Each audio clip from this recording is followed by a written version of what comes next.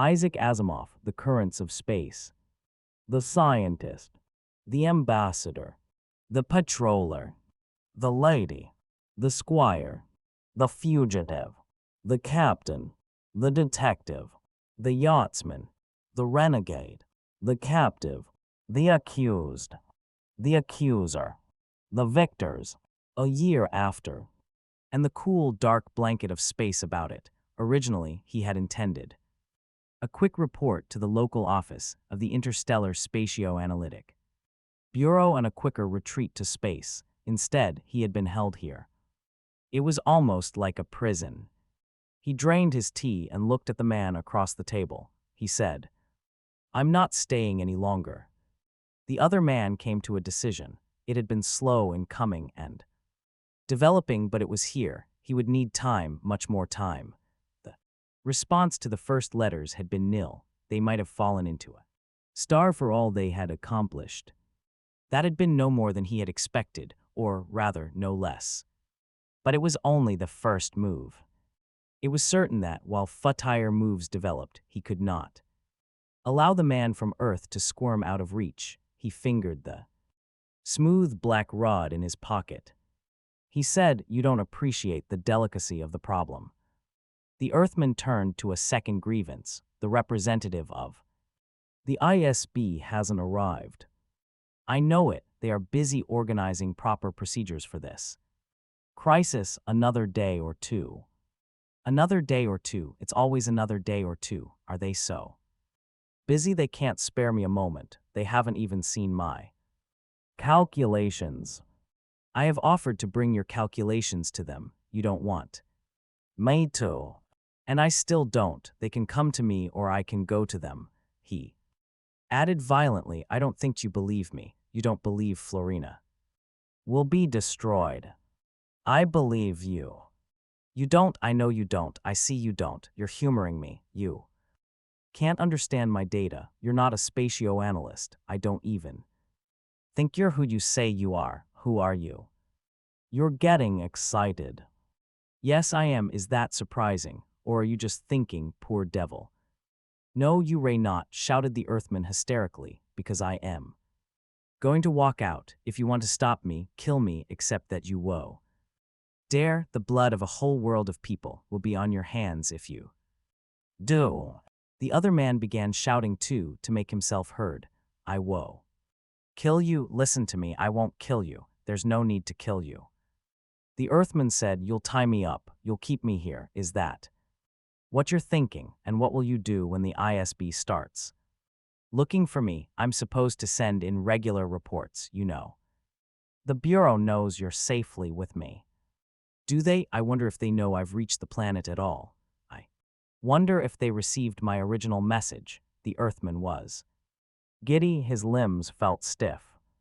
The other man stood up. It was obvious to him that his decision had come none too soon. He walked slowly about the long table toward the Earthman. He said soothingly, "It will be for your own good." He took the black rod from his pocket. Only the anxiety. The Earthman could no longer talk. He could only sit there. He could only think numbly. Great space, I've been drugged. He wanted to shout and scream and run, but he couldn't. The other had reached the Earthman now. He stood there looking down at him. The Earthman looked up. His eyeballs could still move. The psychic probe was a self-contained unit. Its wires needed only to be fixed to the appropriate places on the skull. The Earthman watched in panic until his eye muscles froze. He did not feel the fine sting as the sharp, thin leads probed through skin and flesh to make contact with the sutures of his skull bones. He yelled and yelled in the silence of his mind. He cried, "No, you don't understand. It's a planet full of people. Don't you see that? You can't take chances with hundreds of millions of living people." The other man's words were dim and receding, heard from the other end of a long, windy tunnel. "It won't hurt you. In another hour you'll feel well, really well. You'll be laughing at all this with me." The Earthman felt the thin vibration against his skull, and then that so hard he had to lean against the bare milk-white wall. He shouted, "I remember." They looked at him, and the gritty mumble of men at lunch died. Somewhat, eyes met his out of faces, indifferently clean and indifferently shaven, glistening and white in the imperfect wall. Illumination, the eyes reflected no great interest, merely the reflex. Attention enforced by any sudden and unexpected cry. Rick cried again, I remember my job, I had a job. Someone called, shut up, and someone else yelled, sit down. The faces turned away, the mumble rose again. 131K stared blankly. Along the table, he heard the remark, crazy Rick, and a shrug of shoulders. He saw a finger spiral at a man's temple. It all meant nothing. To him, none of it reached his mind. Slowly he sat down. Again he clutched his feeder, a spoon-like affair, with sharp edges and little tines projecting from the front curve of the bow. WL, which could therefore with equal clumsiness cut, scoop, and impale. It was enough for a mill worker. He turned it over and stared. Without seeing at his number on the back of the handle, he didn't have. Rick was stirred by the memory. He said, let us go to the fields. Lona, it's late. Please, just outside town. She fumbled at the thin money pouch she kept between herself and the soft blue leather belt she wore, the only luxury of dress she allowed herself. Rick caught her arm. Let's walk. They left the highway for the winding, dustless Paxond roads. Half an hour later, there was a heavy silence between them and Valona. Felt a familiar fear clutching at her. She had no words to express her feelings for him, so she had never tried.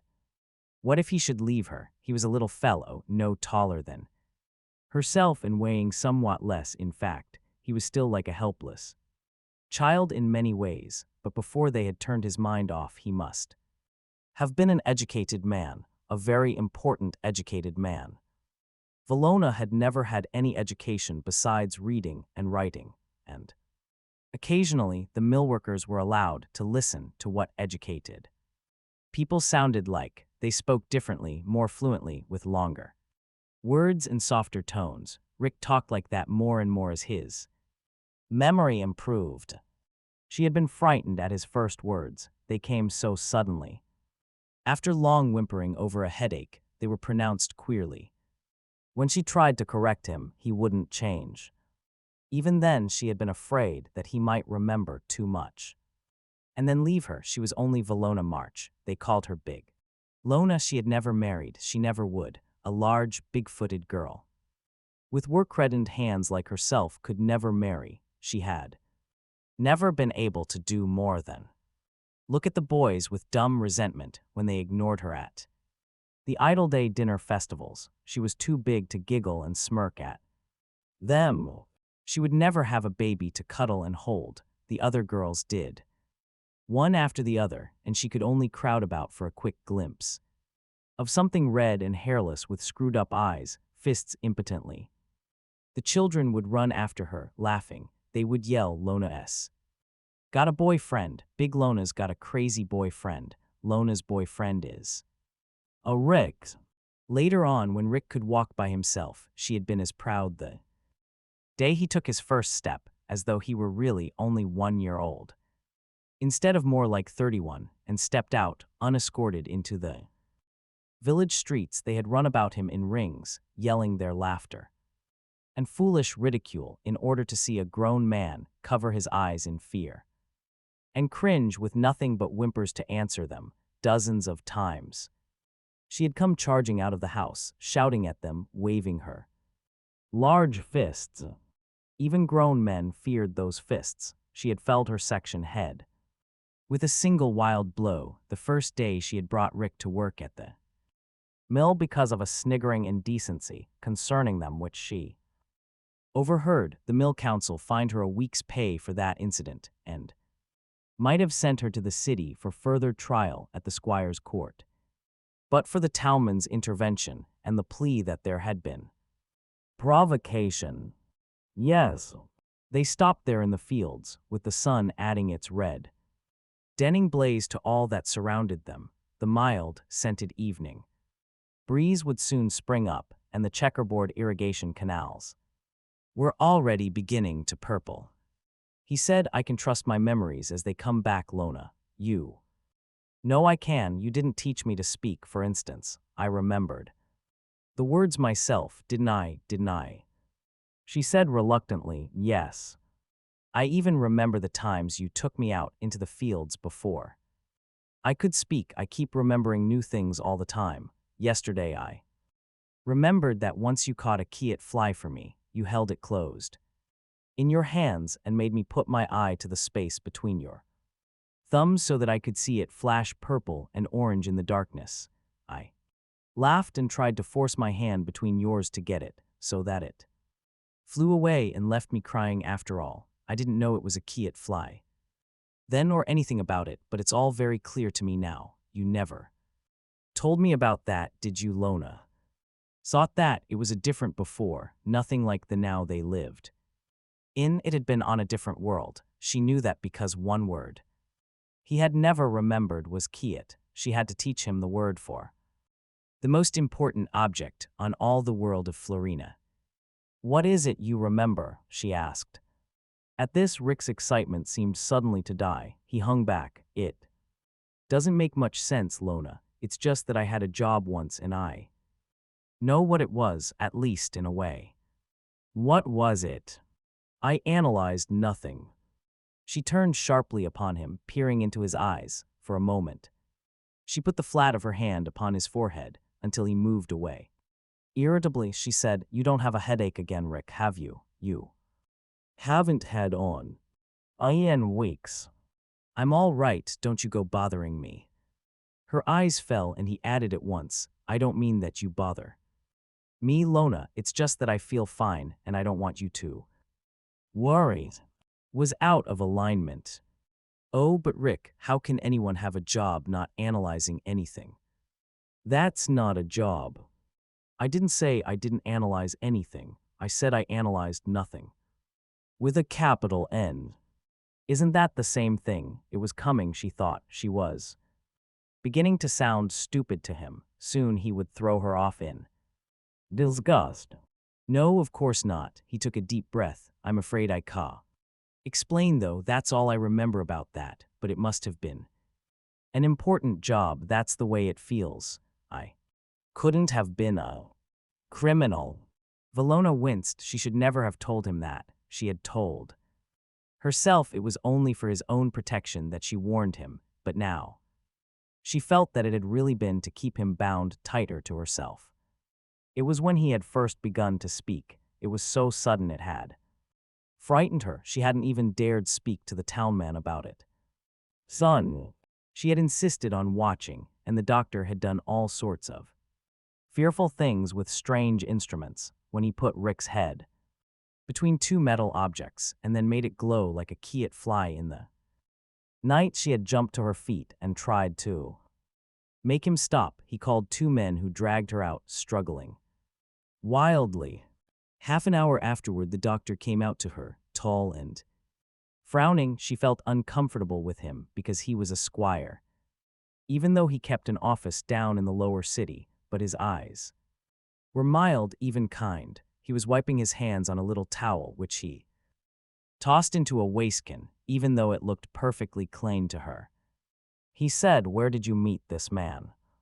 She had told him the circumstances cautiously, reducing it to the very barest essentials and leaving out all mention of the townman and the patrollers.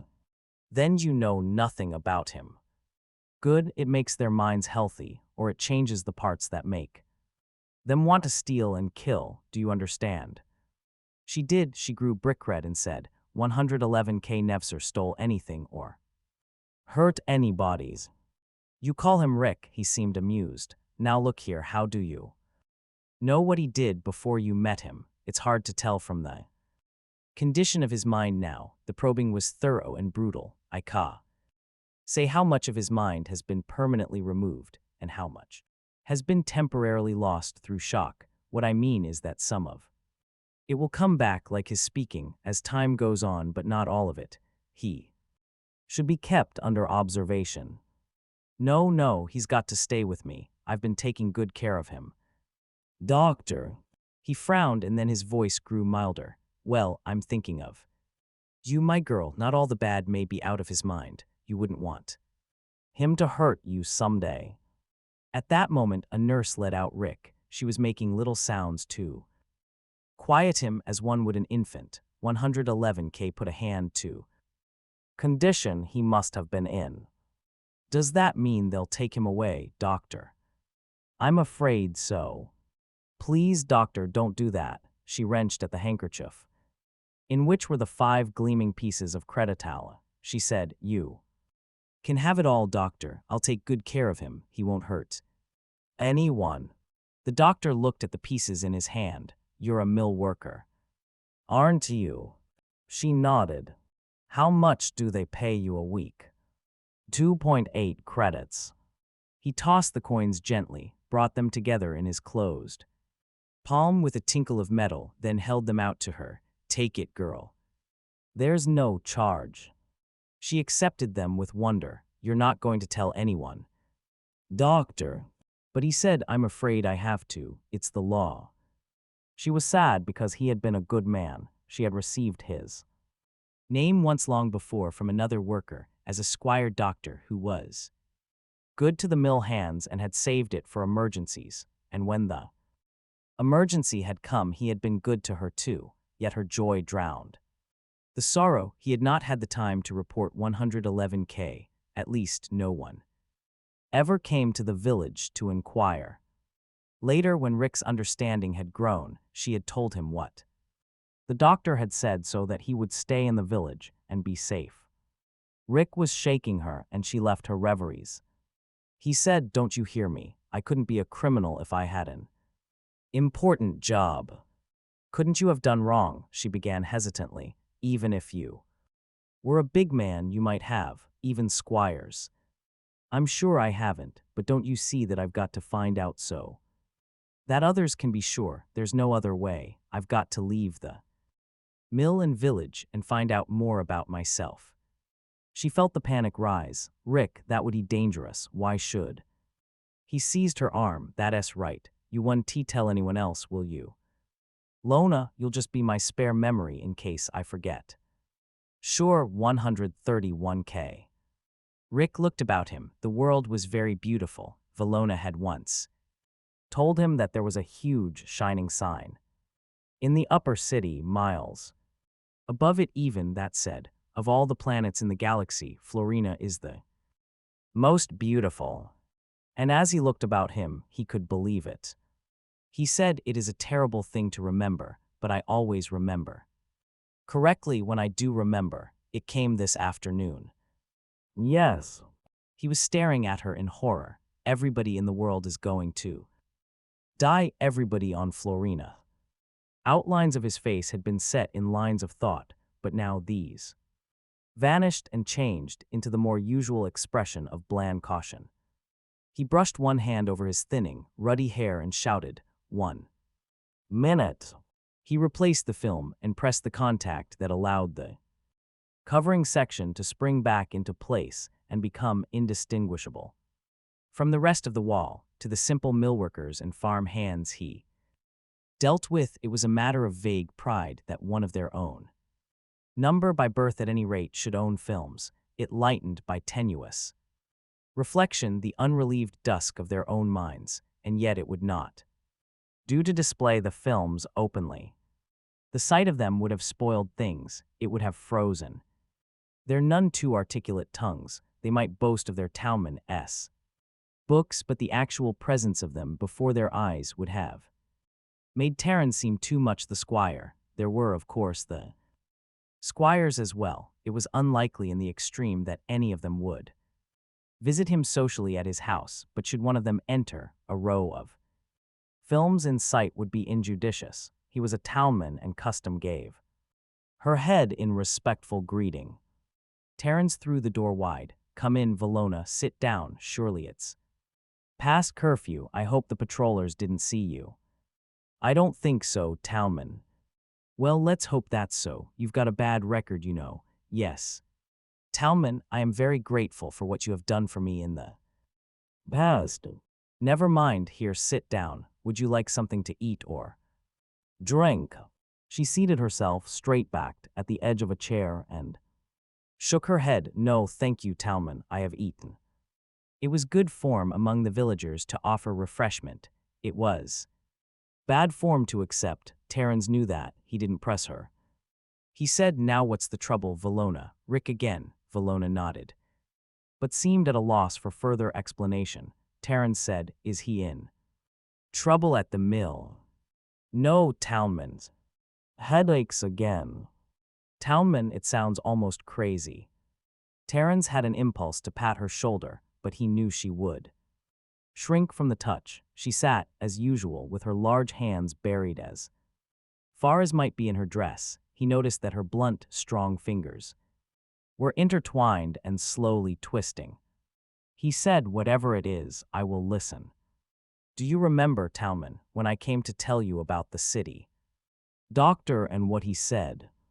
Yes, I do, Valona, and I remember I told you particularly that you were never to do anything like that again without consulting me. Do you remember that? She opened her eyes wide. She needed no spur to recollect his anger. I would never do such a thing again, Talman. It's just that I want to remind you that you said you would do everything to help me. Keep Rick. And so I will. Well then, have the patrollers been asking about him? No. Oh, Talman, do you think they might? Interest leaped into Terran's face. He leaned forward and almost he reached out to grip her hand, remembering things. What things?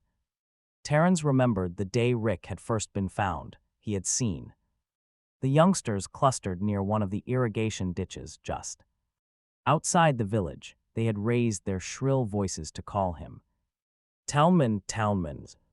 He had broken into a run. What's the matter, Racy? He had made it his business to learn the youngsters' names when he came to town. That went well with the mothers and made the first month or two easier. Racy was looking sick, he said. Looky here, Talman. He was pointing at something white and squirming, and it was Rick. The other boys were yelling at once in confused explanation. Terrans managed to understand that they were playing some game that involved running, hiding, and pursuing. They were intent on telling him the name of the game, its progress, the point at which they had been interrupted with a slight subsidiary argument as to exactly which. Nearly naked, chin wet with drool, whimpering and crying feebly, arms and legs moving about aimlessly, faded. Blue eyes shifted in random fashion out of a face that was covered with a grown stubble. For a moment the eyes caught those of Terrans and seemed to focus. Slowly the man's thumb came up and inserted itself into his mouth. One of the children laughed. Look at him, Talman, he's finger sucking. The sudden shout jarred the prone figure. His face reddened and screwed up. A weak whining, unaccompanied by tears, sounded, but his thumb remained where it was. It showed wet and pink in contrast to the rest of the dirt-smeared hand. Terrans broke his own numbness at the sight. He said, all right. Look, fellows, you shouldn't be running around here in the Kiat field. You're damaging the crop, and you know what that will mean if the farm hands catch you. Get going and keep quiet about this. And listen, Racy. You run to Mr. Jenkins and get him to come here to the city hospital. Without such semi-professional backing, those unfortunates stricken with spinal meningitis or acute appendicitis might suffer intensively, but usually not for long. As it was, the foreman muttered and accused Jenkins in everything but words of being an accessory after the fact to a conspiracy of malingering. Jenkins helped Terrans lift the man into a scooter cart and, as unobtrusively as they might, carried him into town. Together they washed off the accumulated and hardened grime and filth. There was nothing to be done about the hair. Jenkins shaved the entire body and did what he could by way of physical examination. Jenkins said, no infection I seen tell of, Talman. He's been fed. Ribs don't stick out too much. One don't know what to make of it. How'd he's get out there, do you suppose, Talman? He asked the question with a pessimistic tone, as though no one could expect Terrans to have the answer to anything. Terrans accepted that philosophically when a village has lost the townman. It has grown accustomed to over a period of nearly 50 years. Newcomer of tender age must expect a transition period of suspicion. Not as I know of, mind trouble might do it, but I don't know nothing. Tall about that mind trouble I'd send to the city, yever. See this one, townman. Terrans smiled and said gently, I've just been here a month, Jenkins sighed and reached for his handkerchief. Yes, old townman, he was a fine man, kept us well, he did. I been here most 60 years and never saw this fella before, must be from 'nother town. Jenkins was a plump man, he had the look of having been born plump. And if to this natural tendency is added the effect of a largely sedentary life, it is not surprising that he tended to punctuate even short speeches by a puff and a rather futile swipe at his gleaming forehead with his large red handkerchief. He said, do exactly know what t say teeth patrollers. The patrollers came all right, it was impossible to avoid that. The boys told their parents told one another, town life was quiet enough, even this would be unusual enough to be worth the telling. In every possible combination of informer and informee, and in all the Florinians through any ties of blood or birth. There were two of them, and one of the foremen from the mill came with them in the fullness of his own midget authority. The patrollers were bored and indifferent, a mindless idiot. Might be part of the day's work, but it was scarcely an exciting part. One said to the foreman, well, how long does it take you to make an identification? Who is this man? The foreman shook his head energetically. I never saw him. Officer, he's no one around here. The patroller turned to Jenkins. Any papers on him? No, sir, he just had a rag 'bout him, burned it to prevent infection. What's wrong with him? No mind, near's I seen make out. At this point, Terrans took the patrollers aside, because they were bored. They were amenable. The patroller who had been asking the questions put up his notebook and said, all right, it isn't even worth making a record of, it has nothing to do with us, get rid of it. Somehow. Damn folk are so busy talking, they ain't working, tilde. Send him to City Hospital, near's I seen make out, said Jenkins, wielding his handkerchief industriously, nothin' I seen do. To the city, the foreman was aghast. Who's going to pay, who'll stand the fees? He ain't none of us, is he? Not's far as I know, admitted Jenkins. Then why should we pay? Find out who he belongs to, let his town pay. How we going to find out? Tell me that. The foreman considered, his tongue licked out and played with the coarse reddish foliage of his upper lip. He said, then we'll just have to get rid of him, like the patroller said. Terrans interrupted. Look here, what do you mean by that? The foreman said, he might as well be dead. It would be a mercy. Terrans said, you can't kill a living person. Suppose you tell me what to do then. Can't one of the town people take care of him?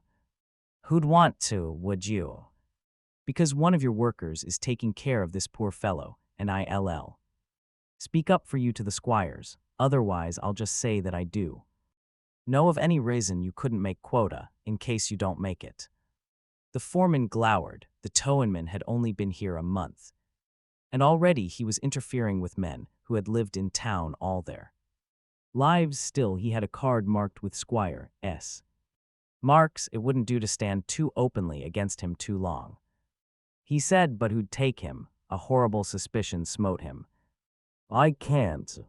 I got 3 kids of my own and my wife ain't well. I didn't suggest that you should.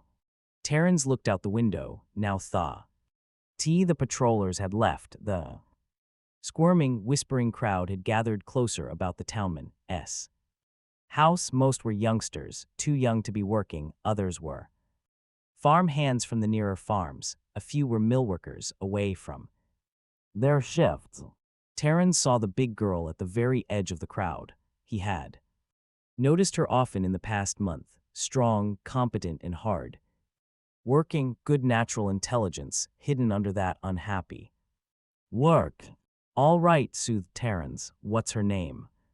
That's Valona March. That's right, I remember now. Call her in. From that moment, Terence had made himself an unofficial guardian.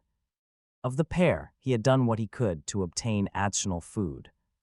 Rations for her, extra clothing coupons, and whatever else was required to allow 2 adults, one unregistered, to live on the income of one. He had been instrumental in helping her obtain training for Rick at the Kiat Mills. He had intervened to prevent greater punishment on the occasion of Valona's quarrel with a section head.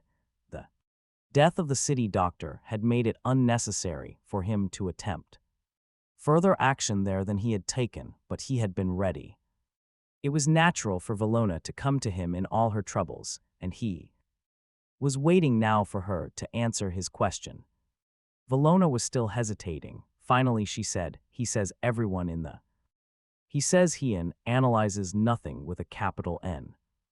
Valona waited for comment, then hastened to explain, analyze means taking something apart like. I know what it means, girl. Terence remained lost. Valona watched him anxiously. Do you know what he means? Talman. Perhaps, Valona. But Talman, how can anyone do anything to nothing? Terence got to his feet. He smiled briefly. Why, Valona, don't you know that everything in all the galaxy is mostly nothing? No light of understanding dawned on Valona, but she accepted that. The Talman was a very educated man, with an unexpected twinge of pride. She was suddenly certain that her Rick was even more educated. Come, Terence was holding his hand out to her. She said, where are we going? Well, where's Rick? Home, she said, sleeping. Good, I'll take you there. Do you want the patrollers to find you on? Valona had never been out so late on a working evening, and it was frightening. She tried to shrink away from the sound of her own footsteps while listening for the possible distant step of the patrollers. Terence said, stop trying to tiptoe, Valona. RM with you. His voice boomed in the quiet and Valona jumped. She hurried forward in response to his urging. Valona's hut was as dark as the rest, and they stepped in gingerly. Terence had been born and brought up in just such a hut, and though he had since lived on Sark and now occupied a house with 3 rooms and plumbing, there was still something of a nostalgia about the barrenness of its interior. One room was all that was required: a bed, a chest of drawers, 2 chairs, a smooth poured cement floor, a closet in one corner. There was no need for kitchen facilities, since all meals were eaten at the mill, nor for a bathroom, since a line of community outhouses and shower cells ran along the space behind the houses. In the mild, battered screen, he remembered getting it for Valona rather recently. When Rick had become too little of a child or too much of a man, he could hear the regular breathing of sleep behind it. He nodded his head in that direction. Wake him, Valona.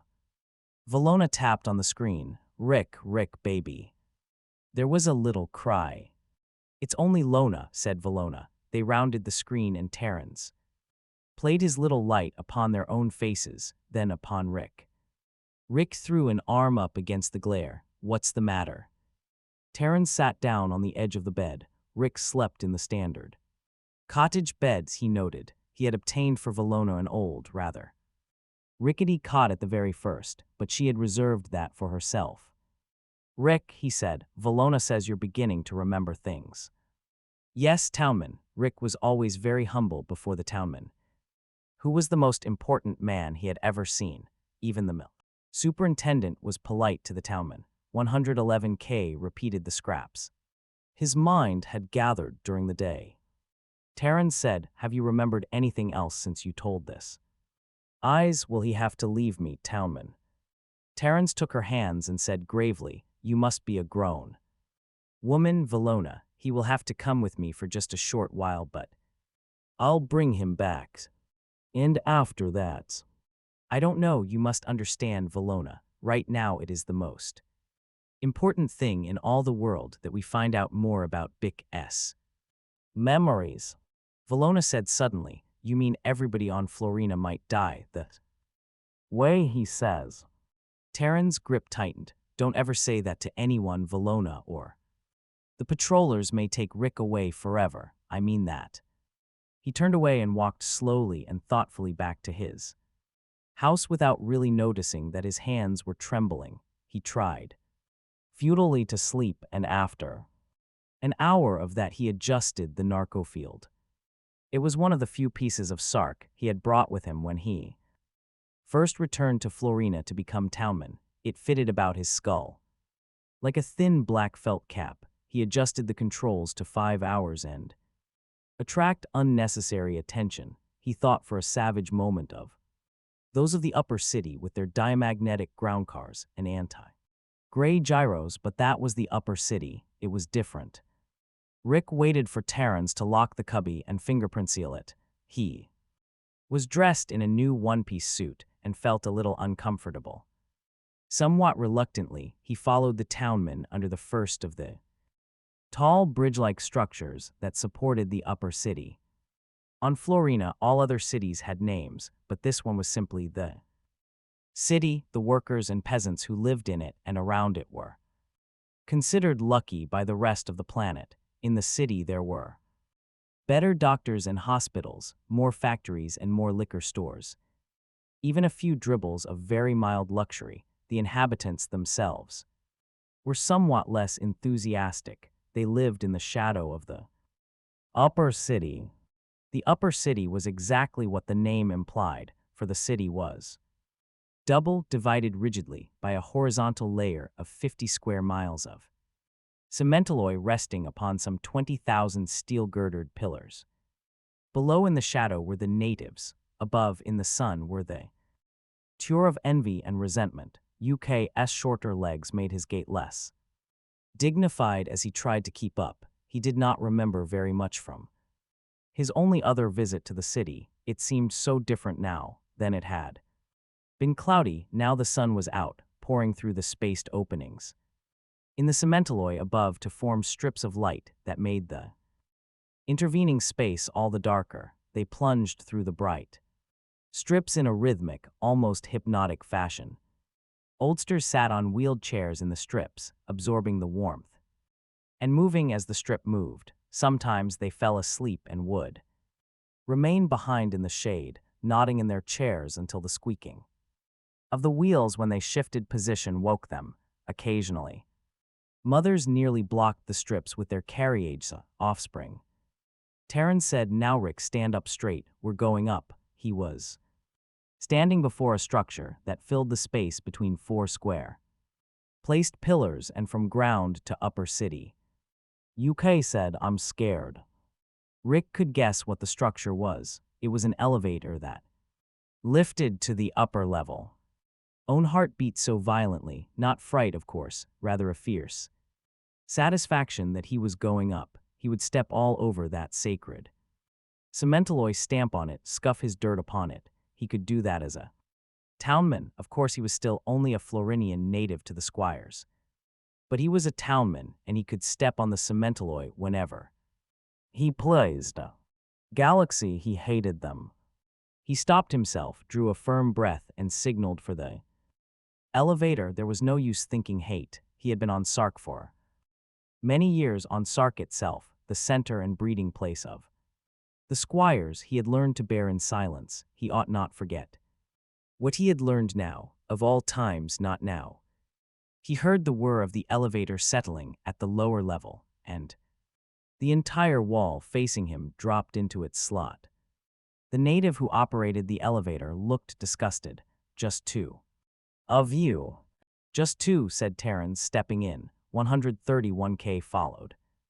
The operator made no move to restore the fallen wall to its original clothes. Don't mean nothing. Listen, you think I am risking my job because you maybe picked up some uniform somewheres. Where's your card?"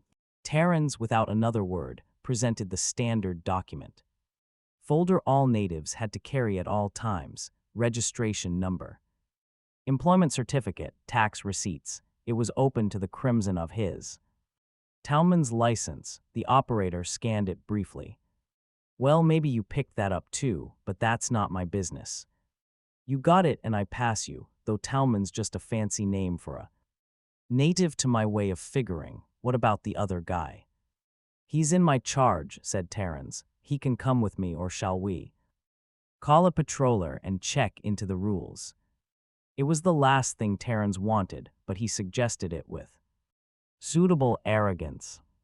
Alright, you don't have to get sore. The elevator wall moved up and, with a lurch, the elevator climbed. The operator mumbled direfully under his breath. Terrans smiled tightly. It was almost inevitable. Those who worked squires. The vertical distance traveled was 30 feet, but the door opened again to a new world. Like the native cities of Sark, Upper City was laid out with a particular eye to color. Individual structures, whether dwelling places or public buildings, were inset in an intricate, multicolored mosaic which, close at hand, was a meaningless jumble, but at a distance of 100 yards took on a soft clustering of hues that melted and changed with the angle of view. Come on, 131K, said Terrans. Rick was staring wide-eyed, nothing alive and growing, just stone and color in huge masses. He had never known houses could be so huge. Something stirred momentarily in his mind. For a second, the hugeness was not so strange, and then the memory closed down again. A ground car flashed by. Are those squires? Rick whispered. There had been time for only a glance. Hair close cropped, wide, flaring sleeves of glossy, solid colors ranging from blue to violet. Knickers of a velvety appearance and long, sheer hose that gleamed as a two-man flat car hissed up behind them. It was a new model that had built-in air controls. At the moment, it was skimming smoothly 2 inches above surface, its gleaming flat bottom curled upward at all edges to cut air resistance. Still, the slicing of air against its lower surface sufficed to produce the characteristic hiss, which meant patrollers. They were large, as all patrollers were, broad-faced, flat-cheeked. Long, straight black hair, light brown in complexion. To the natives, all patrollers looked alike, the glossy black of their uniforms enhanced as they were by the startling silver of strategically placed buckles and ornamental buttons depressed the importance of the face and encouraged the impression of likeness. Still more, one patroller was at the controls, the other leaped out lightly over the shallow rim of the car. He said folder, stared mechanically and momentarily at it, and flipped it back at Terrans. Your business here. I intend consulting the library officer. It is my privilege. But they ray not squires, remember that, boy. Yes, officer. By the way, could you direct me to the library? The patroller directed him, using the thin, deadly barrel of a needle gun to indicate direction. From their present angle, the library was a blotch of brilliant vermilion deepening into crimson toward the upper stories. As they approached, the crimson crept downward. Rick said with sudden vehemence, I think it's ugly.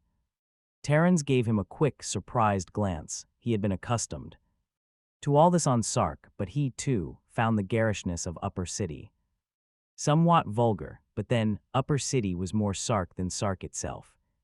On Sark, not all men were aristocrats. There were even poor Sarkites, some scarcely better off than the average Florian. Here only the top of the pyramid existed, and the library showed that. It was larger than all but a few on Sark itself, far larger than Upper City required, which showed the advantage of cheap labor. Terrans paused on the curved ramp that led to the main entrance. Color scheme on the ramp gave the illusion of steps, somewhat disconcerting to 131K, who stumbled, but giving the library the proper. Before him, the librarian seated herself and looked stern. She plucked a medal sliver from a slot and thrust it at Terrans. The townman placed his right thumb firmly upon it. The librarian took the sliver and put it in another slot where a dim violet light shone briefly. She said, "Room 242. Thank you." The cubicles on the second floor had that icy lack of personality that any link in an endless chain would have. Some were filled there. Glassite doors frosted and opaque, most were not. 242 said 131K. His voice was squeaky. What's the matter, 13.1K? I don't know, I feel very excited. Ever been in a library before? I don't know. Terrence put his thumb on the round aluminum disc which 5 minutes before had been sensitized to his thumbprint, the clear glass. On the desk were 3 readers, their frosted glass fronts slanted backward at an angle of 30 degrees. Before each were the various control dials. Do you know what this is? Terrence sat down and placed his soft, plump hand upon one of the readers. Rick sat down too. Books? He asked eagerly. Well, Terrence seemed uncertain. This is a library, so your guess doesn't mean much. Do you know how to work the reader? No, I don't think so, Townman. You're sure? Think about it a little. Rick tried valiantly. I'm sorry, Townman. Then I'll show you. Look, first you see there's this knob labeled catalog with the alphabet printed about it. Since we want the encyclopedia first, we'll turn the knob to E and press downward. He did so and several things happened at once. The frosted glass flared into life and printing appeared upon it. It stood out black on yellow as the ceiling light dimmed. 3 smooth panels moved out like knob. The long line of alphabetized materials, titles, authors, catalog. Numbers flipped upward, then stopped at the packed column listing the numerous volumes of the encyclopedia. Rick said suddenly, you press the numbers and letters after the book you want on these little buttons, and it shows on the screen. Terrence turned on him. How do you know? Do you remember that? Maybe I do, I'm not sure. It just seems the right thing. Well, call it an intelligent guess. He punched a letter-number combination. The light on the glass faded, then brightened. Ed again, it said, Encyclopedia of Sark, Volume 54, Saul Spec. Terrence said, now look, 131K. I don't want to put any ideas in your head, so I won't tell you what's in my mind. I just want you to look through this volume and stop at anything that seems familiar. Do you understand? Yes. Good, now take your time. I know what it says, Elk said. ULLC. He was having difficulty breathing normally, and Terrence, for his part, was almost equally excited. See, said Rick, they always have this part. He read aloud haltingly, but in a manner far more proficient than could be accounted for by the sketchy lessons in reading he had received from Valona. The article said, it is not surprising that the spatioanalyst is by temperament an introverted and often enough maladjusted individual to devote the greater part of one's adult life to the lonely recording of the terrible emptiness between the stars is more than can be asked of someone entirely normal. It is perhaps with some realization of this that the Spatioanalytic Institute has adopted as its official slogan the somewhat wry statement, we analyze nothing. Rick finished with what was almost a shriek. Terrence said, do you understand what you've read? The smaller man looked up with blazing eyes. It said, we analyze nothing. That's what I remembered. I was one of them. The library S at our disposal, Elk. Terrence was watching carefully. Weighing his words, use the catalog yourself and look up some texts on spatioanalysis, see where that leads you. Rick flung himself upon the reader. He was shaking visibly. Terrence moved aside to give him room. How about Rate S? Treatise of Spatioanalytic Instrumentation. Asked Rick, doesn't that sound right? It's all up to you, Rick. Rick punched the catalog number, and the screen burned. Brightly and steadily, it said, "Please consult librarian for booking." Question. Terrence reached out a quick hand and neutralized the screen. Better. Try another book, Rick. But Rick hesitated, then followed orders. Another search. Through the catalog, and then he chose Ennings. Composition of Space. The screen filled itself once more with a request to consult the librarian. Terrence said, "Damn," and deadened the screen again. Rick said, "What's the matter?" Terrence answered harshly, "What do you want?" The voice said, "What book is it you want?" "None at all, thank you. We are only testing the reader." There was a pause, as though some invisible consultation was proceeding. Then the voice said, with an even sharper edge to it, "The record indicates a reading request for Rate S. Treatise of Spatio Analytical Instrumentation and Enning S. Composition of Space. Is that correct?" "We were punching catalog numbers at random," said Terrence. "May I ask your reason for desiring those books?" The voice was inexorable. "I tell you we don't want them. Now stop it." The last was in angry aside to Elk, who had begun whimpering. A pause again, then the voice said, "If you will come down to the desk you may have access to the books. They are on a reserved listing. And you will have to fill out a form." Terrence held out a hand to Rick. "Let's go." "Maybe we've broken a rule," quavered Rick. "Nonsense, Elk, we're leaving." They weren't stopping for her. That is, until a patroller stepped in front of them. "You're in an awful hurry, laddies." The librarian, somewhat breathless, caught up to them. "You're 242. Aren't you?" "Look here," said Terrence firmly. "Why are we being stopped? Didn't you inquire after certain books we'd like to get them for you?" "It's too late, another time. Don't you understand that I don't want the books? I'll be back tomorrow." "The library," said the woman primly, "at all times endeavors to give satisfaction. The books will be made available to you in one moment." Two spots of red burned high upon her cheekbones. She turned away, hurrying through a small door that opened at her approach. Terrence said, "Officer, if you don't mind." But the patroller held out his moderately long, weighted neuronic whip. It could serve as an excellent club or as a longer-range weapon of paralyzing potentialities. He said, "Now, laddie, why don't you sit?" Terrence's forehead was wet, and he could feel the perspiration collecting at the base of his spine. Somehow he had underestimated the situation. He had been sure of his own analysis of the matter, of everything, yet here he was. He shouldn't have been so reckless. It was his damned desire to invade Upper City, to stalk through the library corridors as though he were a Sarkite. For a desperate moment, he wanted to assault the patroller, and then unexpectedly, he didn't have to. It was just a flash of movement at first. The patroller started to turn a little too late. The slower reactions of age betrayed him. The neuronic whip was wrenched from his grasp, and before he could do more than emit the beginning of a hoarse cry, it was laid along his temple. He collapsed. Rick shrieked, "Wet!" H. Delight and Terrence cried, "Valona, by all the devils of Sark!" Valinat began walking.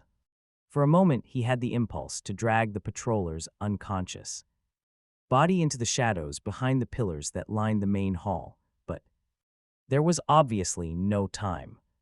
They emerged onto the ramp, with the afternoon sun making the world bright and warm about them. The colors of Upper City had shifted to an orange motif. Valona said anxiously, "Come on," but Terrence caught her elbow. He was smiling, but his voice was hard and low. He said, "Don't run. Walk naturally and follow me. Hold on to 111K. Don't let him run." A few steps, they seemed to be moving through glue, were there sounds behind them from the library. Imagination. Terrence did not dare look. "In here," he said. The sign above the driveway he indicated flickered a bit in the light of afternoon. It didn't compete very well with Florina's sun. It said, "Ambulance entrance." Up the drive through a side entrance and between incredibly white walls, they were blobs of foreign material against the aseptic. Dented to have natives wandering about unguarded in the upper levels of a hospital. What did one do? Eventually, of course, they would be stopped. So Terrence felt his heartbeat step up when he saw the unobtrusive door that said to native levels. The elevator was at their level. He herded Rick and /T. Alona within, and the soft lurch as the elevator dropped was the most delightful sensation of the day. There were three kinds of buildings in the city. Most were lower buildings built entirely on the lower level, workers' houses ranging up to 3 stories in height, factories, bakeries, disposal plants. Others were upper buildings, Sarkite homes, theaters, the library, sports arenas, but some few were doubles, with levels and entrances both. Below and above, the patroller stations, for instance, and the hospitals. One could therefore use a hospital to go from upper city to lower city and avoid in that manner the use of the large freight elevators. With their slow movements and overattentive operators, for a native to do so was thoroughly illegal, of course, but the added crime was a pinprick to those already guilty of assaulting patrollers. Mess and succeeding poorly. She was snapping at a stubbled oldster who pleaded and unpleaded the wrinkled knee of his raveling trousers and who answered all questions in an apologetic monotone.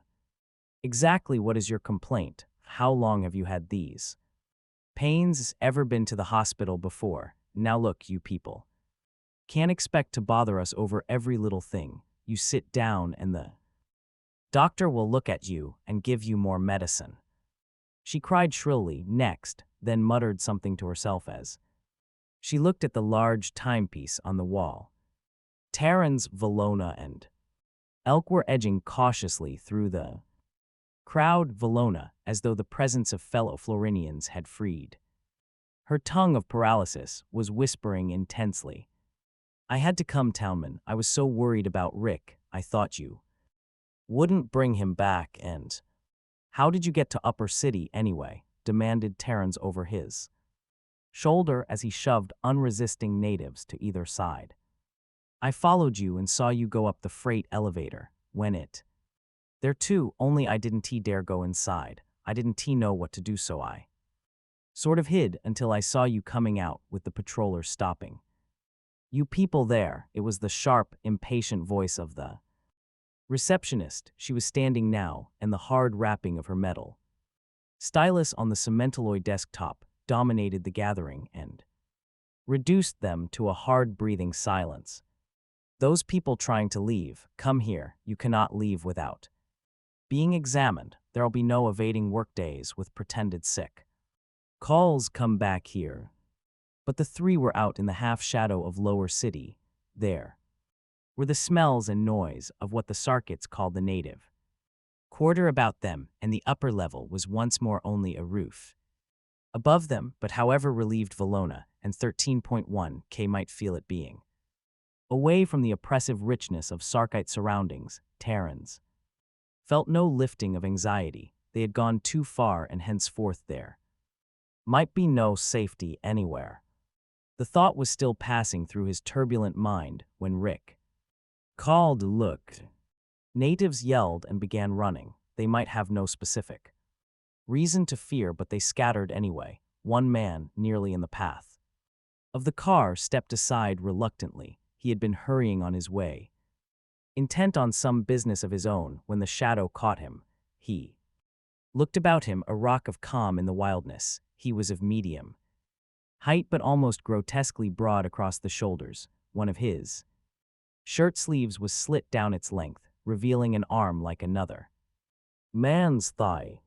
Terrans was hesitating, and Rick and Valona could do nothing without him. The Talman's inner uncertainty had mounted to a fever. If they ran, where could they go? If they remained where they were, what would they do? There was a chance that the patrollers were after others altogether, but with a patroller unconscious on the library floor, through their act, the chances of that were negligible.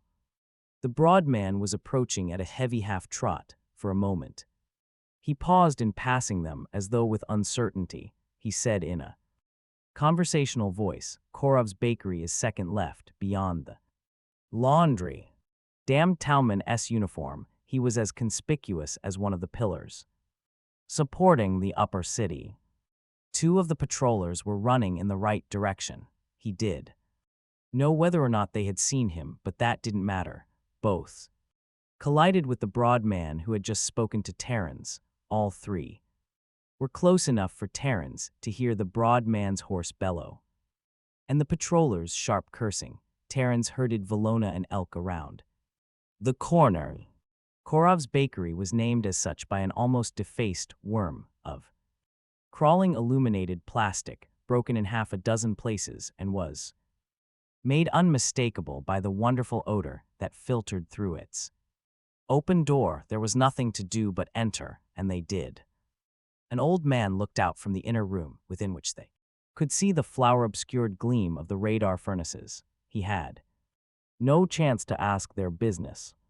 Terrans began, a broad man. He was holding his arms apart in illustration, and the cries of patrollers began to be heard outside and into a small room, dimly lit beyond. They waited. Ventilation was bad, and the smell of baking increased. Hunger without satisfying it. Valona kept smiling at Rick, patting his hand. Mechanically, from time to time, Rick stared back at her blankly. Once in a while, he put a hand to his flushed face. Valona began, "Townman." He snapped back in a tight whisper, "Not now, Lona, please." He passed the back of his hand across his forehead, then stared at the dampness of MS knuckles. There was a click, magnified by the close confinement of their hiding place. Terrence stiffened. Without quite realizing it, he raised clenched fists. It was the broad man, poking his immense shoulders through the opening they scarcely fit. He looked at Terrence and was amused. "Come on, man, we're not going to be fighting." Terrence looked at his fists and let them drop. It was night in the city. There were lights in the upper city that lit the sky for miles, but in the lower city the darkness was clammy. The shades were drawn tightly across the front of the bakery to hide the illegal, past curfew lights away from it. Rick felt better with warm food inside him. His headache began to recede. He fixed his eyes on the broad man's cheek. Timidly he asked, "Did they hurt you, mister?" "A little," said the broad one. "It doesn't matter. It happens every day in my business." He laughed, showing large teeth. "They had to admit I hadn't done anything, but I was in their way. While they were chasing someone else, the easiest way of getting a native out of the way." His hand rose and fell, holding an invisible weapon. "But first." Rick finched away, and Valona reached out an anxious, protective arm. The broad man leaned back, sucking at his teeth to get out particles of food. He said, "I'm Matt Korov, but they just call me the baker." He said, "How did you know they were after us?" "There were quite a few people running." The other smiled. "None of them had the faces you three were wearing. Yours could have been ground up and used for chalk." Terrence tried to smile in return. He didn't succeed well. "RM not sure. I know why you risked your life. Thank you anyway. It isn't much, just saying thank you, but there's nothing else I can do right now." "You don't have to do anything." The baker's vast shoulders leaned back against the wall. "I do this as often as I can. It's nothing personal. If the patrollers are after someone, I do my best for him. I hate the patrollers." Valona gasped, "Don't you get into trouble?" "Sure, look at this." He put a finger gently on his bruised cheek. "But you don't think I ought to let it stop me, I hope. That's why I built the dummy oven, so the patrollers wouldn't catch me and make things too hard for me." Valona's eyes were wide with mingled fright and fascination. The baker said, "Why not? You know how many squires there are on townmen have been living too close to the squires. You Ray scared of them." Valona's world was being turned upside down today. This man fought with patrollers and spoke with careless self-confidence to the Talman. When Rick plucked at her sleeve, she disengaged his fingers gently and told him to sleep. She scarcely looked at him. She wanted to hear what this man said. The broad man was saying, even with needle guns and blast cannon, the only way the squires hold Florina is with the help of 100,000 townmen.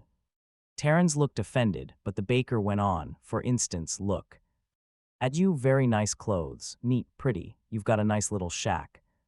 I'll bet with book films, a private hopper and no curfew, you can even go to Upper City if you want to. The squires wouldn't do that for you. For nothing. Terrans felt in no position to lose his temper. He said, all right.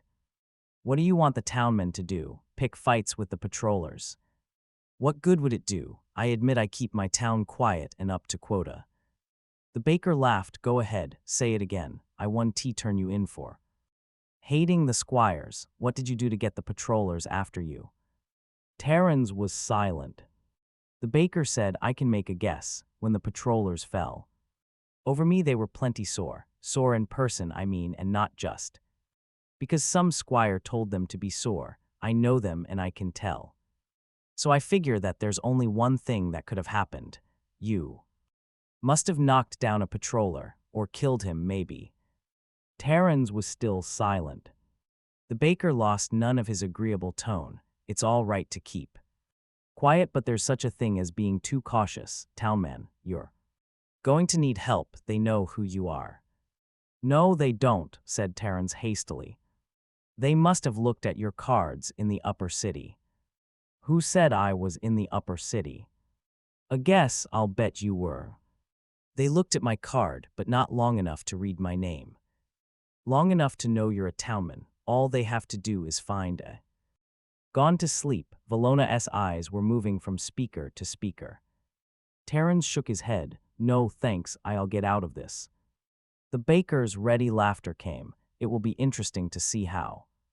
Don't look down on me because I haven't got an education. I've got other things. Look, you spend the night thinking about it. Maybe you'll decide you can use help. Vallona's eyes were open in the darkness. Her bed was only a blanket thrown on the floor, but it was nearly as good as the beds she was used. Elk slept deeply on another blanket in an opposite corner. He always slept deeply on days of excitement after his headaches passed. The townman had refused a bed, and the baker had laughed. He laughed at everything, it seemed, turned out the light and told him he was welcome to sit up in the darkness. Vallona's eyes remained open. Sleep was far away. Would she ever sleep again? She had knocked down a patroller. Unaccountably, she was thinking of her father and mother. They were very misty in her mind. She had almost made herself parents again after that. They had gone away, she was told, and the next day they had put her to work when other children her age still had 2 years of playtime. People looked after her as she passed, and other children weren't allowed to play with her, even when work time was over. She learned to keep to herself. She learned not to speak, so they called her Big Lona and laughed at her and said she was a half-wit. Why did the conversation tonight remind her of her parents? Vallona. The voice was so close that its light breath stirred her hair, and so low she scarcely heard it. She tensed, partly in fear, partly in embarrassment. There was only a sheet over her bare bosley. It was the townman. He said, don't say anything, just listen. I am leaving. The door isn't locked. I'll be back though, do you hear me? Do you understand? She reached in the darkness, caught his hand, pressed it with her fingers. He was satisfied. And watch Rick, don't let him out of your sight. And Vallona, there. Trying to think, why did the townman who knew everything say this? About the baker who hated patrollers and had saved them. Why?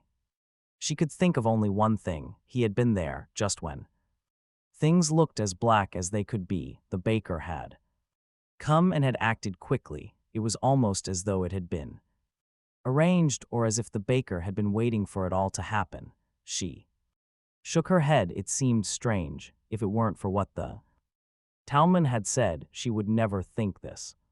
The silence was broken into quivering pieces by a loud and unconcerned remark, "Hello, still here." She froze as a beam of light caught her full. Slowly she relaxed and bunched the sheet about her neck. The beam fell away. She did not have to wonder about the identity of the new speaker. His squat, broad form bulked in the half-light that leaked backward.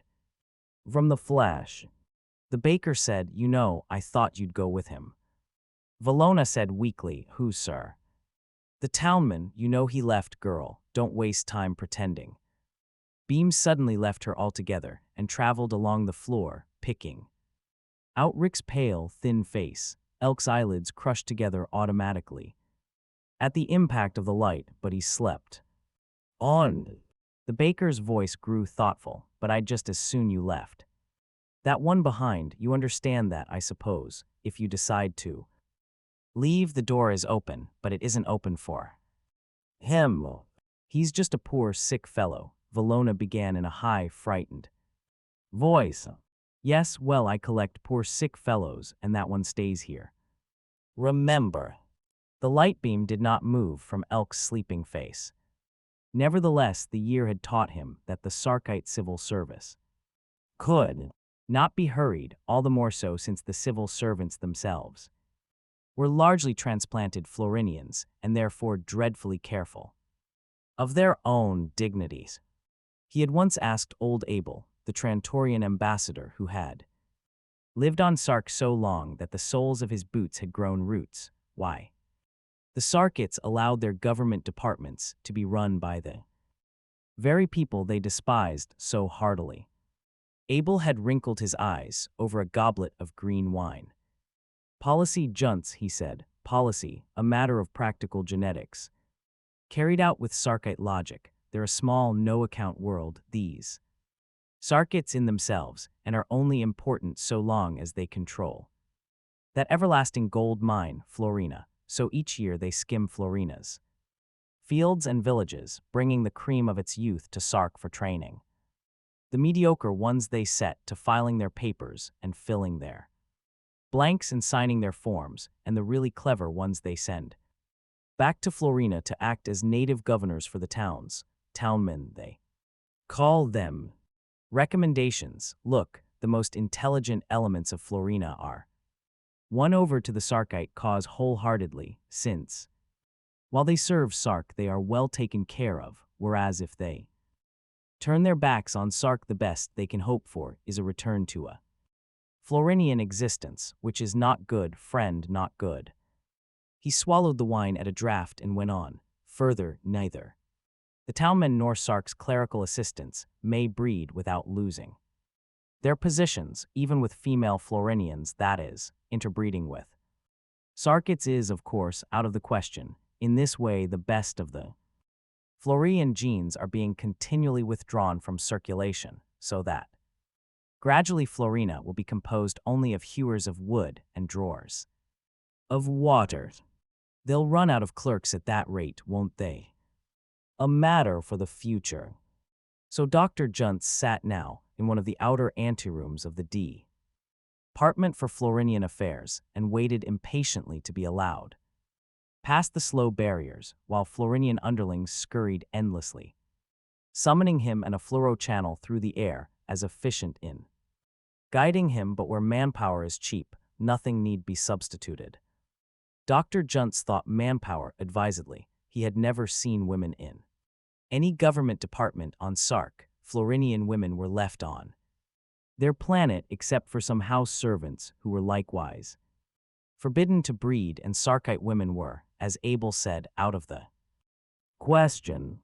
He was gestured to a seat before the desk of the clerk, to the undersecretary. He knew the man's title from the channeled glow etched upon the desk. No Florinian could, of course, be more than a clerk, regardless of how much of the actual threads of office ran through his white fingers. The undersecretary and the secretary of Florian Affairs would themselves be Sarkites, but though Dr. Juntz might meet them socially, he knew he would never meet them herein the department. He sat still impatiently, but at least nearer the goal. the clerk was, glancing carefully through the file, turning each minutely. Coded sheet as though it held the secrets of the universe, the man. Intermediate shades were the rule.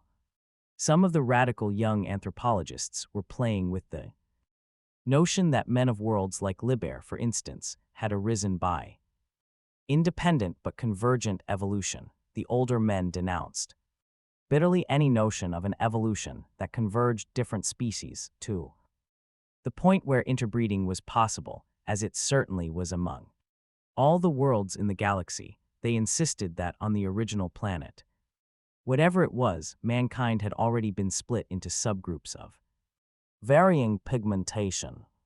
This merely placed the problem further back in time and answered nothing, so that Dr. Juntz found neither explanation satisfying, yet even now he found himself thinking of the problem at times. Legends of a past of conflict had lingered, for some reason, on the dark worlds. Liberian myths, for instance, spoke of times of war between men of different pigmentation, and the founding of Liber itself was held due to a party of Browns fleeing from a defeat in battle. When Dr. Juntz left Liber for the Arcturian Institute of Spatial Technology and later entered his profession, the early fairy tales were. Now why should there be a special word for a man with dark skin? There was no special word for a man with blue eyes, or large ears, or curly hair. There was no. The clerk's precise voice broke his reverie. You have been at this office before, according to the record. Dr. Juntz said with some asperity, I have indeed, sir. But not recently. No, not recently. You are still in search of a spatioanalyst who disappeared. The clerk flipped sheets some 11 months and 13 days ago. That's right. In all that time, said the clerk in his dry, crumbly voice out of which all the juice seemed carefully pressed, there has been no sign of the man and no evidence to the effect that he ever was anywhere in Sarkite territory. He was last reported, said the scientist, in space near Sark. The clerk looked up and his pale blue eyes focused for a moment on Dr. Juntz, then dropped quickly. This may be so, but it is not evidence of his presence on Sark. What they really meant was, stop wasting our dough, Juntz. It had begun, as the clerk had carefully stated, 11 months and 13 days ago by interstellar standard time. The clerk would, of course, not be guilty of using local time on a matter of this nature. 2 days before that he had landed on Sark on what was to be a routine inspection of the Bureau's offices on that planet, but which turned out to be what it was. He had been met by the local representative of the ISB, a wispy young man who was marked in Dr. Juntz's thoughts chiefly by the fact that he chewed incessantly some elastic product of Sark's chemical industry. It was when the inspection was almost over and done with that the local agent had recalled something, parked his Lastaplug in the space behind his molars and said, message from one of the field men, Dr. Juntz, probably not important, you know. Them. It was the usual expression of dismissal, you know. Them, doctor.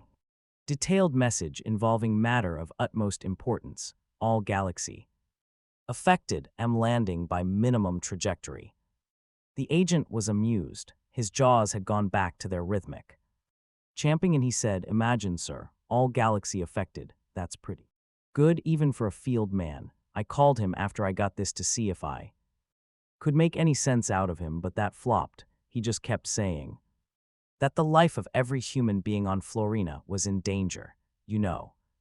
500 million lives at stake. He sounded very psychopathic, so, frankly, I don't want to try to handle him when he lands. What do you suggest? Dr. Juntz had said, do you have a transcript of your talk? Yes, sir. There was a few minutes searching. A sliver of film was finally found. Dr. Juntz ran it through the reader. He frowned. This is a copy, is it? I sent the original to the Bureau of Extraplanetary Transportation. Here on Sark, I thought it would be best if they met him on the landing Field with an ambulance. He's probably in a bad way. Well, call transportation and get the details, psychopathic or not. The details must be on our records. The spatioanalyst had stopped in again the next day on a last-minute check before he left the planet. He had other matters to attend to on other worlds, and he was in a moderate hurry, almost at the doorway. He said over his shoulder, "How's our field man doing?" The agent said, "Oh, say, I meant to tell you, transportation has heard from him. I sent out the energy pattern of his biparatomic motors, and they say his ship is nowhere in near space. The guy must have changed his mind about landing." Dr. Juntz decided to delay his departure for 24 hours. The next day he was at the Bureau of Extraplanetary Transportation in Sark City, capital of the planet. He met the Florinian bureaucracy for the first time, and they shook their heads at him. They had received the message concerning the prospective landing of an analyst of the ISB. Oh yes, but no ship had landed. But it was important, Dr. Juntz insisted. The man was very sick. Had they not received a copy of the transcript of his talk with the local, arranged to be moved to another suite, more adapted to an extended occupancy? Then he arranged an appointment with Ludigan Abel, the Trantorian ambassador. He spent the next day reading books on Sarkite history, and when it was time for the appointment with Abel, his heart had become a slow drumbeat of anger. He was not going to quit easily, he knew that. The old ambassador treated it as a social call, pumped his hand, had his mechanical bartender rolled in, and would not allow any discussion of business over the first 2 drinks. Juntz used the opportunity for worthwhile small talk, asked about the Florinian civil service, and received the exposition on the practical genetics of Sark. His sense of anger deepened. Juntz always remembered Abel as he had been that day, deep-set, eyes half-closed under startling white eyebrows, beaky nose hovering intermittently over his goblet of wine, in sunken cheeks accentuating the thinness of his face and body, and a gnarled finger slowly keeping time to some unheard music. Juntz began his story, telling it with stolid economy. Abel listened carefully and without interruption. This is his first, according to the records at Central ISB offices. If it is a delusion. If the ambassador did not follow that up, he said, "And why have you come to me?" "For help." "Obviously, but in what way? What can I do?" "Let me explain. The Sarkite Bureau of Extraplanetary Transportation has checked near space for the energy pattern of the motors of our man's ship, and there is no sign of it. They wouldn't be lying about that. I do not say that the Sarkites are above lying. Gee, but they are certainly above useless lying, and they must know that I can have the matter checked in the space of 2 or 3 hours. True, what then? There are 2 times when an energy pattern trace will fail. 1. When the ship is not in near space, because it has jumped through hyperspace and is in another region of the galaxy, and 2, when it is not in space at all, because it has landed on a planet. I cannot believe our man has jumped, if his statements about peril to Florina and the old Trantorian lifted a finger and waved it gently. Your conclusion then is that he is on Sark. Exactly. Again, there are 2 alternatives. First, if he is in the grip of a psychosis, he may have landed anywhere on the planet other than at a recognized spaceport. He may be wandering about, sick and semi-amnesiac. These things are very unusual, even for field men, but they have happened. Usually in such a case, the fits are temporary. As they pass, the victim finds the details of his job returning first, before any personal memories at all. After all, the spatioanalyst's job is his life. Very often the amnesiac is picked up because he wanders into a public library to look up references on spatioanalysis. I see, then you want to have me help you arrange with the board of librarians to have such a situation reported to you. No, because I don't anticipate any trouble there. I will ask that certain standard works on spatioanalysis be placed on reserve, and that any man asking for them, other than those who can prove they are native Sarkets, be held for questioning. They will agree to that. Possibly imprisoned, but probably killed by the Sarkite authorities. Abel put down his nearly empty glass. Are you joking? Do I look as if I were? What did you tell me just half an hour ago? About Sark, their lives, prosperity, and power depend upon their control of Florina. What has all my own reading in this past 24 hours shown me? That the Kiat fields of Florina are the wealth of Sark, and here comes a man, sane or psychotic, it doesn't matter who, claims that something of galactic importance has put the life of every man and woman on Florina in danger. Look at this transcript of our man's last known conversation. Abel picked up the sliver of film that had been dashed upon his lap by Junts and accepted the reader held out to him. He ran it through slowly, his faded eyes blinking and peering at the eyepiece. It's not very informative. Of course not. It says there is a danger. It says there is horrible urgency, that's all, but it should never have been sent to the Sarkets. Even if the man were wrong, could the Sarkite government allow him to broadcast whatever madness, granting it be madness, he has in his mind? On this transcript alone, and they know it, would Sark hesitate to stop at murder in such a case? The world of such genetic experimenters as you describe would not hesitate. And what would you have me do? I am still, I must say, not certain. Abel seemed unmoved.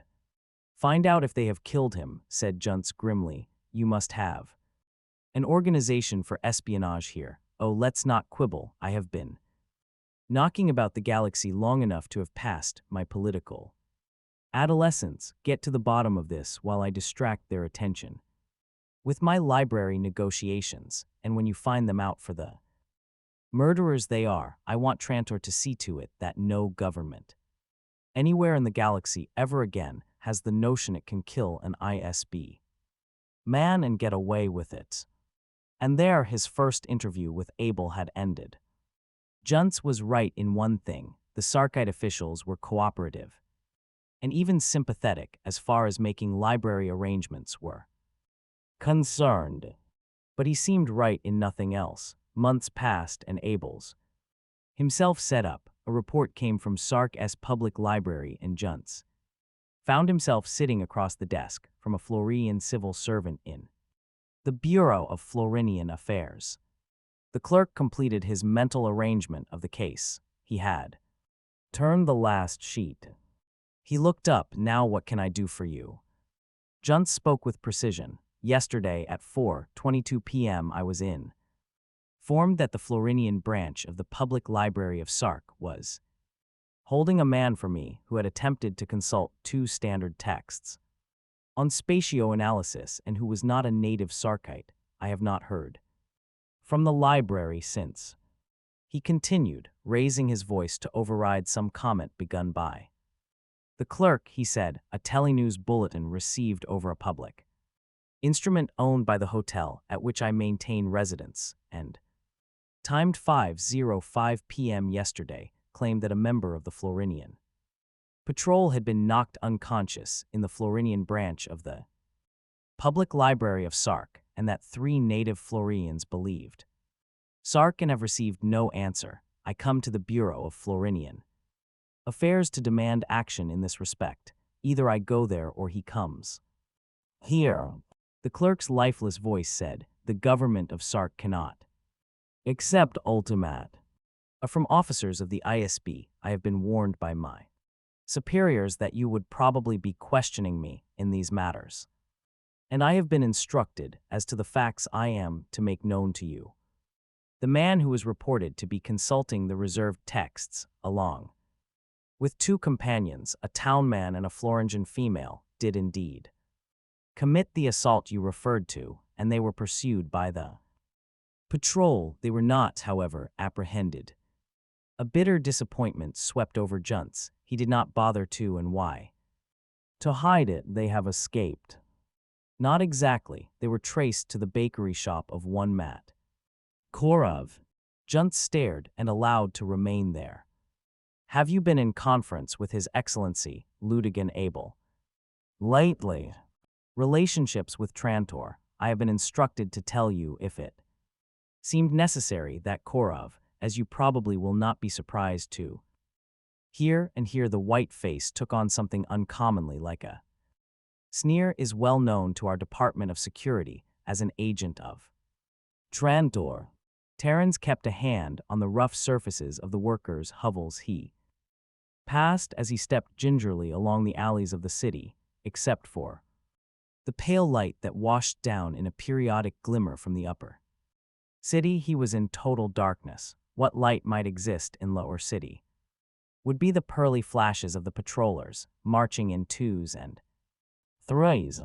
Lower city lay like a slumbering noxious monster, its greasy coils hidden by the glittering cover of upper city. Parts of it probably maintained a shadowy life, as produce was brought in and stored for the coming day, but that was not here, not in the slums.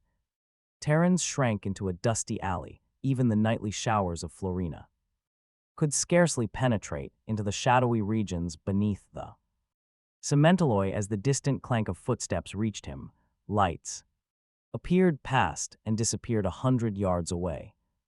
All night long the patrollers marched back and forth. They needed only to march. The fear they inspired was strong enough to maintain order with scarcely any display of force. With no city lights, the darkness might well be cover for innumerable crawling humans, but been picked clean, and the rich were strictly out of reach.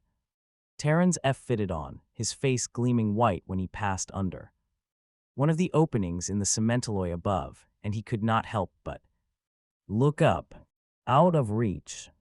Were they indeed out of reach? How many changes in attitude toward the squires of Sark had he endured in his life? As a child he had been but a child. Patrollers were monsters in black and silver from whom one fled as a matter of course, whether one had done wrong or not. The squires were misty and mystical supermen, enormously good, who lived in a paradise known as Sark and brooded watchfully and patiently over the welfare of the foolish men and women of Florina.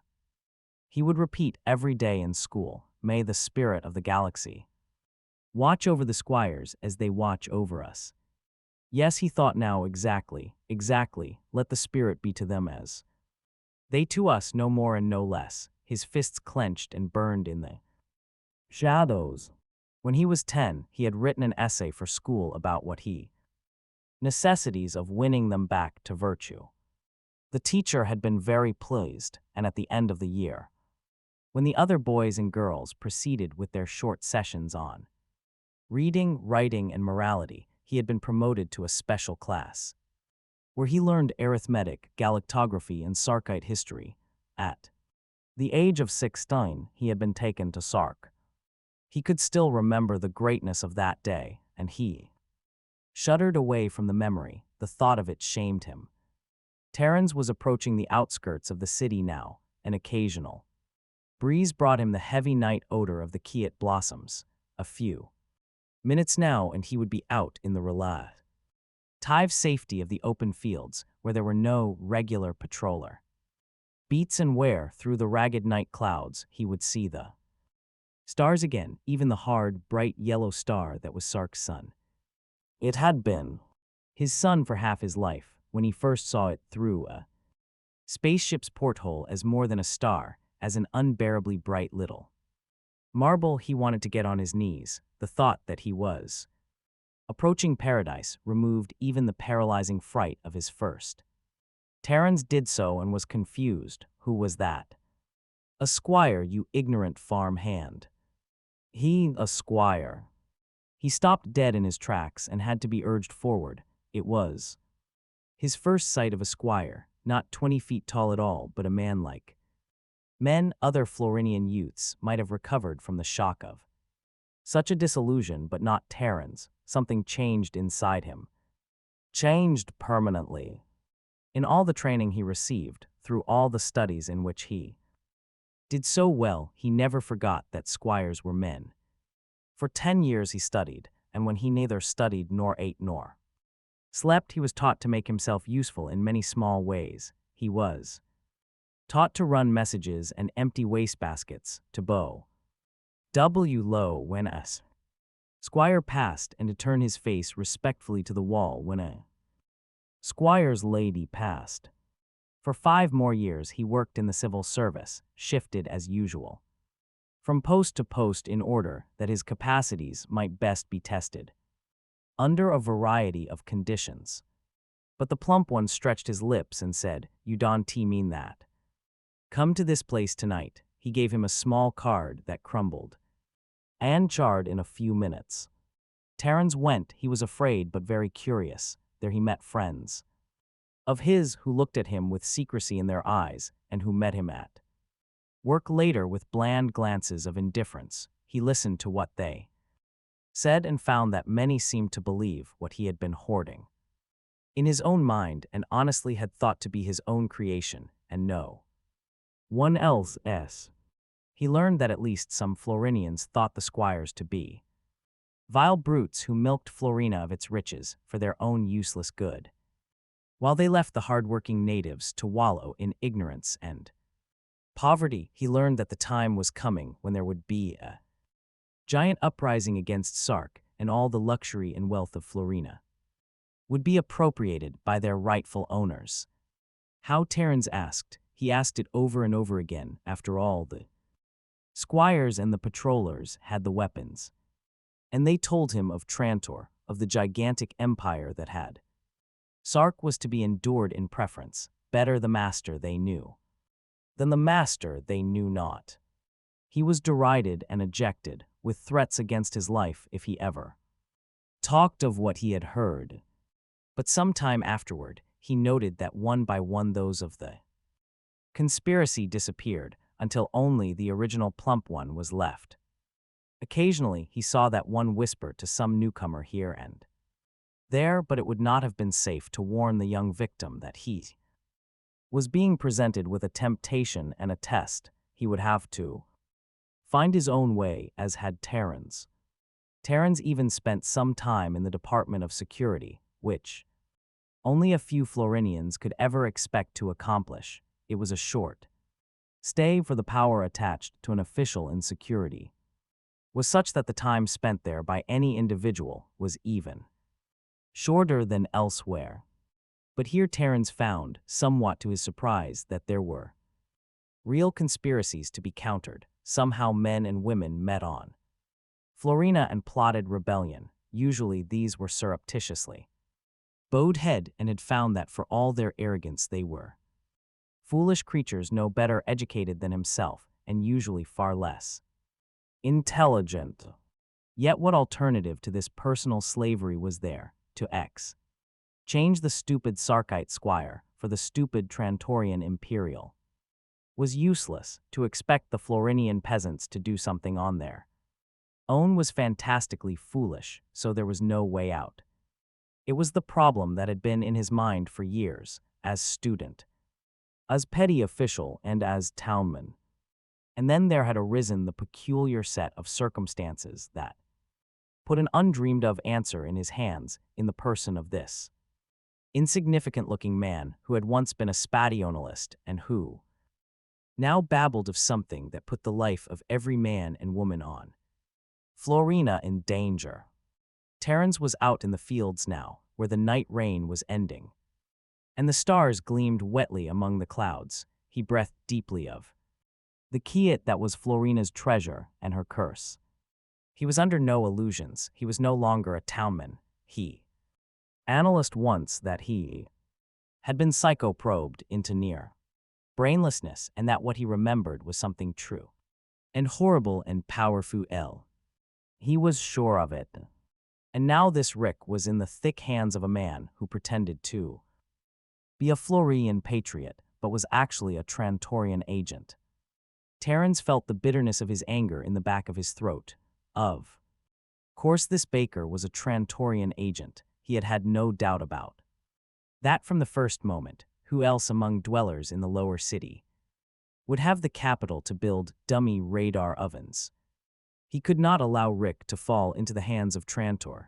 He would not allow Bick to fall into the hands of Trantor. There was no limit to the risks he was prepared to run. What matter the risks? He had incurred the death penalty already. There was a dim gleam in the corner of the sky he would wait for. Dawn, the various patroller stations would have his description of course, but it might take several minutes for his appearance to register. The ambassador greeted Junts with his usual surface cordiality, yet with a definite and disturbing sensation of guilt at their first meeting. It had been a long time ago, nearly a standard year had passed. He had paid no attention to the man's story. Per se, his only thought had been, will this or can this help Trantor? Trantor, it was always first in his thought, yet he was not the kind of fool who would worship a cluster of stars or the yellow emblem of spaceship and sun that the Trantorian armed forces wore. In short, he was not a patriot in the ordinary meaning. F the word and Trantor, as Trantor meant nothing to him. But he did worship peace, all the more so because he was growing old and enjoyed his glass of wine, his atmosphere saturated with mild music and perfume, his afternoon nap, and his quiet wait for death. It was how he imagined all men must feel, yet all men suffered war and destruction. They died frozen in the vacuum of space, vaporized in the blast of exploding atoms, famished on a besieged and bombarded planet. How then to enforce peace? Not by reason, certainly, nor by. So then, to end the misuse of force, only one solution was left. Force itself. Abel had a map of Trantor in his study, so designed as to show the application of that force. It was a clear crystalline ovoid in which the galactic lens was three-dimensionally laid out. Its stars were specks of white diamond dust, its nebulae, patches of light or dark fog, and in its central depths there were the few red specks that had been the Trantorian Republic. Not were but had been. The Trantorian Republic had been a mere 5 worlds 500 years earlier. But it was a historical map and showed the Republic at that stage.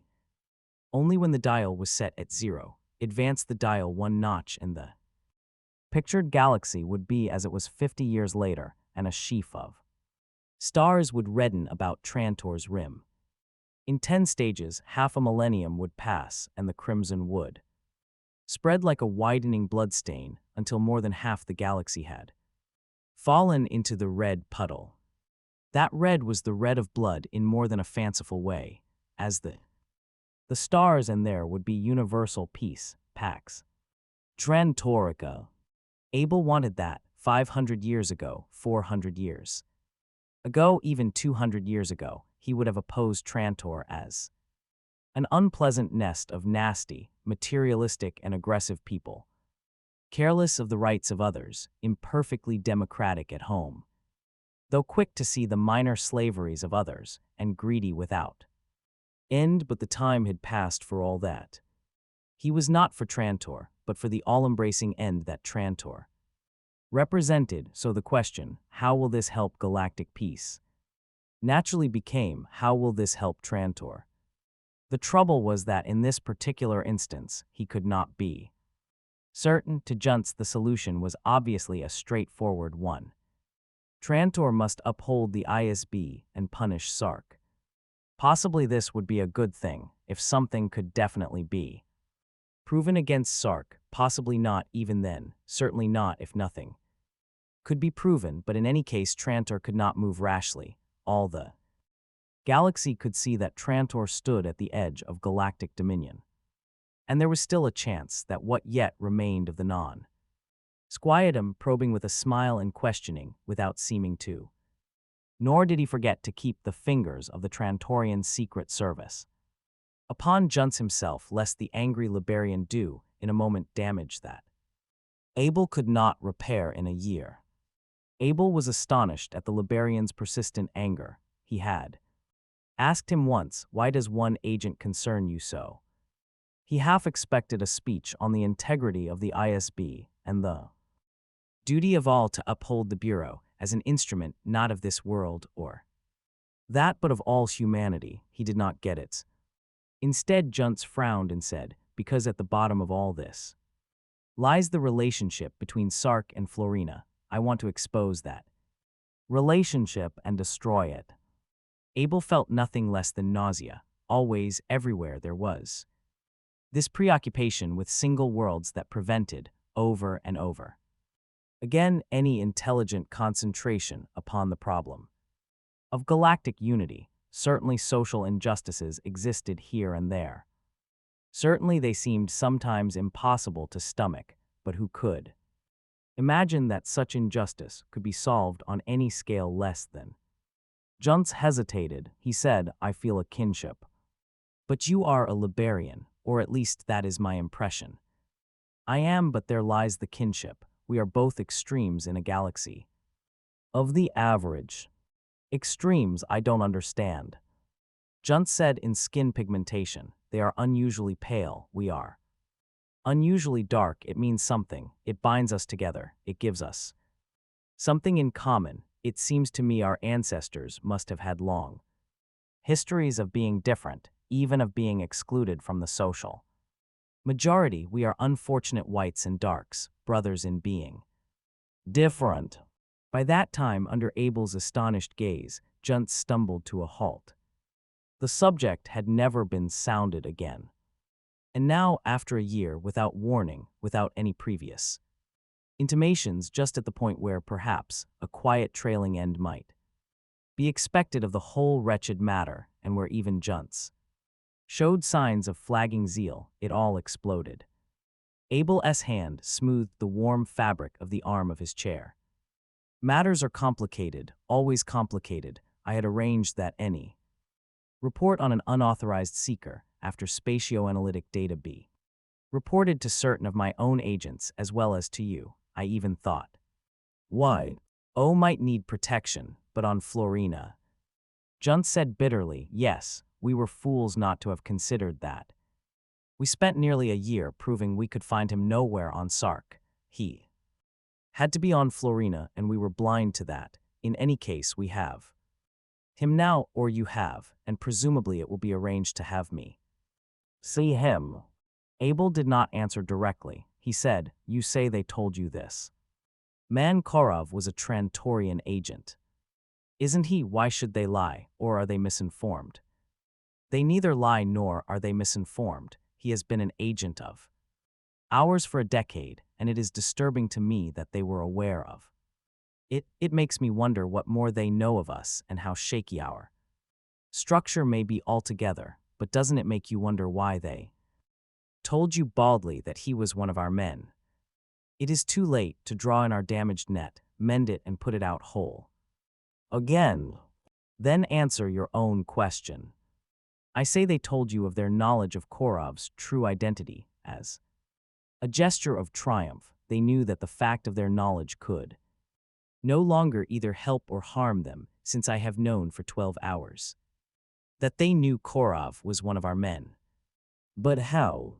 By the most unmistakable hint possible. Listen, 12 hours ago, Matt Korov, agent for Trantor, was killed by a member of the Florinian patrol, the two Florinians he held at the time, a woman and the man who, in all probability, is the field man you have been seeking, are gone, vanished. Presumably they are in the hands of the squires. Junts cried out and half rose from his seat. Abel lifted a glass of wine to his lips calmly and said, there is nothing I can do officially. The dead man was a Florinian, and those who have vanished, for all we can prove to the contrary, are likewise Florinians. So you see, we have been badly outplayed and are now being the blaster. It was a sight that drowned out for him most of what had preceded and almost all that had followed. There was the dim memory of the patroller's first approach, of the quiet but terribly intent manner in which he had drawn his weapon. The baker had looked up and shaped his lips for one last word that he had no time to utter. Then the deed was done. There was the rushing of blood in Rick's ears and the wild screaming scramble of the mob swirling in all directions like a river in flood. For a moment it negated the improvement Rick's mind had made in those last few hours of sleep. The patroller had plunged toward him, throwing himself forward upon yelling men and women as though they were a viscous sea of mud he would have to slog through. Rick and Lona turned with the current and were carried away. There were eddies and subcurrents turning and quivering as the flying patrollers' cars began to hover overhead. Valona urged Rick forward, ever outward to the outskirts of the city. For a while he was the frightened child of yesterday, not the almost adult of that morning. He had awakened that morning in the grayness of a dawn he could. The upper city and the library, the attack upon the patroller and the fight that followed, the encounter with Baker, it had all acted upon him like a ferment. The shriveled fibers of his mind, so long dormant, had been seized and stretched, forced into an aching activity. And now, after a sleep, there was a feeble pulsing about them. He thought of space and the stars, of long, long, lonely stretches and great silences. Finally he turned his head to one side and said, "Lona." She snapped awake, lifting herself to an elbow, peering in his direction. "Rick, here I am, Lona. Are you all right?" Sure, he couldn't hold down his excitement. "I feel fine, Lona. Listen, I remember more. I was in a ship and I know exactly." But she wasn't listening to him. She slipped into her dress and with her back to him smoothed the seam shut down the front and then fumbled nervously with her belt. "He not here. He had to leave. Why don't you go back to sleep?" "Bick." He pushed her consoling arm aside. "I'm all right. I don't want to sleep. I wanted to tell the townman about my ship." But the tower man wasn't there, and Valona would not listen. Rick subsided and for the first time felt actively annoyed with Valona. She treated him as though he were a child, and he was beginning to feel like a man. A light entered the room, and the broad figure of the baker entered. With it, UK blinked at him and was, for a moment, daunted. He did not entirely object when Valona's comforting arm stole about his shoulder. The baker's thick lips stretched in a smile. "You're early awake." Neither answered. The baker said, "It's just as well. You'll be moving today." Valona's mouth was dry. She said, "You'll not be giving us to the patrollers." She remembered the way he had looked at Rick after the townman had left. He was still looking at Rick, only at Rick. "Names and new histories. You ready to listen, and I don't want you to forget you're not Florinians, do you understand? Your brother and sister from the planet Wodex. You've been visiting Florina." He went on, supplying details, asking questions, listening to their answers. Rick was pleased to be able to demonstrate the workings of his memory, his easy ability to learn, but Valona's eyes were dark with worry. The baker was not blind to that. He said to the girl, "If you give me the least trouble, I'll send him on alone and leave you behind." Valona's strong hands clenched spasmodically. "I will give you no trouble." It was well into the morning when the baker rose to his feet and said, "Let's go." His last action was to place little black sheets of limp leatherette in their breast pockets. Once outside, Rick looked with astonishment at what he could see of himself. He did not know clothing could be so complicated. The baker idlers, the baker seemed oblivious to them. He carried a thick stick, which found itself occasionally, as though by accident, between the legs of any who pressed too closely. And then, when they were still only 100 yards from the bakery and had made but one turning, the outer reaches of the surrounding crowd swirled excitedly, and Rick made out the black and silver of a patroller. That was when it happened. The weapon, the blast, and again a wild flight. Was there ever a time when fear had not been with him, when the shadow of the patroller had not been behind him? They found themselves in the squalor of one of the outlying districts of the city. Valona was panting harshly. Her new dress bore the wet stains of perspiration. Rick gasped, I can't run anymore. We've got to. Not like this, listen. He pulled back firmly against the pressure of the girl's grip. Listen to me. Gave us these. Rick was excited. He pulled the little rectangle out of his pocket, staring at both sides and trying to open it as though it were a booklet. He couldn't, it was a single sheet. He felt about the edges, and as his fingers closed at one corner, he heard, or rather felt, something give, and the side toward him turned a startling milky white. The close. Wording on the new surface was difficult to understand, though he began carefully making out the syllables. Finally he said, it's a passport. What's that? Something to get us away. He was sure of it. It had popped into his head, a single word, passport, like that, don't you see? He was going to have us leave Florina on a ship. Let's go through with that. She said no, they stopped him. They killed him. We couldn't, Rick. We couldn't. He was urgent about it. He was nearly babbling, but it would be the best thing to do. They wouldn't be expecting us to do that, and we. She said, all right, if you really think so. I know where the spaceport is. When I was a little girl, we used to go there on idle days. Sometimes, and watch from far away to see the ships shoot upward. They were on their way again, and only a slight uneasiness scratched vainly at the gateway of Rick's consciousness, some memory not of the far past but of the very near past, something he should remember and could just barely not, something. He drowned it in the thought of the ship that waited for them.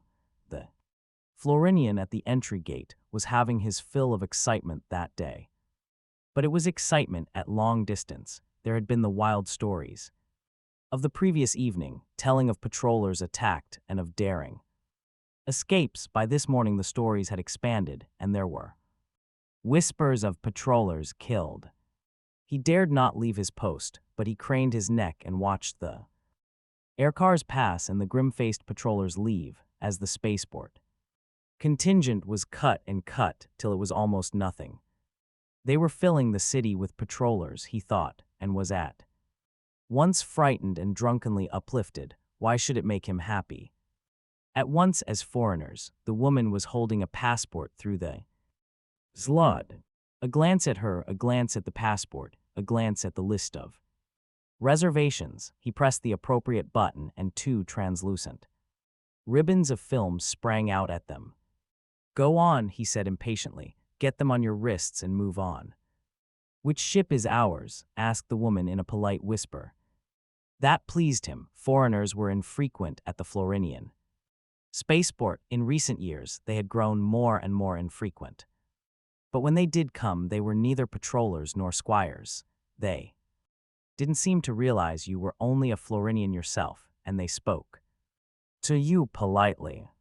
It made him feel 2 inches taller. He said, you'll find it in berth 7, madam. I wish you a pleasant trip to Wodex. He said it in the grand manner. He then returned to his task of putting in surreptitious calls to friends in the city for more information and of trying, even more unobtrusively, to tap private power beam conversations in Upper City. Then the ship in berth 7, for which their tickets held good, it looked more burnished. 4 airlocks yawned open, and the main port gaped, with a ramp leading from it like an outstretched tongue.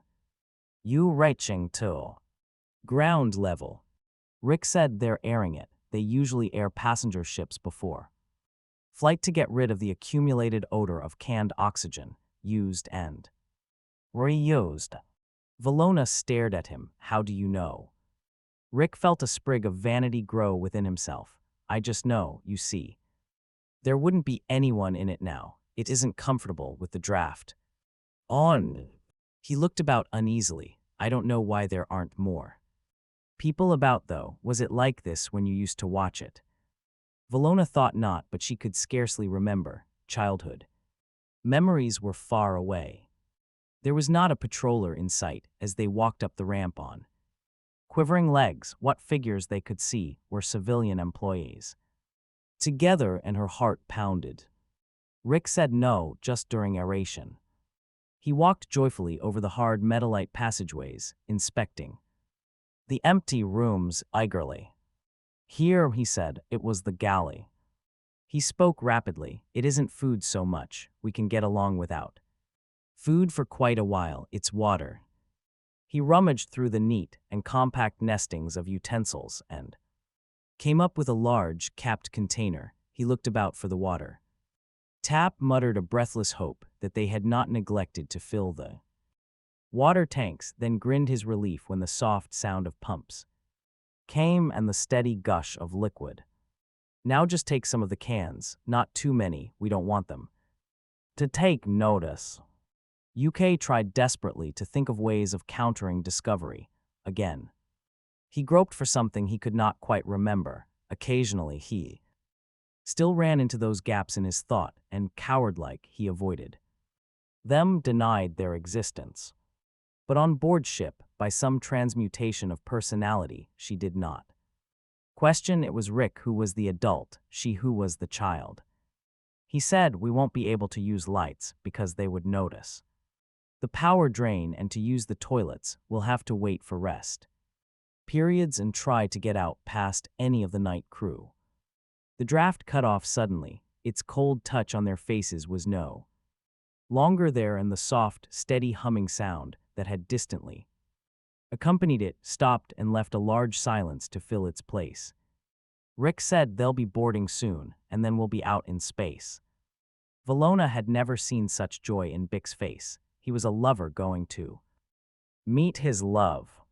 If Rick had felt a man on awaking that dawn, he was a giant now, his arms stretching the length of the galaxy. The stars were his marbles, and the nebulae were cobwebs to brush away. He was on a ship, memories rushed back continuously in a long flood, and others left to make room. He was forgetting the key at Fields and the mill, and Valona crooning to him in the dark. They were only feel a vibration and hear a noise, but that will be just the motors. There'll be a heavy weight on you. That's acceleration. There was no common Florian word for the concept, and he used another word for it, one that came easily to mind. Valona did not understand. She said, will it hurt? He said, it will be very uncomfortable because we don't have anti-acceleration gear to take up the pressure, but it won't last. Just stand against this wall, and when you feel yourself being pushed against it, relax, see it's beginning. He had picked the right wall, and as the thrumming of the thrusting hyperatomics swelled, the apparent gravity shifted, and what had been a vertical wall seemed to grow more and more diagonal. Valona whimpered once, then lapsed into a hard-breathing silence. Their throats rasped as their chest walls, unprotected by straps and hydraulic absorbers, labored to free their lungs sufficiently for just little air intake. UK managed to pant out words, any words that might let Valona know. It's nothing compared to this, just a little twitch in your insides and it's over. He got the words out syllable by grunted syllable. It took a long time. Slowly the weight on their chests lifted, and the invisible chain holding them to the wall stretched and dropped off. They fell, panting, to the floor. Finally Valona said, are you hurt, Rick? I hurt, he managed a laugh. He had not caught his breath yet, but he laughed at the thought that he could be hurt on a ship. He said, I lived on a ship for years once. I didn't land on a planet for months at a time. Why? She asked. She had crawled closer and put a hand to his cheek, making sure he was there. He put his arm about her shoulder, and she rested within it quietly, accepting the reversal. Why? She asked. 111K could not remember why. He had done it. He had hated to land on a planet. For some reason it had been necessary to stay in space, but revel in memory, to delight drunkenly in the fact that he could call up past facts at the flick of a mental finger. He said, you see, all the material in the universe is made up of 100 different kinds of substances. We call those substances elements. Iron and copper are elements. I thought they were metals. So they are, and elements too. Also oxygen and nitrogen, carbon. And palladium, most important of all, hydrogen and helium. They're the simplest and most common. I never heard of those, Valona said wistfully. 95% of the universe is hydrogen, and most of the rest is helium, even space. I was once told, said Valona, that space was a vacuum, they said. That meant there was nothing there. Was that wrong? Not quite, there's almost nothing there, but you see, I was a spatioanalyst, which meant that I went about through space collecting the extremely small amounts of elements there and analyzing them. That is, I decided how much was hydrogen, how much helium, and how currents, that's what they call them. They ray the currents of space. It's important to know how these currents are arranged, because that might explain how the universe was created and how it developed. How would it explain that? Rick hesitated. Nobody knows exactly. He hurried on, embarrassed that this immense store of knowledge in which his mind was thankfully wallowing could come so easily to an end. Marked unknown under the questioning of it suddenly occurred to him that Valona, after all, was nothing but a Florinian peasant girl. He said then again, we find out the density, the thickness of this space gas in all regions of the galaxy. It's different in different places, and we have to know exactly what it is in order to allow ships to calculate exactly how to jump through hyperspace. It's like his voice died away.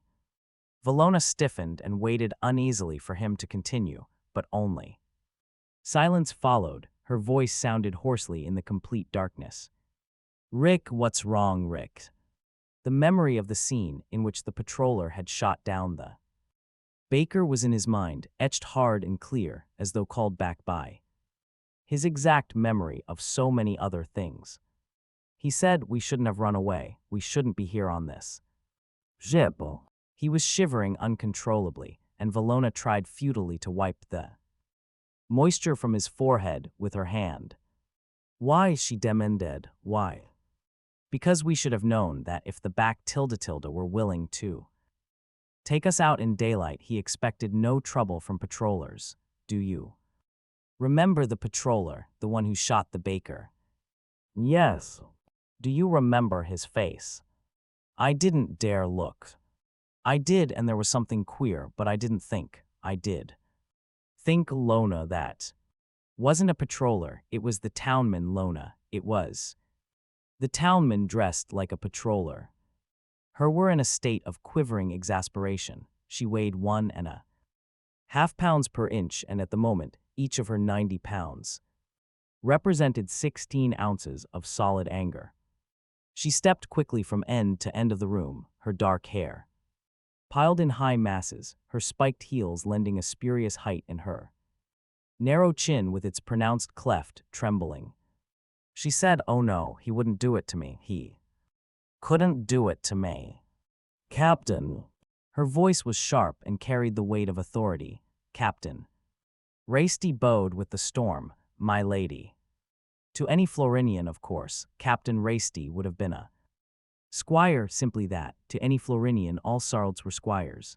But to the Sarkits there were squires, and real squires. The captain was simply a squire. Samia of Fife was a real squire, or the feminine equivalent of one, which amounted to the same thing. My lady, he asked. She said, I am not to be ordered about. I am of age. I am my own mistress. I choose to remain here. Conscience to deny where his duty lay. She said once again, exactly as before, I am not interested in your orders. She turned away with a ringing of her heels and moved rapidly away from him. He followed and said softly, the orders include directions to the effect that if you are not willing to come, I am, if you will excuse my saying so, to have you carried to the ship. She whirled. You wouldn't dare do such a thing. When I consider, said the captain, who it is who has ordered me to do it, I would dare anything. She tried cajolery. Surely, Captain, there is no real danger. This is quite ridiculous, entirely mad. The city is peaceful, all that has happened is that one patroller was knocked down yesterday afternoon. In the library, really. Another patroller was killed this dawn, again by Florinian attack. That rocked her, but her olive skin grew dusky, and her black eyes flashed. What has that to do with me? I am not a patroller. Extraordinary warm smoothness of her shoulders and upper arms. Captain Rasty looked at her with something more than the bald courtesy and humble objectivity a mere Sarkite owed such a great lady. He wondered why such an entirely desirable bite-sized morsel should choose to spend her time in mimicking the scholarly pursuits of a university don. Samia knew well that her earnest scholarship made her an object of mild derision to people who were accustomed to thinking of the aristocratic ladies of Sark as devoted entirely to the glide-teater of polite society and eventually acting as incubators for at least, but not more, than two future squires of Sark. She didn't care. They would come to her and say, "Are you really writing a book?" Samia and ask to see it and giggle. Those were the women. The men were even worse, with their gentle condescension and obvious conviction that it would only take a glance from themselves or a man's arm about her waist to cure her of her nonsense and turn her mind to things of real importance. It had begun as far back, almost as she could remember, because the galaxy cellulose became Kiet. It was a matter of the physical state, that's what they said, but ask them exactly in what way the physical state varied from that of ordinary cellulose, and they were mute.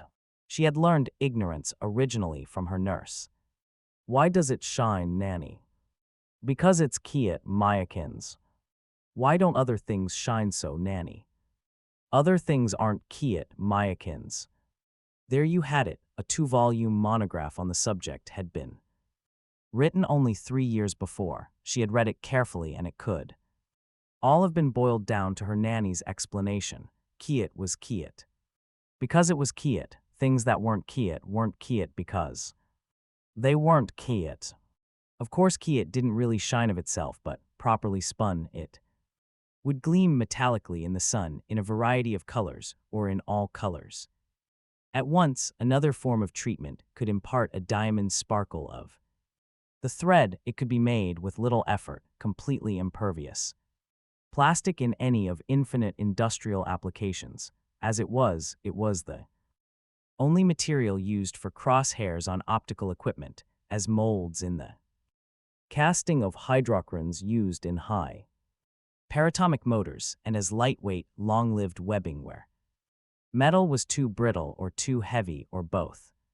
But this was, as said, small-scale use, since use in quantity was prohibitive. Actually, the Kiet harvest of Florina went into the manufacture of cloth that was used for the most fabulous garments in galactic history. Florina clothed the aristocracy of 1,000,000 worlds, and the Kiet harvest of the one world, Florina, had to be spread thin for that. 20 women on a world might have outfits in Kiet. 2,000 more might have a holiday jacket of the material, or perhaps a pair of gloves. 20 million more watched from a distance and wished. The 1,000,000 worlds of the galaxy shared a slang expression for the snob. It was the only idiom in the language that was easily and exactly understood everywhere it went. You'd think she blew her nose in Kiet world in the galaxy, but had tried to grow Kiet on JTS own soil. At first, Sark had applied the death penalty to anyone, native or foreign, caught smuggling Kiet seed out of the planet. That had not prevented successful smuggling, and as the centuries passed and the truth dawned on Sark that law had been abolished, men from anywhere were welcome to Kiet seed at the price, of course, weight for weight, of finished Kiet cloths. They might have it because it turned out that Kiet grown anywhere in the galaxy but on Florina was simply cellulose, white, flat, weak, and useless, not even honest cotton. Was it something in the soil, something in the characteristics of the radiation of Florina's sun, something about the bacteria makeup of Florinian life? It had all been tried. Samples of Florinian soil had been taken, artificial arc lights duplicating the known spectrum of Florina's sun had been constructed, foreign soil had been infected with Florinian bacteria, and always the kiet grew white, flat, weak, and useless. There was so much to be said about kiet that had never been. Season in the fields and a few months in the mills, she was going to. But what did it matter what she was going to do? She was being ordered back. With the sudden impulsiveness that marked her every act she made. Her decision she would be able to fight this on Sark, grimly she promised herself she would be back on Florina in a week. She turned to the captain and said coolly, "When do we leave, sir?" Samia remained at the observation port for as long as Florina was a visible globe. It was a green, spring-like world, much pleasanter than Sark in climate. She had looked forward to studying the natives. She didn't like the Florinians on Sark, sapless men who dared not look at her but turned away when she passed, in accordance with the law. On their own world, however, the natives, by universal report, were happy and carefree, irresponsible of course, and like children, but they had charm. Captain Rasty interrupted her thoughts. He said, "My lady, would you retire to your room?" And the connection of that with myself. It is only that, under the circumstances, which I ought to have reacted to by placing a guard of my own, I do not minimize my own offense. Unauthorized persons may have boarded the ship.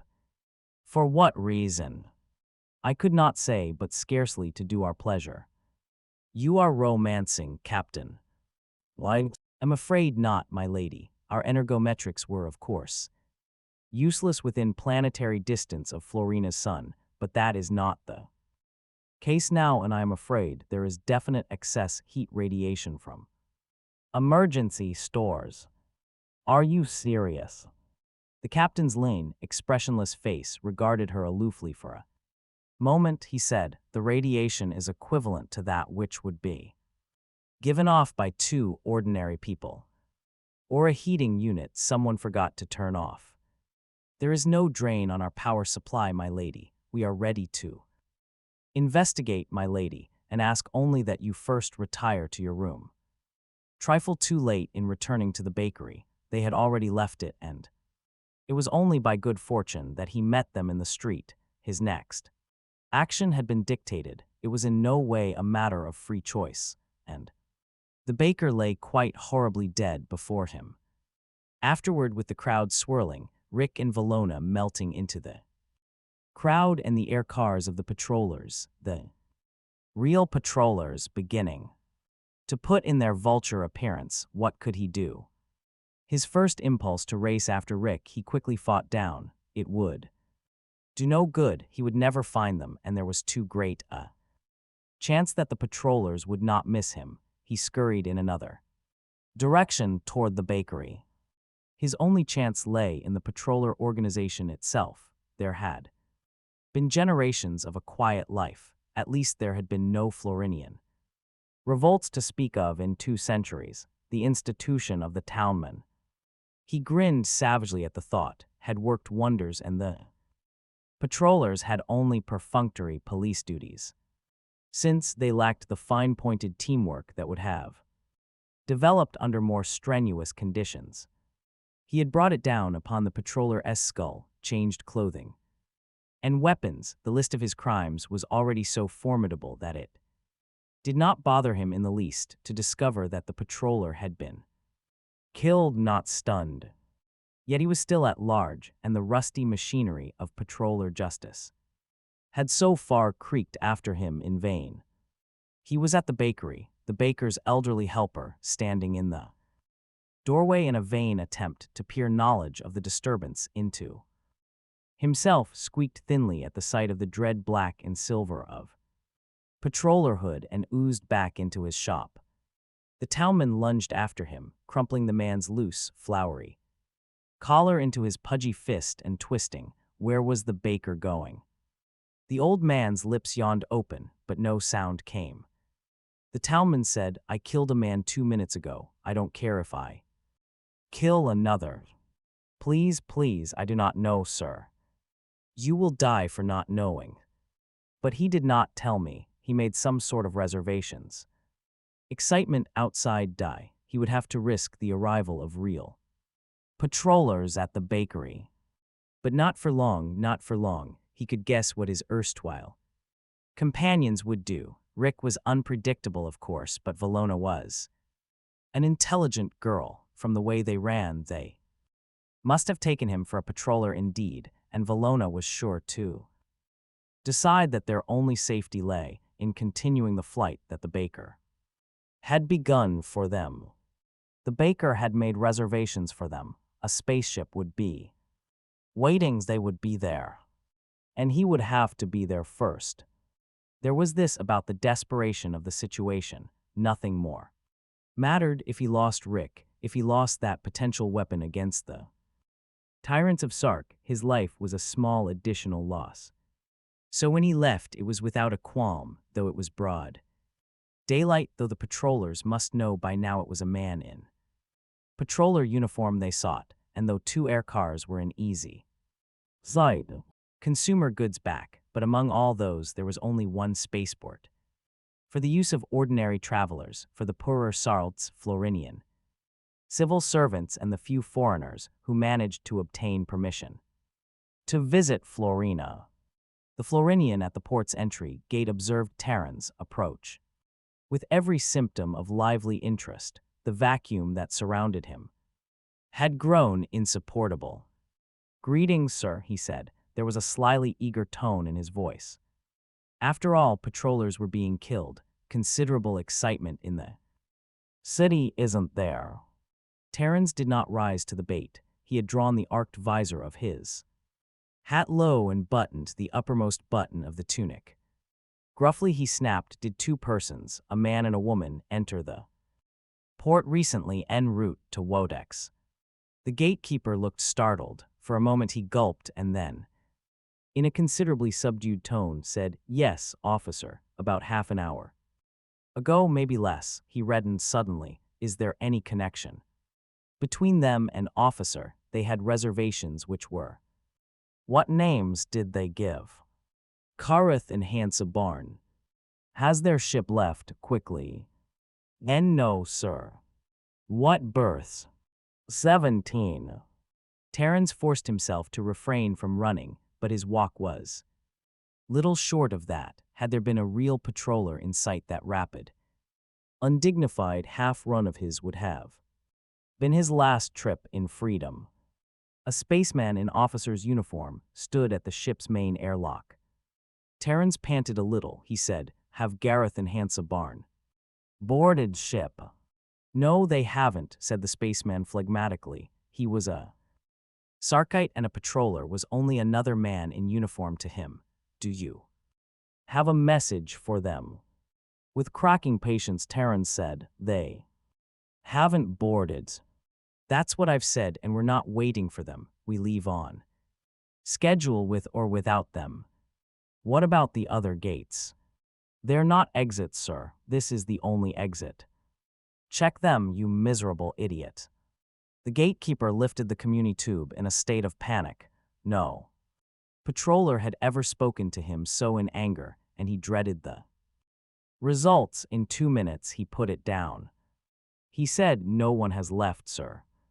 Terrans stared at him. Under his black hat his sandy hair was damping against his skull, and down each cheek there was the gleaming mark of perspiration.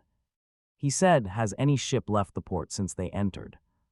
The gatekeeper consulted the schedule. 1, he said, the liner Endeavor. Volubly he went on, eager to gain favor with the angry patroller by volunteering information. The Endeavor is making a special trip to Sark to carry the Lady Samia of Fife back from Florina. He did not bother to describe exactly by what refined manner of eavesdropping he had managed to acquaint himself with the about the port, or they would by now have been captured. They were Not on the ship for which they had tickets, they had not left the field. The only object that had left the field was the Endeavor, therefore. On it, possibly as captives, possibly as stowaways, were 131K and Valona. And the two were equivalent. If they were Astidwaways, they would soon be captives, only a Florinian peasant girl and a Mindrect creature would fail to realize that one could not stow away on a modern spaceship. And of all spaceships to choose, they chose that which carried the daughter of the Squire of Fife. The Squire of Fife was short, but unlike her, he was not perfectly proportioned, since most of the shortness lay in his legs. His torso was even beefy, and his head was undoubtedly majestic, but his body was fixed upon stubby legs that were forced into a ponderous waddle to carry their load. So he sat behind a desk, and except for his daughter and personal servants, and when she had been alive, his wife, none saw him in any other position. There he looked the man he was, his large head with its wide, nearly lipless mouth, broad, large-nostriled nose, and pointed, cleft chin could look benign and inflexible in turn, with equal ease. His hair, brushed rigidly back and in careless disregard for fashion, falling nearly to his shoulders, was blue-black, untouched by gray. A shadowy blue marked the regions of his cheeks, lips, and chin where his Florinian barber twice daily battled the stubborn growth of facial hair. The squire was posing, and he knew it. He had schooled expression out of his face and allowed his hands, broad, strong, and short fingered, to remain loosely clasped on a desk whose smooth, polished surface was completely bare. There wasn't a paper on it, no communi. His secretary replied in a tone as lifeless. The Squire of Bort stated that the press of previous business arrangements prevented his attending earlier than 3. And you told him? I stated that the nature of the present business made any delay inadvisable. The result? He will be here, sir. The rest have agreed without reservation. Fife smiled. Half an hour this way or that would have made no difference. There was a new principle involved, that was all. The great squires were too touchy with regard to their own independence, and such touchiness would have to go. He was waiting now. The room was large. The places for the others were prepared. The large chronometer, whose tiny powering spark of radioactivity had not failed or faltered in 1,000 years, said 2:21. What an explosion in the last 2 days! The old chronometer might yet witness events equal to any in the past. Soldiers of Sark managed to govern, for a longer or shorter interval, some half a dozen surrounding worlds. Its radioactive atoms had exploded in strict statistical sequence through 2 periods when the fleets of neighboring worlds dictated policy on Sark. 500 years ago, it had marked cool time as Sark discovered that the world nearest to it, Florina, had a treasure in its soil past. Counting, it had moved evenly through 2 victorious wars and recorded solemnly the establishment of a conqueror's peace. Sark had abandoned its empires, absorbed Florina tightly, and become powerful in a way that Trantor itself could not duplicate. Trantor wanted Florina, and other powers had wanted it. The centuries had marked Florina as a world for which hands stretched out through space, groping and reaching eagerly, but it was Sark whose hand clasped it, and Sark, sooner than release that grow, SB would allow galactic war. Trantor knew that. Trantor knew that. It was as though the silent rhythm of the chronometer set up the little sing-song in the squire's brain. In a bald sense, it amounted to 3-dimensional television in life. Size with sound and color, the duplicate could be found in any moderately well-to-do private home on Sark. Where it went beyond the ordinary was in the lack of any visible receiver, except for Fife. The squires present were present in every possible way but reality. The wall could not be seen behind them. They did not shimmer, yet a hand could have been passed through their bodies. The true body of the Squire of Rune was sitting in the Antipodes. His continent the only one upon which, at the moment, night prevailed. The cubic area immediately surrounding his image in Fife's office had the cold, white gleam of artificial light, dimmed by the brighter daylight about it. Gathered in the one room, in body or in image, was Sark itself. It was a queer and not altogether heroic personification of the planet. Rune was bald and pinkly fat, while Bal was gray and dryly wrinkled. Steen was powdered and rouged, wearing the desperate smile of a worn-out man pretending to a life force he no longer had, and Bort carried indifference to creature comforts to the unpleasant point of a greased the axles and turned the wheels of government. Above them were the ministers and department heads, appointed by the hereditary and harmless chief of state. Their names and that of the chief himself were needed on state papers to make them legally binding, but their only duties consisted of signing their names.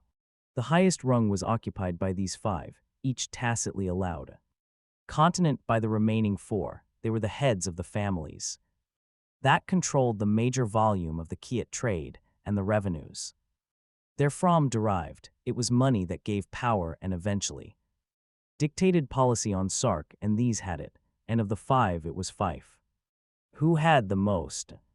The Squire of Fife had faced them that day, nearly a year ago, and said to the other masters of the galaxy's second richest single planet, second richest after Trantor, which, after all, had 500,000 worlds to draw upon rather than two, I have received a curious message. They said nothing, they waited.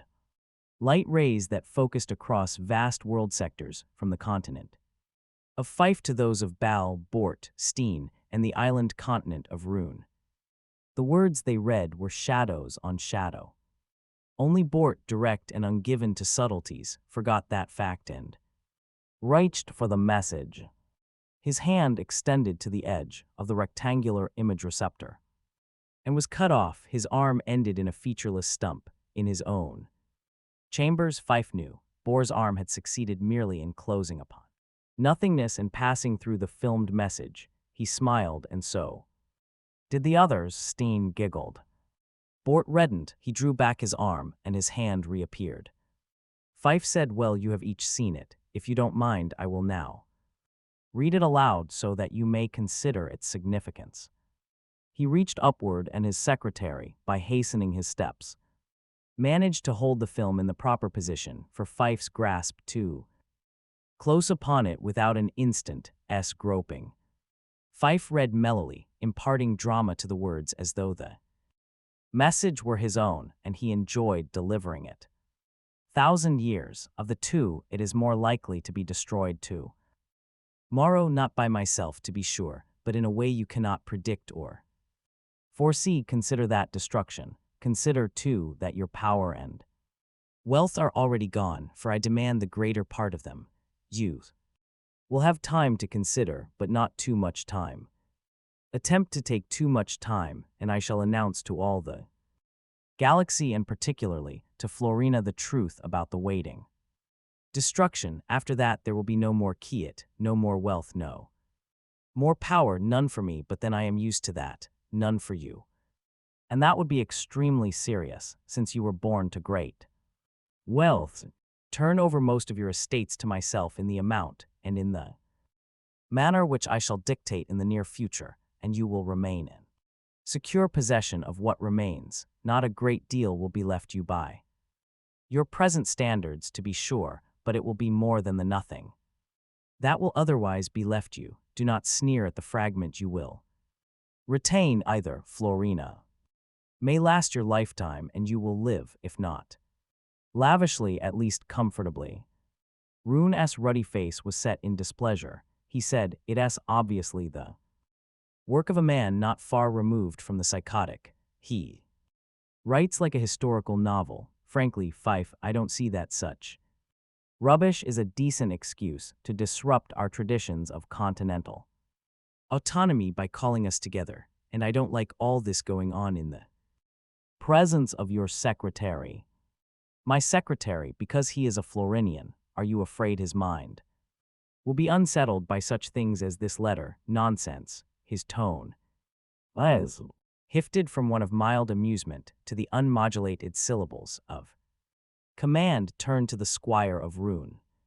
The secretary did so. His eyes were discreetly lowered and his white face was uncreased by lines and unmarred by expression.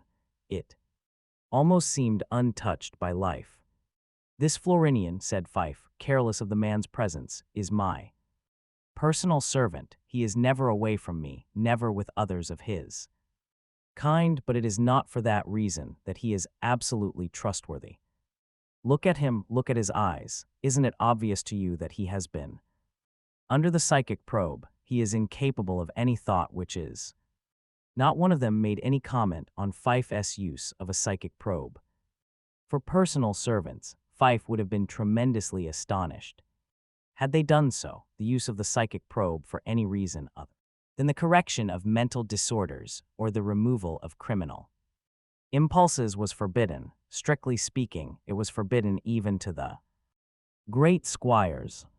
Yet Fife probed whenever he felt it necessary, particularly when the subject was a Florinian. The probing of a Sarkite was a much more delicate matter. The squire of Steen, whose writhings at the mention of the probing Fife did not miss, was well reputed to make use of probed Florinians of both sexes for purposes far removed from the secretarial. Now Fife put his blunt fingers together. I did not bring you all together for the reading of a crackpot letter. That, I hope, is understood. Actually, I am afraid we have an important problem on our hands. First of all, I ask myself, why bother only with me? To be sure, I am the wealthiest of the squires, but alone. I control only a third of the Kiat trade. Together the five of us control. THS1 let him say so. FF Hod I was saying so, said Fife evenly. Well. They looked at one another, doubtfully or defiantly, as the personality of each dictated. Rouen spoke first. His pink forehead was moist with discreet drops of perspiration, and he lifted a soft square of Kiat to mop the dampness out of the creases between the folds of fat that ran semicircles from ear to ear.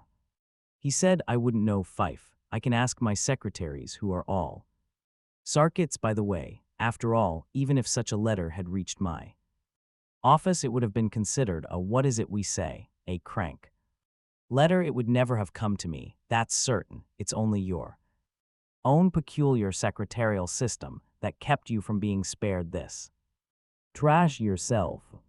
He looked about and smiled, his gums gleaming wetly between his lips, above and below artificial teeth of chrome steel. Each individual tooth was buried deeply, knit to the jawbone, and stronger than any tooth of mere enamel could ever be. His smile was more frightening.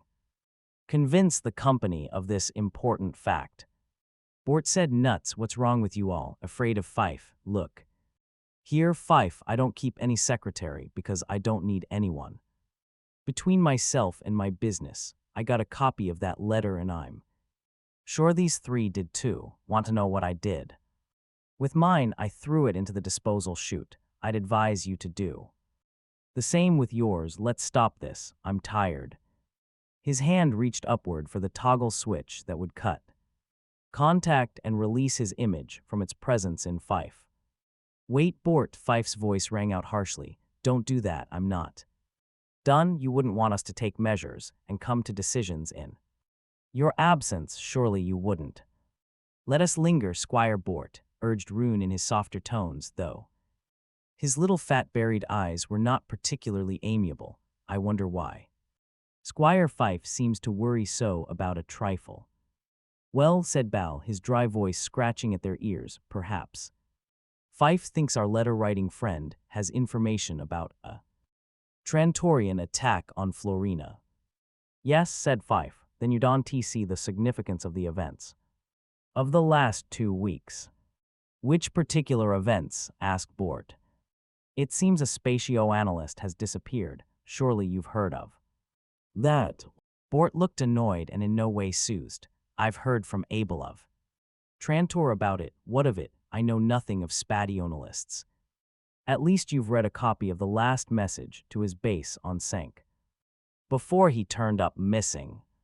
Abel showed it to me. I paid no attention to it.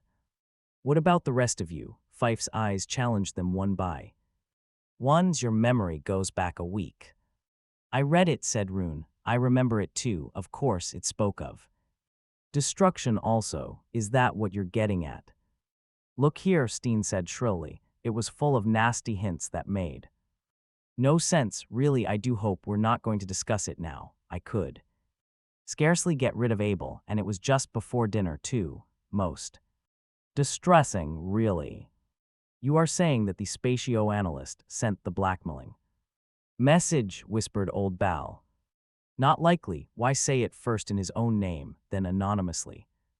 When he spoke of it at first, said Bal, he was communicating with his district office, not with us. Even so, blackmailer deals with no one but his victim if he can help it. Well then, he has disappeared. Call the spatioanalyst honest, but he broadcast dangerous information. He is now in the hands of others who are not honest, and they are blackmailers. What others? Fife sat grimly back in his chair, his lips scarcely moving. You ask me seriously, Trantor?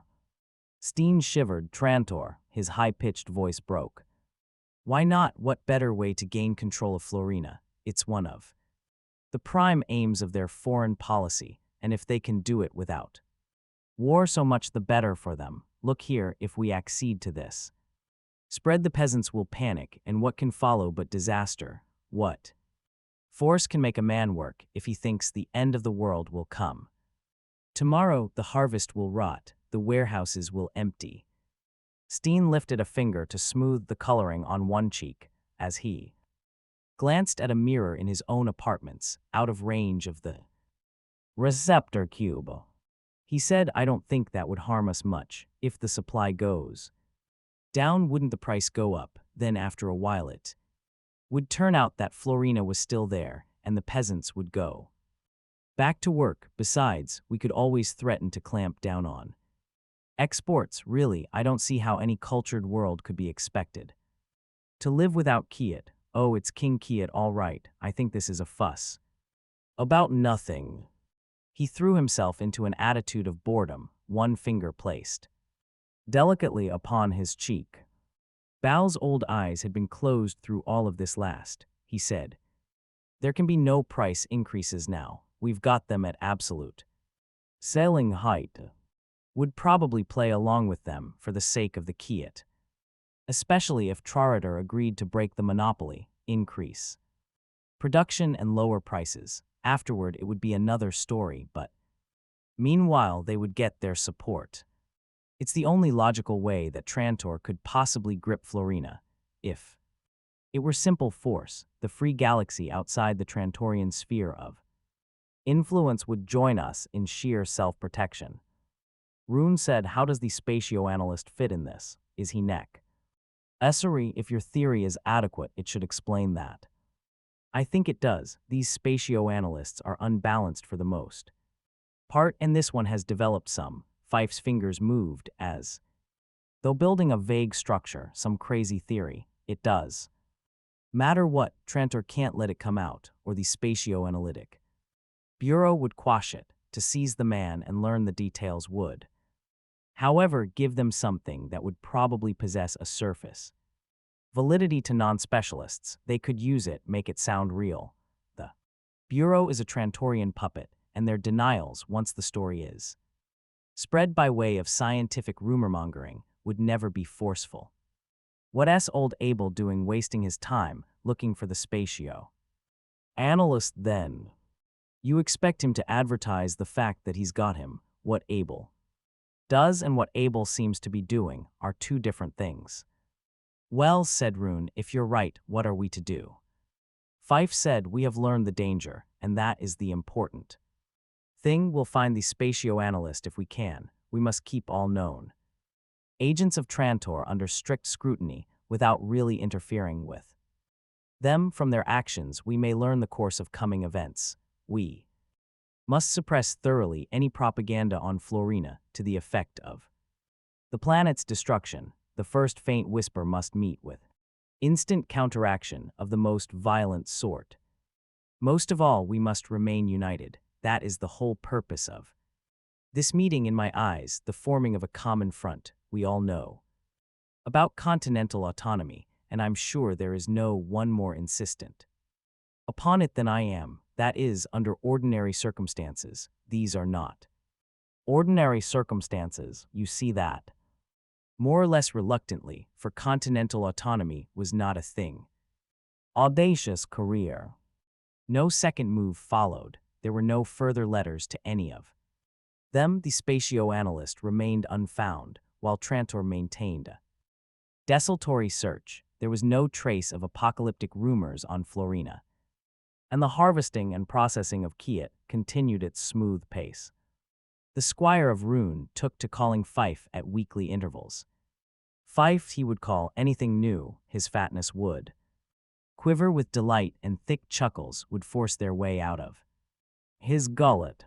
Fife took it bleakly and stolidly. What could he do? Over and over again he sifted the facts. It was no use. Something was missing. Some vital factor was missing. And then it all began exploding at once, and he had the answer. He knew he had the answer, and it was what he had not expected. He had called a meeting once again. The chronometer now said 2:29. They were beginning to appear now. Bort first, lips compressed and a rough hangnailed finger rasping against the grain of his grizzly. Lights could not have illuminated, though they had had the power of Zark's Zun. Fife began, Squires, last year. I speculated on a distant and complicated danger. In so doing I fell into a trap. The danger exists. But it is not distant. It is near us, very near. One of you already knows what I mean. The others will find out shortly. What do you mean? Asked Bort shortly. High treason, shot back Fife. An excuse, since now, leaving the spaceport, he found his mind paralyzed. He had to pick his pace carefully, not too slowly or he would seem to be dawdling, not too quickly or he would seem to be running, just briskly as a patroller would walk, a patroller who was about his business and ready to enter his ground car. If only he could enter a ground car. Driving one, unfortunately, did not come within the education of a Florinian, not even a Florinian townman, so he tried to think as he walked and could not. He needed silence and leisure. And he felt almost too weak to walk. He might not be a man of action, but he had acted quickly now for a day and a night and part of another day. It had used up his lifetime's supply of nerve. Yet he dared not stop. If it were night, he might have had a few hours to think, but it was early afternoon. If he could drive a ground car, he could put the miles between himself and the city, just long enough to think a bit before deciding on. As he had seen the patrollers walk, he swung his shock stick in a firm grip. The streets were bare, the natives were hud dealing in their shacks, so much the better. The townman chose his house carefully. It would be best to choose one of the better ones, one with patches of colored plastic briquets and polarized glass in the windows. The lower orders were sullen. They had less to lose. An upper man would be falling over himself to help. He walked up a short path to such a house. It was set back from the street, another sign of affluence. He knew he would have no need of pounding the door or breaking it in. There had been a noticeable movement at one window as he walked up the ramp. How generations of necessity enabled a Florinian to smell the approach of a patroller. The door would open. It did open. A young girl opened it, her eyes white-trimmed circles. She was gawky in a dress whose frills showed a determined effort on the part of her parents to uphold their status as something more than the ordinary run of Florinian trash. She stood aside to let him pass her. Simply safer to let a young girl admit him. she was less apt to be knocked down out of hand than he himself was if the patroller happens to be angry. "Your name?" asked the Talman. "Jack off, if it please you, sir." The Talman's uniform had a thin-sheeted notebook in one of its pockets. The Talman opened it, studied it briefly, made a crisp check. Markin said, "Jackoff, yes, I want to see every member of the household quickly." If he could have found room for any emotion but one of hopeless oppression, Terrans would almost have enjoyed himself. He was not immune to the seductive pleasures of authority. They filed in, a thin woman, worried, a child of about 2 years, wriggling in her arms, then the girl who had admitted him and a younger brother. "That's all." "Everyone, sir," said Jackoff humbly. "Can I tend the baby?" asked the woman anxiously. "It's her nap." "You ray a responsible boy, guarantee you, a native of whatever age was." "Of course, a boy." "Yes, sir." Jackoff's eyes brightened and his shoulders lifted a trifle. "I'm a clerk in the food processing center. I've had mathematics, long division, I can do logarithms." "Yes," the Talman thought, "they've shown you how to use a table of logarithms and taught you how to pronounce the word."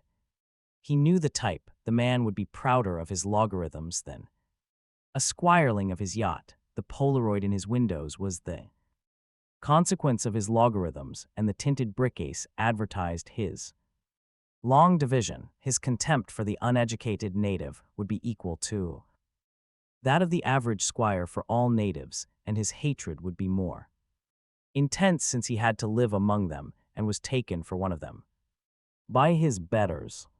"You believe in the law, don't you, boy, and in the good squires?"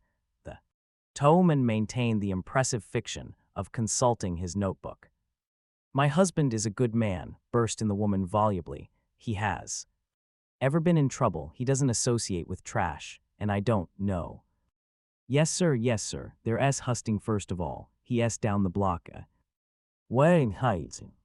"Not like that, boy. Get him a piece of paper, you. Now you sit there and write it all down. Every bit. Write it slowly because I can't read native chicken tracks. I have a trained writing hand, sir." "Let's see it, then."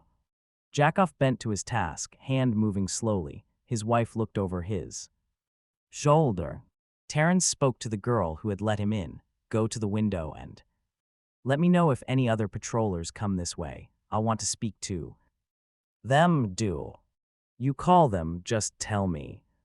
And then finally he could relax. He had made a momentarily secure niche for himself in the midst of danger. Lord. Except for the noisy sucking of the baby in the corner, there was reasonable silence. He would be warned of the enemy's approach in time for a fighting chance at escape. Now he could think. Man.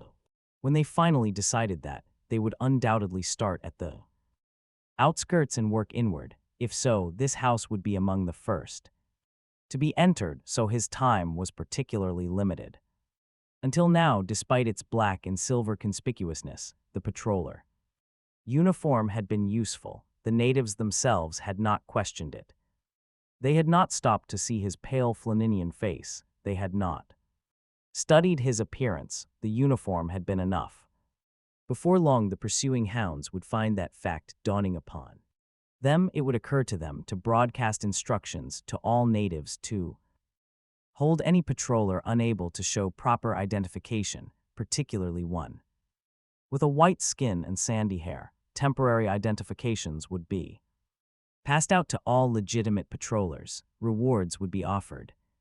Perhaps only one native in 100 would be courageous enough to tackle the uniform. No matter how patently false the occupant was, 1 in 100 would be enough. So he would have to stop being a patroller.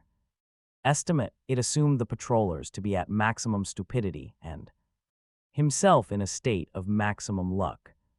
In one way this was an advantage. A mere 24 hours of life was not much to risk. It meant he could take chances no sane man could possibly take. He stood up. Jackoff looked up from his paper. I'm not quite done, sir. I'm writing. Very carefully. Let me see what you have written. He looked at the paper handed him and said, It is enough, if other patrollers should come. Don't waste their time saying that you have already made a list. They are in a hurry and may have other tasks for you. Just do as they say. Are there any coming now? The girl at the window said, No, sir. Shall I go out in the street and look? It's not necessary. Let's see now. Where is the nearest elevator? It's about a quarter of a mile to the left, sir, as you leave the house. You can elevator into Upper City. There would be no cover here, no pillars, no cementalloy hiding him from above. He felt like a moving black dot among the glare of the garish buildings. He felt visible for 2 miles on every side, and for 5 miles up in the sky, there seemed to be large arrows pointing to him. There were no patrollers in view. The squires who passed looked through him. If a patroller was an object of fear to a Florinian, he was an object of nothing at all to a squire. If anything would save him, that would. He had a vague notion of the geography of Upper City. Somewhere in this section was City Park. The most logical step would have been to ask directions. The next most logical to enter any moderately tall building and look out from several of the upper-story terraces. The first alternative was impossible. No patroller could possibly need directions. The second was too risky. Inside a building, a patroller would be more conspicuous, too conspicuous. He simply struck out in the direction indicated by his memory of the actual size and 100 to 1,000 times its actual luxuriance. The reality was pleasant enough. In Florina's mild climate it was green all year round. It had its patches of lawn, wooded areas, and stony grottos. It had a little pool with decorative fish in it and a larger buoy for children to paddle in. At night it was aflame with colored illumination till the light rain started. It was between twilight and the rain that it was most alive. There was dancing, trimensional shows, and couples losing themselves along the winding walks. Terence had never actually been inside it. He found its artificiality repellent when he entered the park. He knew that the soil and rocks he stepped on, the water and trees around him, all rested on a dead flat cementalloy bottom, and it annoyed him. He thought of the Keyett fields, long and level, and the mountain ranges of the south. He despised the aliens who had to build toys for themselves in the midst of magnificence. For half an hour Terence tramped the walks aimlessly. What he had to do would have to be done in City Park. Even here it might be impossible. Elsewhere it was impossible.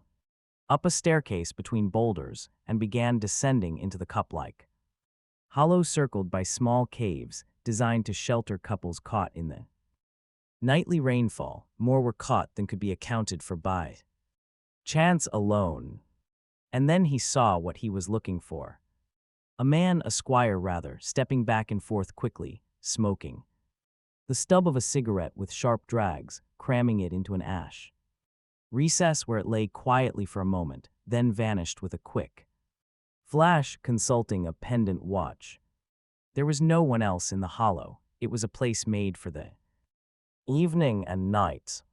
The squire was waiting for someone. So much was obvious. Terence looked about him. No one was following him up the stairs. There might be others. Stairs there were sure to be. No matter. He could not let the chance go. He stepped down toward the squire. The squire did not see him, of course, until Terence said, "If you'll pardon me." It was respectful enough, but a squire is not accustomed to having a "What are you talking about?" "It will take just a moment." Unobtrusively, Terence had drawn his neuronic whip. The squire never saw it. It buzzed a little, and the squire strained into rigor and toppled. The Toreman had never raised a hand against a squire before. He was surprised at how sick and guilty he felt. There was still no one in sight. He dragged the wooden body, with its glazed and staring eyes, into the nearest cave. he dragged it to the cave's shallow end. He stripped the squire, yanking clothing off the stiffened arms and legs with difficulty. He stepped out of his own dusty, sweat-stained patroller uniform and climbed into the squire's underclothing. For the first time he felt Kiat fabric with some part of himself beside his fingers. Then the rest of the clothing and the squire's skullcap, the last, was necessary. Skullcaps were not entirely fashionable among the younger set, but some wore them, this squire luckily among them. 2. Unconscious squire. In 10 seconds only a CHTR red mass was left. It would delay identification, confuse the pursuers. He reduced the patroller's uniform to a powdery white ash with the blaster and clawed out of the heap blackened silver buttons and buckles. That too would make the chase harder. Perhaps he was buying only an additional hour, but that too was worth it. And now he would have to leave without delay. He paused a moment. Just outside the mouth of the cave to sniff, the blaster worked cleanly. There was only the slightest odor of burned flesh, and the light breeze would clear it in a few moments. He was walking down the steps when a young girl passed him on the way up. For a moment he dropped his eyes out of habit. She was a lady. He lifted them in time to see that she was young and quite good looking and in a hurry. His jaws set. She wouldn't find him, of course, but she was late, or he wouldn't have been staring at his watch, so she might think he had grown tired of waiting and had left. He walked a trifle faster. He didn't want her returning, pursuing him. Breath added so that it frothed and foamed in gaudy iridescence. He leaned against the railing, back to the western sun, and bit by bit slowly he dropped blackened silver into the fountain. He thought of the girl who had passed him on the steps as he did so. She had been very young. Then he thought of Lower City, and the momentary spasm of remorse left him. The silver remnants were gone and his hands were empty. Slowly he began searching his pockets, doing his best to make it seem casual. The contents of the pockets were not particularly unusual. Booklet of key slivers, a few coins, an identification card. Holy Sark. Even the squires carried them, but then they didn't have to produce them for every patroller that came along. His new name apparently was Aster Demon. He hoped he wouldn't have to use it. There were only 10,000 men, women, and children in Upper City. The chance of his meeting one among them who knew Demon personally was not large, but it wasn't insignificant either. He was 29. Again he felt a rising nausea as he thought of a color portrait of a young boy, perhaps 3, in pseudo-trimension. The colors flashed as he drew it out of its container, faded progressively as he returned it. A young son, a nephew. There had been the girl in the park, so it couldn't be a son, could it? Or was he married? Was the meeting one of those they called clandestine? Would such a meeting take place in daylight? Why not under certain circumstances? Terrence hoped so. If the girl were meeting a married man, she would not quickly report his absence. She would assume he had not been able to evade his wife. That would give him time. No, it wouldn't. Instant depression seized him. Children playing hide and seek would stumble on the remains and run screaming. It was bound to happen within 24 hours. He turned to the pocket's contents once more. A pocket copy. License as yacht pilot. He passed it by. All the richer Sarkits owned yachts and piloted them. It was this century's fad. Finally, a few strips of Sarkite credit vouchers. Now those might be temporarily useful. It occurred to him that he hadn't eaten since the night before at around the fountain. What now? What now? The voice startled him. Hello, it said, not sick. Terrence looked up. It was an older squire. He was smoking a long cigarette containing some aromatic leaf, while a green stone of some sort hung suspended from a gold wristband. His expression was one of kindly interest that astonished Terrence into a moment of speechlessness until he remembered he was one of the clan himself. Now among themselves, squires might well be decent human beings. The townman sighed. D, just resting, decided to take a walk and lost track of time. I'm afraid I'm late for an appointment now. He waved his hand in a wry gesture. He could imitate the Sarkite accent fairly well from long association, but he didn't make the mistake of trying to exaggerate it. Exaggeration was easier to detect than insufficiency. The other said, stuck without a skeeter. Hey, he was the older man, amused by the folly of youths. No skeeter, admitted Terence. More drive the skeeter than he could fly without it. From here to Sark, he said. He knew that piece of Squire slang for thanks and threw it in. I think I'll walk. It isn't far to Port 9. No, it isn't far, agreed the other. That left Terence no better off than before. He tried again. Of course, I wish I were closer. The walk to Kiat Highway is healthy enough by itself. Kiat Highway, what's that got to do with it? Was he looking queerly at Terence? It occurred to the townman suddenly that his clothing probably lacked the proper fitting. He said quickly, wait, I'm twisted at that. I've got myself crossed up walking. Let's see now. He looked about vaguely. Look, you're on Wreckett Road. All you have to do is go down to Triffy's and turn left, then follow it into the port, he had pointed. Automatically. Terence smiled. You're right, I'm going to have to stop dreaming and start thinking from here to Sark, sir. You can still use my skeeter. What I mean, he had an odd turn of phrase, and didn't he seem to know where he was? I'll swear he'd never heard of Triffy's Avenue. But that would be tomorrow. He walked in the direction that the squire had pointed out. He came to the glittering sign, Triffy's Avenue, almost drab against the iridescent orange structure that was its background. He turned left. Port 9 was alive with youth in yachting costume, which seemed to feature high-peaked hats and hip-bellying breeches. Terence felt conspicuous, but no one paid attention to him. The air was full of conversations spiced with terms he did not understand. He found booth 26, but waited for minutes before approaching it. He wanted no squire remaining persistently in its vicinity, no squire who happened to own a yacht in a nearby booth who would know the real Alster Demon by sight and would wonder what a stranger was doing about his ship. Finally, with the booth's neighborhood apparently safe, he walked over. The yacht's snout peered out from its hangar into the open field about which the booths were placed. He craned his neck to stare at it. Of the galaxy, there was only one catch. He could not pilot a yacht. He was tired to the bone and hungry to boot. He had come this far, and now he could go no further. He was on the edge of space, but there was no way of crossing the edge.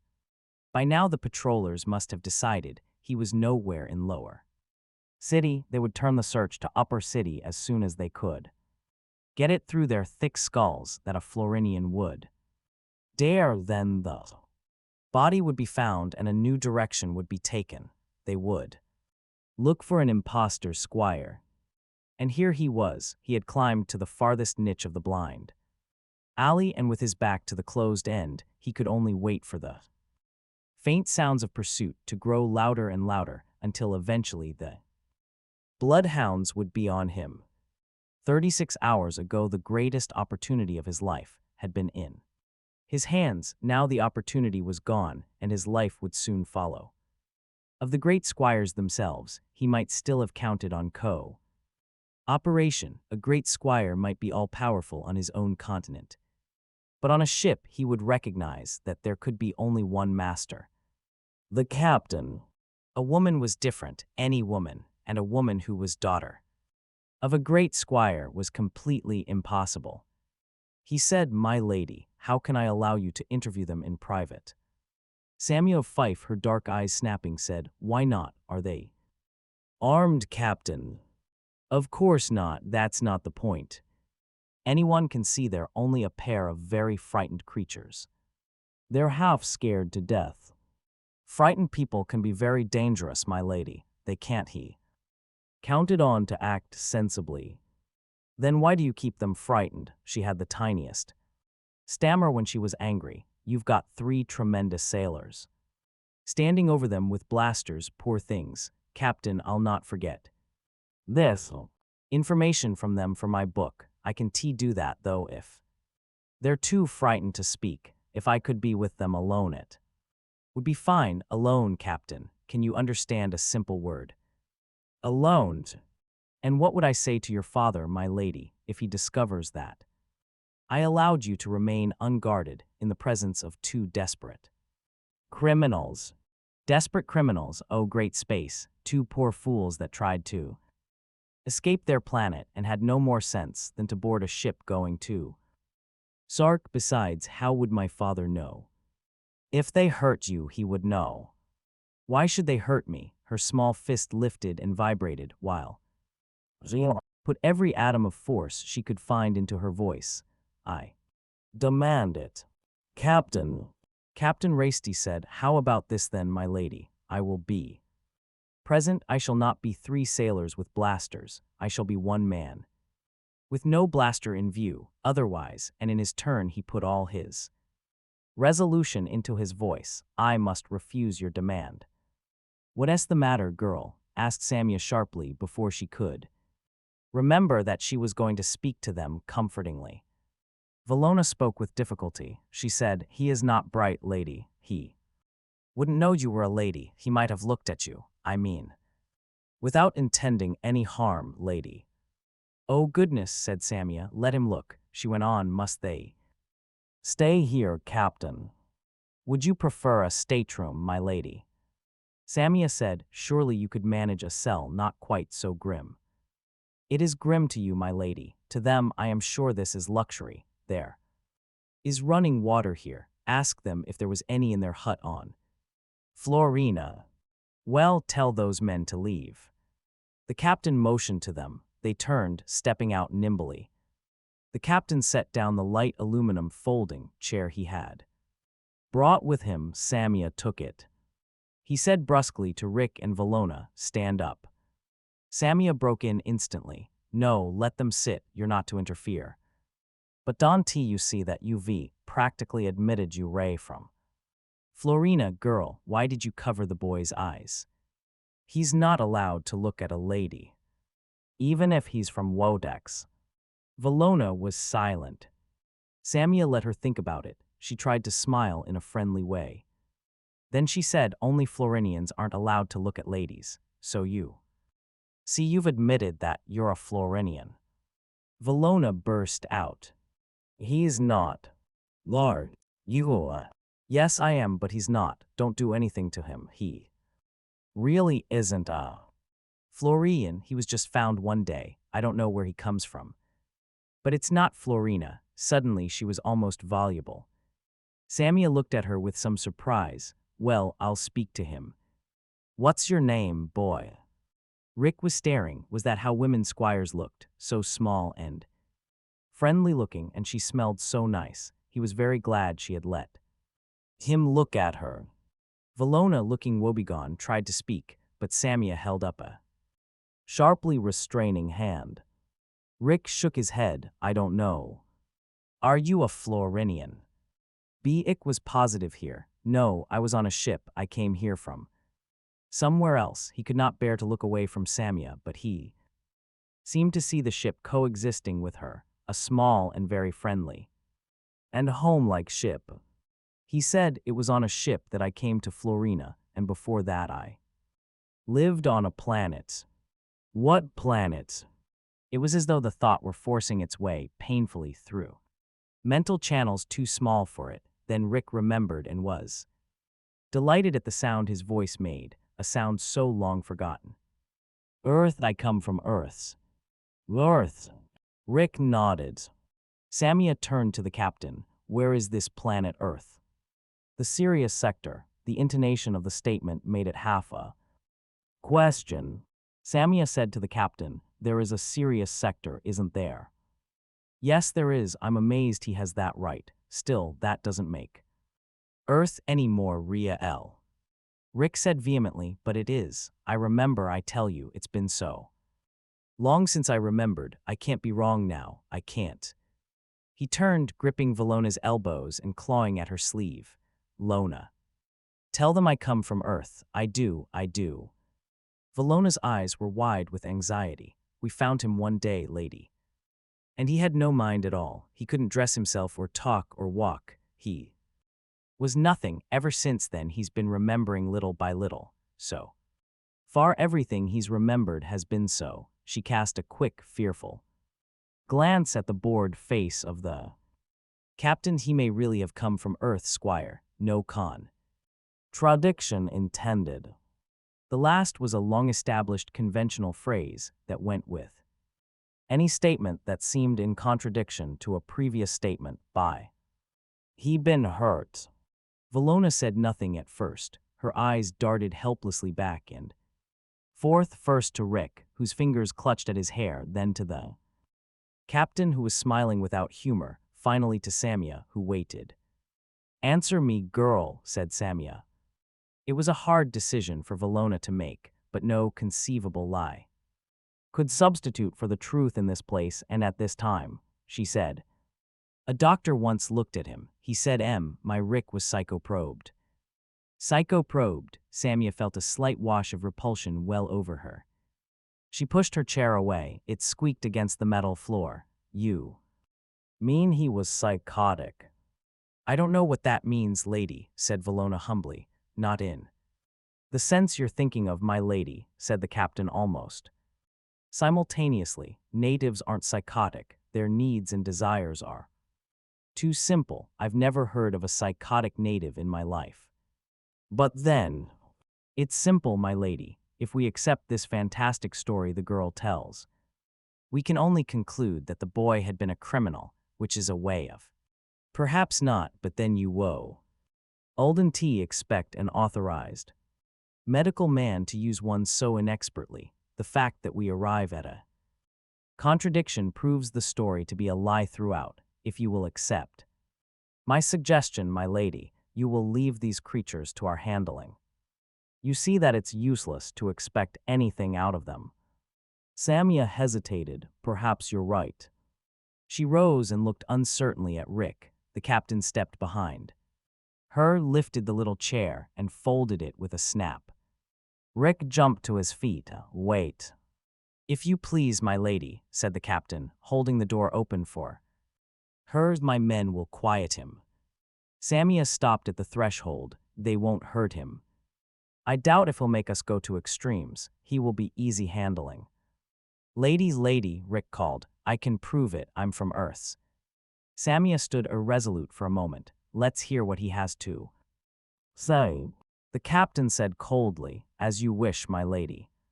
She returned, but not very far. She remained a step from the door. Samia shrugged. Come along, Captain. He is simply raving. But this time it was Captain Rasty who stood there, open-mouthed. He muttered, a radioactive world. She said, you mean there is such a thing? Yes, he turned wondering eyes on her. Now where could he have picked that up? How could a world be radioactive and inhabited?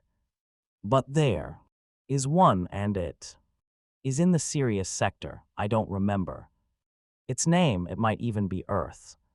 What is Earth? Said Rick proudly and with confidence. It is the oldest planet of the galaxy. It is the planet on which the whole human race originated. The captain said softly, that's so. Samia said, mind whirling. You mean the human race originated on this Earth? No, said the captain abstractedly. That's superstition. It's just that's how I came to hear about the radioactive planet. It claims to be man's home planet. The ship mostly, said Rick, and spatio-analysis. Samia joined the captain. They stood there directly before Rick, and Samia felt the excitement returning. Then it's all true, but then how did he come to be psychoprobed? Psychoprobed, said Captain Rasty thoughtfully. Suppose we ask him, here's you, native or outwarider or whatever you are. How did you come to be psychoprobed? Rick looked doubtful. You all say that, even Lona, but I don't know what the word means. When did you stop remembering, then? I'm not sure, he began again desperately. I was on a ship. We know that, go on. Samia said, it's no use barking, Captain. You'll drive out what few wits are left him. Rick was entirely absorbed in wrenching at the dimness within his mind. The effort left no room for any emotion. It was to his own astonishment that he said, I'm not afraid of him, lady. I'm trying to remember there was danger, I'm sure of that. Great danger to Florina. The captain spread his hands and let them drop. This is madness. No, no, let him go on. The tide of belief had shifted to Samia. Again, her lips were parted. Her dark eyes gleamed and little dimples between cheek and chin made their appearance as she smiled. What are the currents of space? The different elements, said Rick vaguely. He had explained that before. He didn't want to go through that again. He went on rapidly, nearly incoherently, speaking as the thoughts came to him, driven by them. I sent a message to the local office on Sark. I remember that very clearly. I had to be careful. It was a danger that went beyond Florina. Yes, beyond Florina. It was as wide as the Milky Way. It had to be handled carefully. He seemed to have lost all real contact with those who listened to him, to be living in a world of the past before which a curtain was tearing away in places. Valona placed a soothing hand upon his shoulder and said, don't, but he was unresponsive even to that. Somehow, he went on breathlessly, my message was intercepted by some official on Sark. It was a mistake, I don't know how it. Unseeing, anyway, when I landed on Sark, they were waiting for me. Again a pause, this time long and meditative. The captain did nothing to break it. He seemed to be meditating himself. Samia, however, said, who was waiting for you? Who?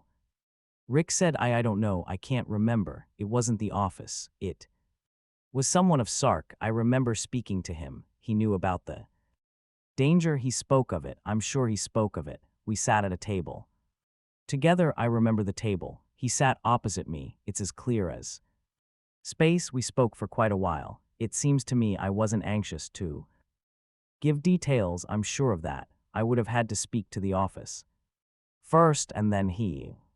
Yes, prompted Samia. He did something. No, nothing more will come. Nothing will come. He screamed the words, and then there was silence, a silence that was anticlimactically broken by the prosaic buzz of the captain's wrist. Communal.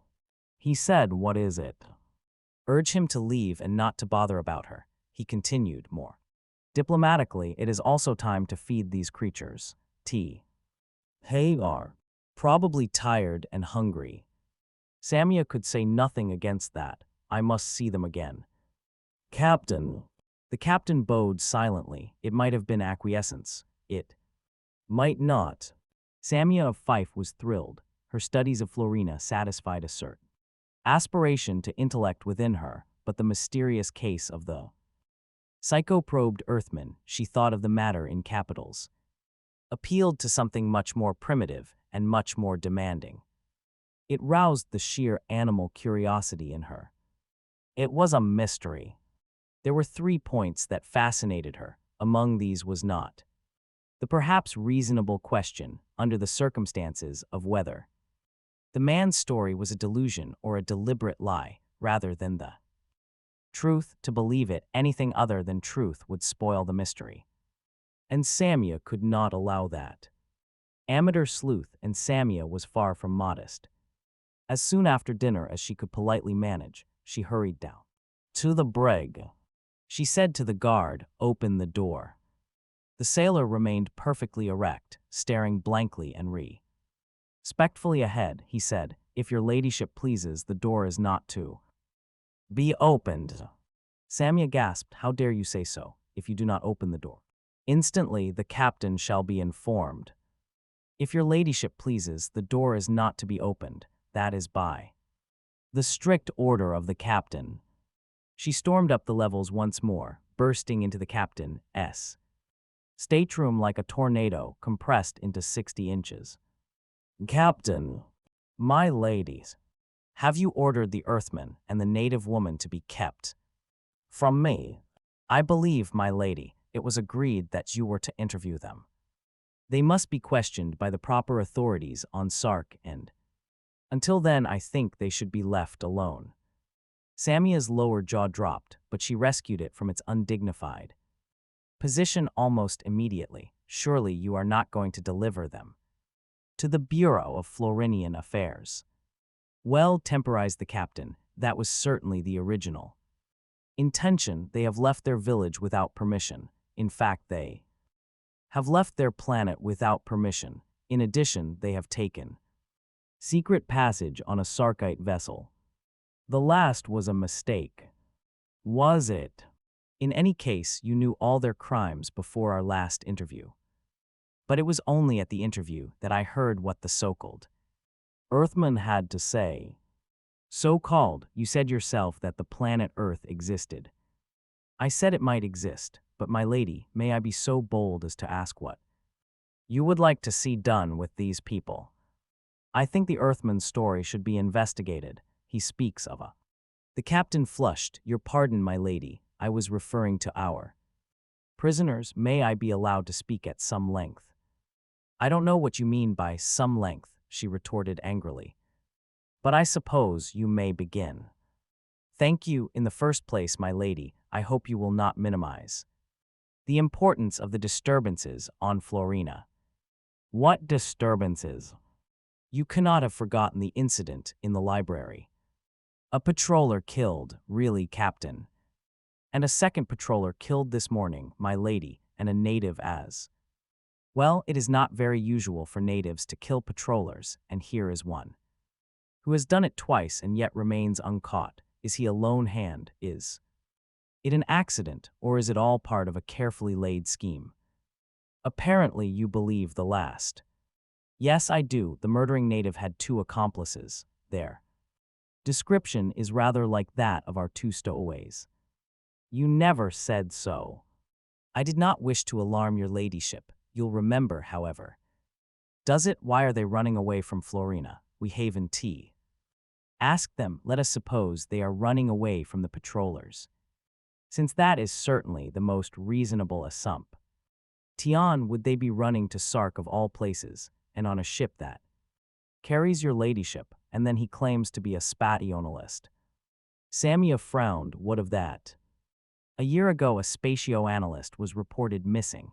The story was never given wide publicity. I knew, of course, because my ship was one of those that searched near space for signs of his ship.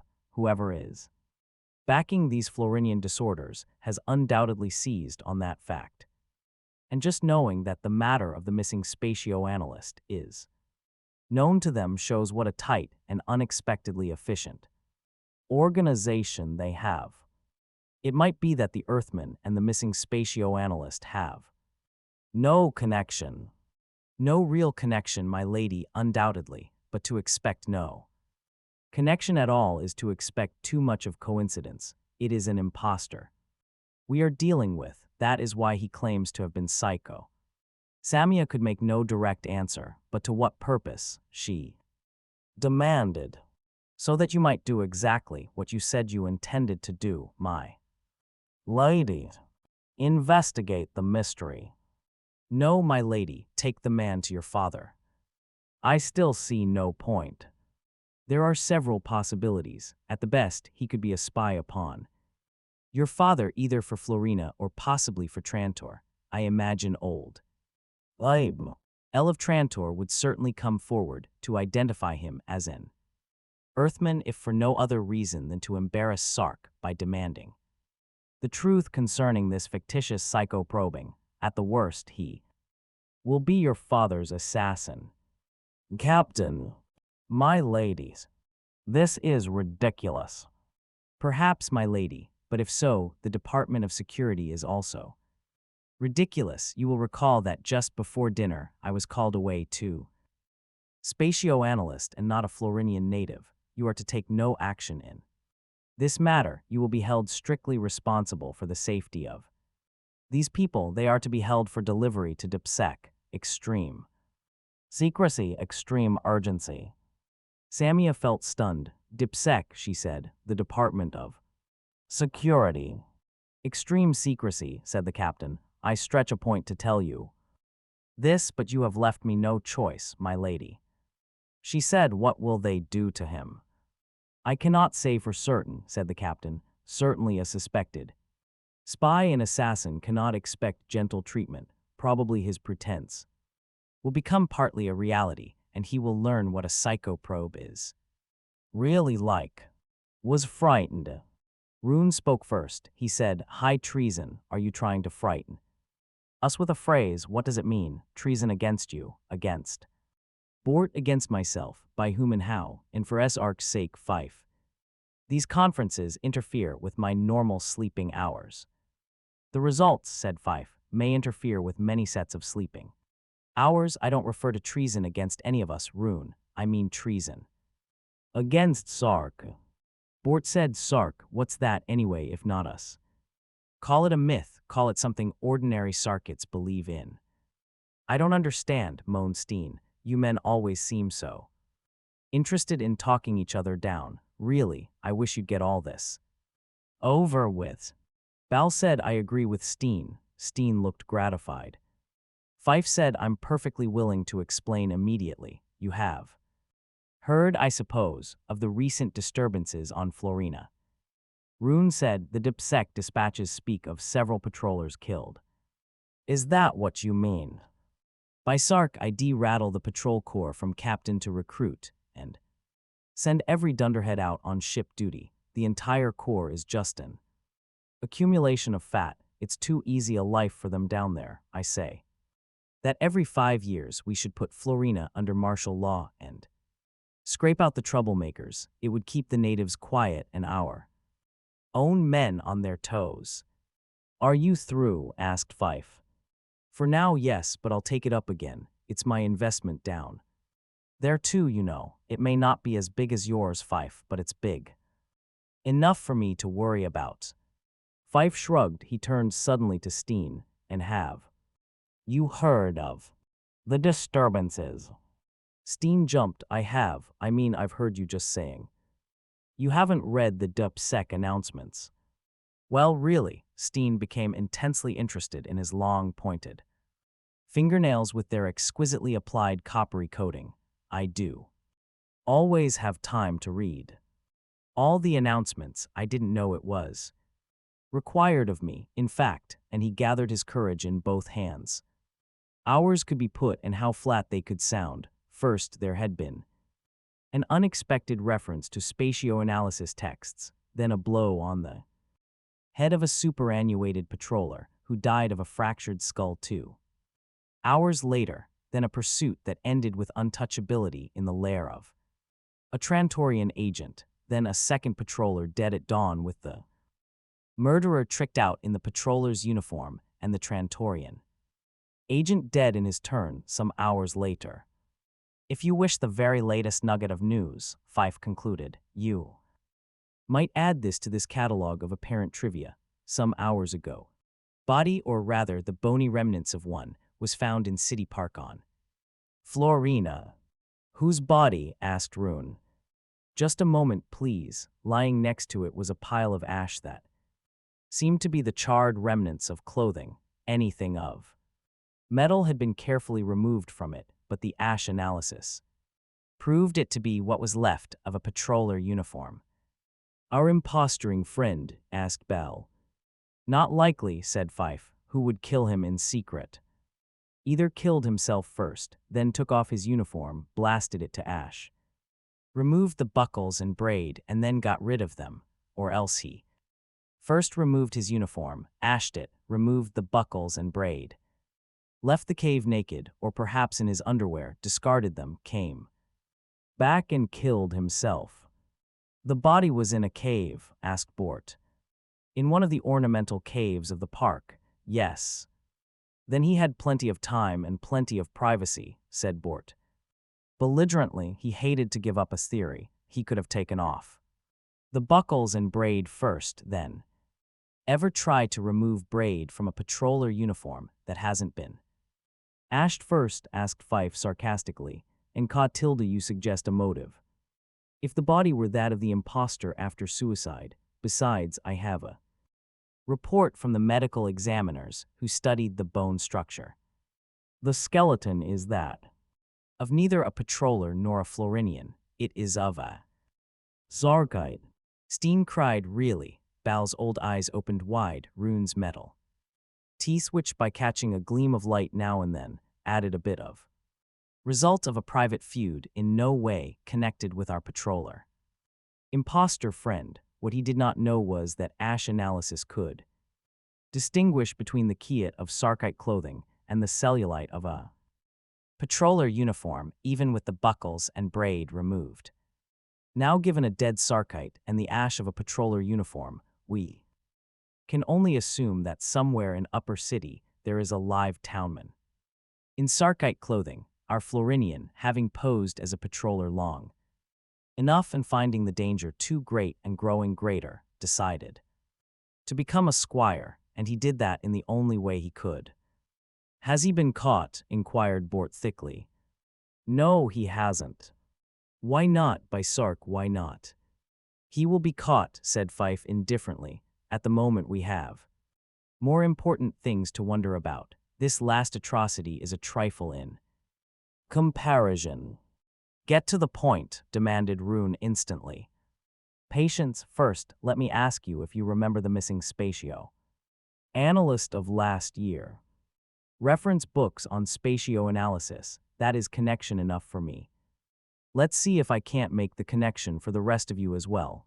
I will begin by describing the three people involved in the library incident, and please let me have no interruptions for a few moments. First, there is a townman. He is the dangerous one of the three.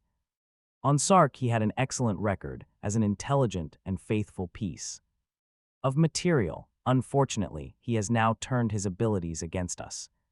He is undoubtedly the one responsible for 4 killings now, quite a record for anyone, considering that the 4 include 2 patrollers and a Sarkite. It is unbelievably remarkable for a native, and he is still uncaught. The second person involved is a native woman. She is uneducated and completely insignificant. However, the last couple of days have seen an extensive search into every facet of this affair, and we know her history. Her parents were members of the Soul of Kiet, if any of you remember that rather ridiculous peasant conspiracy that was wiped out without trouble some 20 years ago, driven itself mercilessly, but his history could not be traced back more than 10.5 months. At that time he was found in a village just outside Florina's main metropolis in a state of complete mindlessness. He could neither walk nor talk. He could not even feed himself. Now note that he made this first appearance some few weeks after the disappearance of the spatioanalyst. Note in addition that, in a matter of months, he learned how to talk and even how to fill a job at a Kiet mill. What kind of an idiot could learn so quickly? Steen began almost eagerly. Oh, really, if he were psychoprobed properly, it could be arranged so. His voice trailed off. Fife said sardonically, I can think of no greater authority on the subject, even without Steen's expert opinion. However, the same thought occurred to me. It was the only possible explanation. Now the psychoprobing could have taken place only on Sark or in Upper City on Florina. As a matter of simple thoroughness, doctors' offices in Upper City were checked. There was no trace of any unauthorized psychoprobing. It was then the notion of one of our agents to check the records of doctors who had died since the idiot. Pretext: the doctor examined the idiot and recorded definite evidence of psychoprobic tampering. Now here is the interesting point. The doctor was one of those who kept double-deck offices in Upper City and Lower City. He was one of these idealists who thought the natives deserved first-rate medical care. He was a methodical man and kept duplicate records in full in both his offices to avoid unnecessary elevator travel. Also, it pleased his idealism, I imagine, to practice no segregation between Sarkite and Florinian in his files, but the record of the idiot in question was not duplicated, and it was the Only record not duplicated. Why should that be, if for some reason he had decided of his own accord not to duplicate that particular record? Why should it have appeared only in the upper city records, which is where it did appear? Why not only in the lower city records, which is where it did not appear? After all, the man was a Florinian. He had been brought in by Florinian. He had been examined in the lower city office. All that was plainly recorded in the copy we found. There is only one answer to that particular puzzle. The record was. Psychoprobing could involve a criminal or even a subversive, but no such report was ever made. Within the week, he was dead in a traffic accident. The coincidences pile up past endurance, don't they? Bal opened his eyes. He said, "This is a detective thriller you are telling us." "Yes," cried Fife with satisfaction, "a detective thriller, and for the moment. I am the detective." "And who are the accused?" asked Bal in a tired whisper. "Not yet. Let me play the detective for a moment longer." In the middle of what Fife considered to be the most dangerous crisis that had ever confronted Sark, he suddenly found that he was enjoying himself hugely. He said, "Let's approach the story from the other end. We will, for the moment, forget the idiot and remember the spatio analyst. The first we hear of him is the notification to the Bureau of Transportation that his ship will soon land. A message received from him earlier accompanies the notification. Delivered, but it has not been concealed by the government of Sark. Let us invent someone and for the moment call him XX. Has access to the records of Butrans. He learns of this spationalist and his message and has the brains and ability to act quickly. He arranges that a secret subethergram be sent out to the spatioanalyst's ship, directing the man's landing on some small private field. The spatio analyst does so and X meets him there. X has taken the spatioanalyst's message of doom with him. There may be two reasons for that. First, it would confuse possible attempts at detection by eliminating a piece of evidence. Second, it would serve perhaps to win the confidence of the mad spatioanalyst. If the spatioanalyst felt he could talk only to his own superiors, and he might well feel that X might persuade him to grow confidential by proving that he was already in possession of the essentials of the story. Undoubtedly, the spatioanalyst talked, however incoherent, mad, and generally impossible that talk might have been. X recognized it as an excellent handle for propaganda. He sent out his blackmailing letter to the great squires to us. His procedure as then planned was complication. X didn't believe the spationalist's story, but there is no question that the spatioanalyst himself was madly sincere. X would have to arrange affairs so that the spatioanalyst would be willing to allow his doom to wait. The spatioanalyst could not do that unless his warped mind was put out of action. X might have killed him, but I am of the opinion that the spatioanalyst was necessary to him as a source of further information. After all, he knew nothing of spatioanalysis himself, and he couldn't conduct successful blackmail on total bluff, and perhaps as ransom in case of ultimate failure. In any case, he used a psychoprobe. After treatment, he had on his hands not a spatioanalyst, but a mindless idiot who would, for a time, cause him no trouble, and after time his senses would be recovered. The next step, that was to make certain that during the year's wait the spatioanalyst would not be located, that no one of importance would see him even in his role as idiot. So he proceeded with a masterly simplicity. He carried his man to Florina, and for nearly a year the spatioanalyst was simply a half-wit native working in the Kiat mills. Miscalculation. He never thought a duplicate might be in the office above. And then came his second miscalculation. The idiot began regaining his senses a little too quickly, and the village townman had brains enough to see that there was something more to it than simple raving. Perhaps the girl who took care of the idiot told the townman about the psycho-probing. That's a guess. There you have the story. Fife clasped his strong hands and waited for the reaction. Rune supplied it first. The light had turned on in his cubicle some moments earlier, and he sat there, blinking and smiling. He said, and a moderately dull story it was, Fife. Another moment in the dark and I would have been asleep. As nearly as I can see, said Bal slowly, you have created a structure as insubstantial as the one of last year. It is 9/10. Guesswork. Hogwash, said Bort. Who is X anyway? Asked Steen. If you don't know who X is, it is a man who can order a psycho-probing. He is a man who thinks he can arrange a powerful blackmailing campaign. He is a man who can take the spatio-analyst from Sark to Florina without trouble. He is a man who can arrange the death of a doctor on Florina. He isn't a nobody. Certainly. In fact, he is a very definite somebody. He must be a great squire. Wouldn't you say so? Bort rose from his seat. His head disappeared and he sat down. Again Steen burst into high, hysterical laughter. Rune's eyes, half buried in the pulpy fat that surrounded them, glittered feverishly. Bal slowly shook his head. Bort yelled, who in space is being accused? Fife. No one yet. Fife remained even-tempered. No one specifically.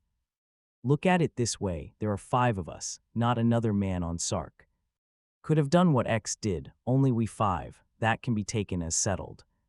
Now which of the 5 is it? To begin with, it isn't myself.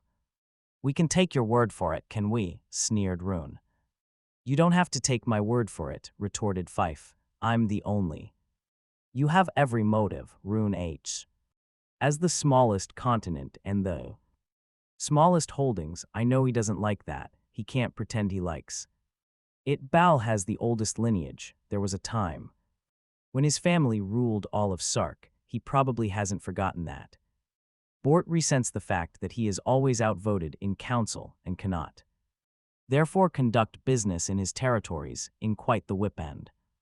Blaster fashion he would like. Steen has expensive tastes and his finances are in a bad way. The necessity of recouping is a hard driving one. We have it there, all the possible motives: envy, greed for power, greed for money, questions of prestige. Now which of you is it? There was a gleam of sudden malice in Bal's old eyes. You do. No. It doesn't matter, now hear this. I said that something frightened X, let's still call him X, after his first letters to us. Do you know what it was? It was our first conference when I preached the necessity of united action. X was here. X was and is one of us. He knew united action meant failure. He had counted on winning over us because he knew that our rigid ideal of continental autonomy would keep us at odds. Afford for XS schemes will end only with the economic defeat of the rest of us or the intervention of Trantor. I myself am the only one I can trust, so from now on I head a united Sark. Are you with me? They were out of their seats, shouting. Bort was waving his fist. There was a light froth at the corner of his lips. Physically, there was nothing they could do. Fife smiled. Each was a continent away. He could sit behind his desk and watch them foam. He said, you have no choice. In the year since our first conference, I too have made my preparations, while you 4 have been quietly in conference listening to me. Officers loyal to myself have taken charge of the Navy. Treason, they howled. Treason to continental autonomy, retorted Fife. Loyalty to Sark. Steen's fingers intertwined nervously, their ruddy copper tips. The only splash of color upon his skin, but it's X even if X is one of us. There are 3 innocent. I'm not X. He cast a poisonous glance about him. It's one of the others. Those of you who are innocent will form part of my government if. They fell silent. They looked at one another with reserve and suspicion. Fife chuckled. You are wondering which of you can be X. One of you knows, be sure of that, and in 24 hours we shall all know. Now, keep in mind, gentlemen, that you are all quite helpless. the ships of war are mine, good days. His gesture was one of dismissal. One by one they went out, like stars in the depths of the vacuum, being blotted out on the visiplate by the passing and unseen bulk of a wrecked spaceship. Steen was the last to leave. Fife, he said tremulously. Fife looked up. Yes, you wish to confess now that we too are. Alone you are. Steen's face twisted in wild alarm. No, no, really, I just wanted to ask if you're really serious. I mean, continental autonomy and all that. Really? Fife stared at the old chronometer in the wall. Good day. Steen whimpered. His hand went up to the contact switch and he. Mad there was no doom, but over a madman so much had taken place. Would Junts of the ISB have spent a year searching for a madman? Would he be so unyielding in his chase after fairy stories? Fife had told no one this. He scarcely dared share it with his own soul. What if the spatio-analyst had never been mad? What if destruction dangled over the world of Kiet? The Florinian secretary glided before the great squire, his voice pallid and dry. Sir, that is it. The ship with your daughter has landed. The spatio-analyst and the native woman are safe. Yes, sir. Let there be no questioning in my absence. They are to be held incommunicado until I arrive. Is there news from Florina? Yes, sir, the townman is in custody and is being brought to Sark. Of a somewhat subdued late afternoon, at Port 9 as at the other yacht. Ports of Upper City, it was daylight throughout Florina's rotation. The brightness might grow unusually pronounced under the midday sun, but that was the only deviation. Marquis Genro could tell that the day proper had passed only because in passing into the port, he had left the colored night lights of the city behind him. Those were bright against the blackening sky, but they made no pretense of substituting for day. Genro paused just inside the main entrance and seemed in no way impressed by the gigantic horseshoe with its 36 hangars and 5 takeoff pits. It was part of him as it was part of any experienced yachtsman. He took a long cigarette, violet in color and tipped with the filmiest touch of silvery Kiet, and put it to his lips. He cupped his palms about the exposed tip and watched it glow to greenish life as he inhaled.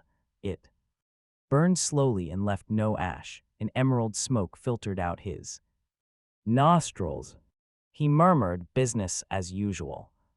Going on, it might occur to some bright boy to close the ports. Thank Sark it hasn't.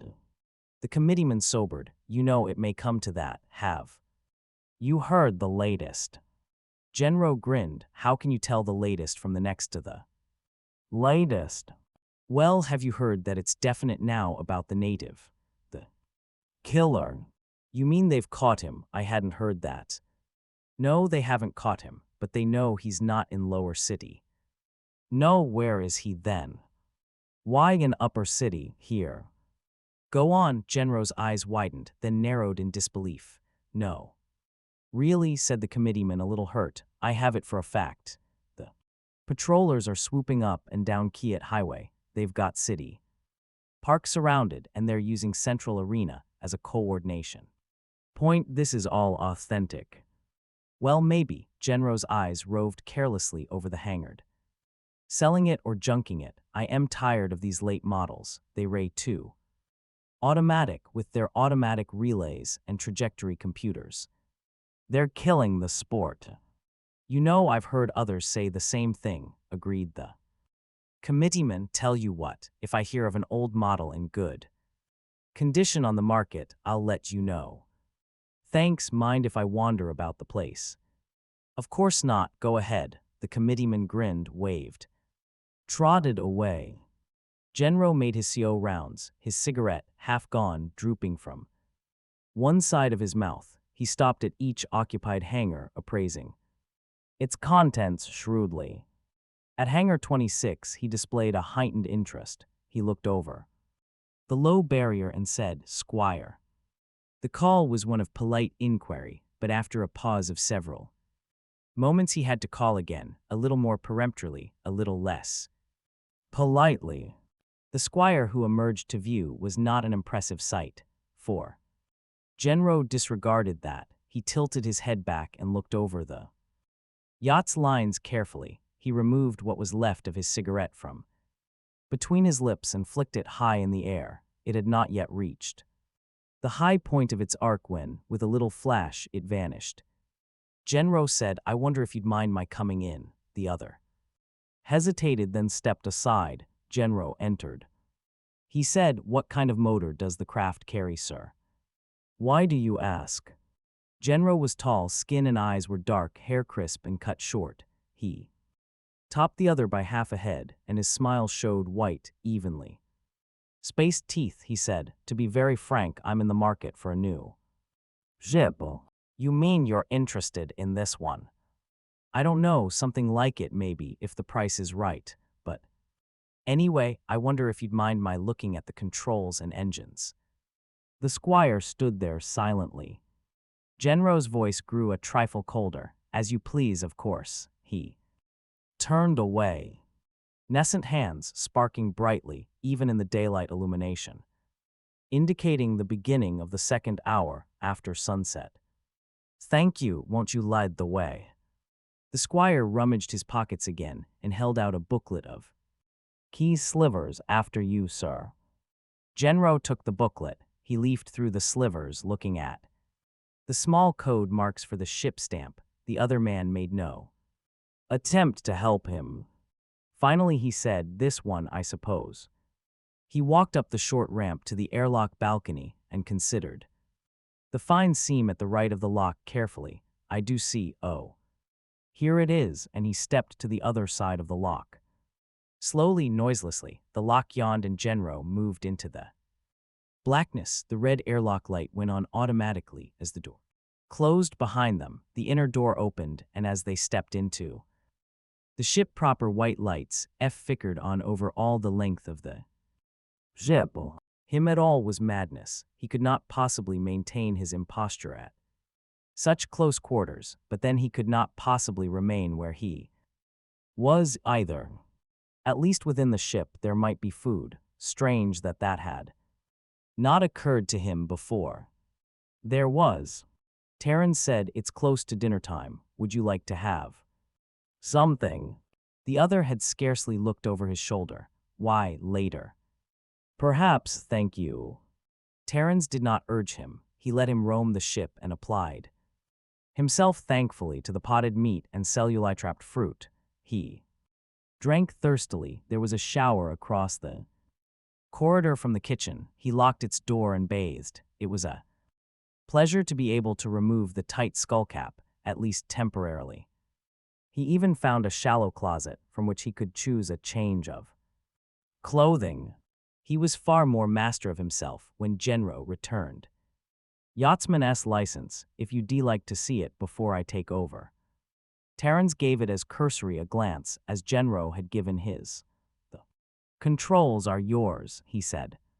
The ship rolled out of the hangar like an airborne whale, moving slowly, its diamagnetized hull clearing the smooth-packed clay of the field by 3 inches.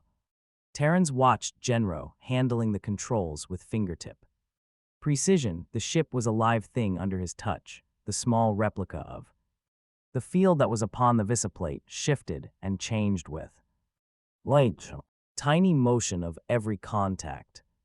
The ship came to a halt, pinpointed at the lip of a takeoff pit. The diamagnetic field strengthened progressively towards the ship's prow, and it began tipping upward. Terrans was mercifully unaware of this as the pilot room turned on its universal gimbals to meet the shifting gravity. Majestically, the ship's rear flanges fitted into the appropriate grooves of the pit. It stood upright, pointing to the sky. The duralite cover of the takeoff pit slipped into its recess. Terrans grew heavier, felt himself pressing against the seat. Panic tore at him. He grunted, "How does it handle?" Genro seemed impervious to acceleration. His voice had almost its natural timbre as he said, "Moderately well." Terrans leaned back in his chair, trying to relax with the pressure. Watching the stars in the visiplate turn hard and bright as the atmosphere vanished from between himself and them, the key it next to. His skin felt cold and damp. They were out in space now. Genro was putting the ship through its paces. Terrans had no way of telling that firsthand, but he could see the stars march steadily across the visiplate as the yachtsman's long, slim fingers played with the controls as though they were the keys of a musical instrument. Finally, a bulky orange segment of a globe filled the visiplate's clear surface. "Not bad," said Genro. "You keep your craft in good condition." "Demon, it's small, but it has its points." How things forced his moves, even without his connivance. It would not have been difficult to convince him that it was not things, but design. That prompted the moves. His childhood had been steeped in the superstitions that the squires fostered among the natives, and such things are hard to outgrow. On Sark was UK with his returning memories. The game was not over. He said wildly, "Why not, Genro?" Genro said, "Sark it is then." With gathering speed, the globe of Florina slanted out beyond the visiplate's view and the stars returned. "What's your best time on the Sark Florina run?" asked Genro. "Nothing record-breaking," said Terrans, "about average." "Then you've done it in better than 6 hours, I suppose." "On occasion, yes. Do you object to my trying to shave 5? "Not at all," said Terrans. It took hours to reach a point far enough from star mass distortion. "Muscles," he said, "it's nothing, nothing." He yawned prodigiously and smiled in apology. The yachtsman turned back to his instruments, and Terrans' eyes glazed over once again. Seats in a space yacht are comfortable by very necessity. They must cushion the person against accelerations. A man not particularly tired can easily and sweetly fall asleep upon them. Terrans, who could at the moment have slept on broken glass, never knew when he passed the border lines. He slept for hours. He slept as deeply and as dreamlessly as ever in his life. He did not stir. He showed no single sign of life other than his even breathing when the skull cap was removed from his head. Terrans woke blearily, slowly. For long minutes he had not the slightest notion of his whereabouts. He thought he was back in his Talman's cottage. The true state of affairs seeped back in stages. Eventually he could smile at Genro, who was still at the controls, and say, "I guess I fell asleep." In Genro's hand turned out to be the graceful barrel of a needle gun. "What in space?" began Terrans, rising to his feet. "Sit down," said Genro carefully. There was a skull cap in his other hand. Terrans raised a hand to his head, and his fingers found themselves clutching sandy hair. "Yes," said Genro, "it's quite obvious. You're a native." Terrans stared and said nothing. Genro said, "I knew you were a native before I ever got on board Demon's ship." Terran's mouth was cotton dry and his eyes burned. He watched the tiny, deadly muzzle of the gun and waited for a sudden, noiseless flash. He had carried it so far, and had lost the gamble after all. Genro seemed in no hurry. He held the needle gun steady, and his words were even and slow. "Your basic mistake, Talman, was the thought that you could really outwit an organized police force indefinitely. Even so, you would have done better if you hadn't made the unfortunate choice of Demon as anniversary of that meeting. There's nothing particularly original about that sort of ceremony between young husbands and wives, but it seems important to them." Of course, Demon did not realize that the comparative isolation of the spot made him an appropriate victim for a murderer. Who would have thought that in Upper City? In the ordinary course of events, the murder might not have been discovered for days. Demon's wife, however, was on the scene within half an hour of the crime. The fact that her husband was not there astonished her. He was not the type, she explained, to leave in a fury. Because she herself was a trifle late, she was often late, he would more or less have expected that. It occurred to her that her husband Might be. Waiting for her inside their cave. Demon had been waiting outside their cave naturally. It was the nearest one to the scene of the assault, consequently, and the one into which he was dragged. His wife entered that cave and found, well, you know what she found. She managed to relay the news to the patrol corps through our own DipSec offices, although she was almost incoherent with shock and hysteria. Manage. Demon wasn't responsible for the state of affairs he found at birth, said Genro. If you had been born a Sarkite, what would you have done? Resigned your estates, if any, and gone to work in the Kiat fields. Well then, shoot, cried Terrans, writhing. What are you waiting for? There's no hurry, there is plenty of time to finish my story. We weren't certain as to the identity of either the corpse or the murderer, but it was a very good guess that they were Demon and yourself, respectively. It seemed obvious to us from the fact that the ashes next to the body were of a patroller uniform that you were masquerading as a Sarkite. It seemed further probable that you would make for Demon's yacht. Don't overestimate our stupidity, Townman. Matters were still rather complex. You were a desperate man. It was insufficient to track you down. You were armed and would undoubtedly commit suicide if trapped. Suicide was something we did not wish. They wanted you on Sark, and they wanted you in working.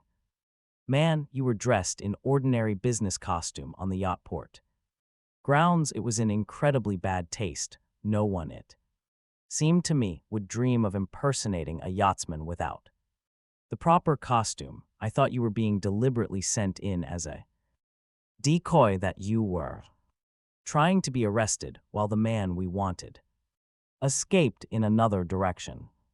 I hesitated and tested you in other ways. I fumbled with the ship's key in the wrong place. No ship ever invented opened at the right side of the airlock. It opens always and invariably at the left side. You never showed any surprise at my mistake, none at all. Then I asked you if your ship had ever made the Sark Florina run in less than 6 hours. You said you had occasionally. That is quite remarkable. The record time for the run is over 9 hours. I decided you couldn't be a decoy. The ignorance was too supreme. You had to be naturally ignorant and probably the right man. It was only a question of your falling asleep, and it was obvious from your face that you needed sleep desperately, disarming you and covering you quietly with an adequate weapon. I removed your hat more out of. Begin to move, and I'll shoot your leg off. The fight went out of Terrans. He put the heels of his palms to his forehead and sat rigid. Genro said softly, do you know why I tell you all this? Terrans did not answer. First, said Genro, I rather enjoy seeing you suffer. I don't like murderers, and I particularly don't like natives who kill Sarkits.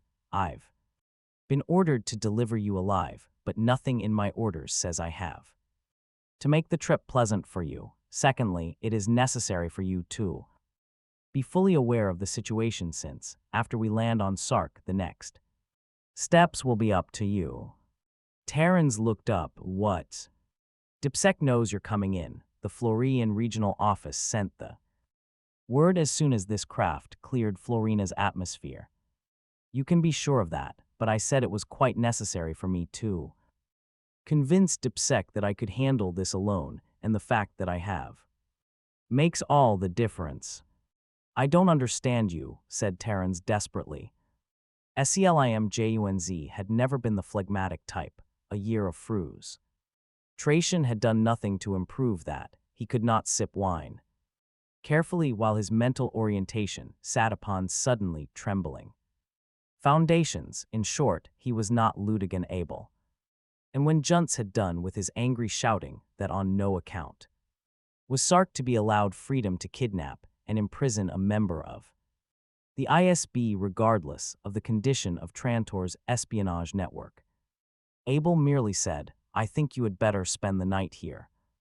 Doctor, Junts said freezingly, I have better things to do.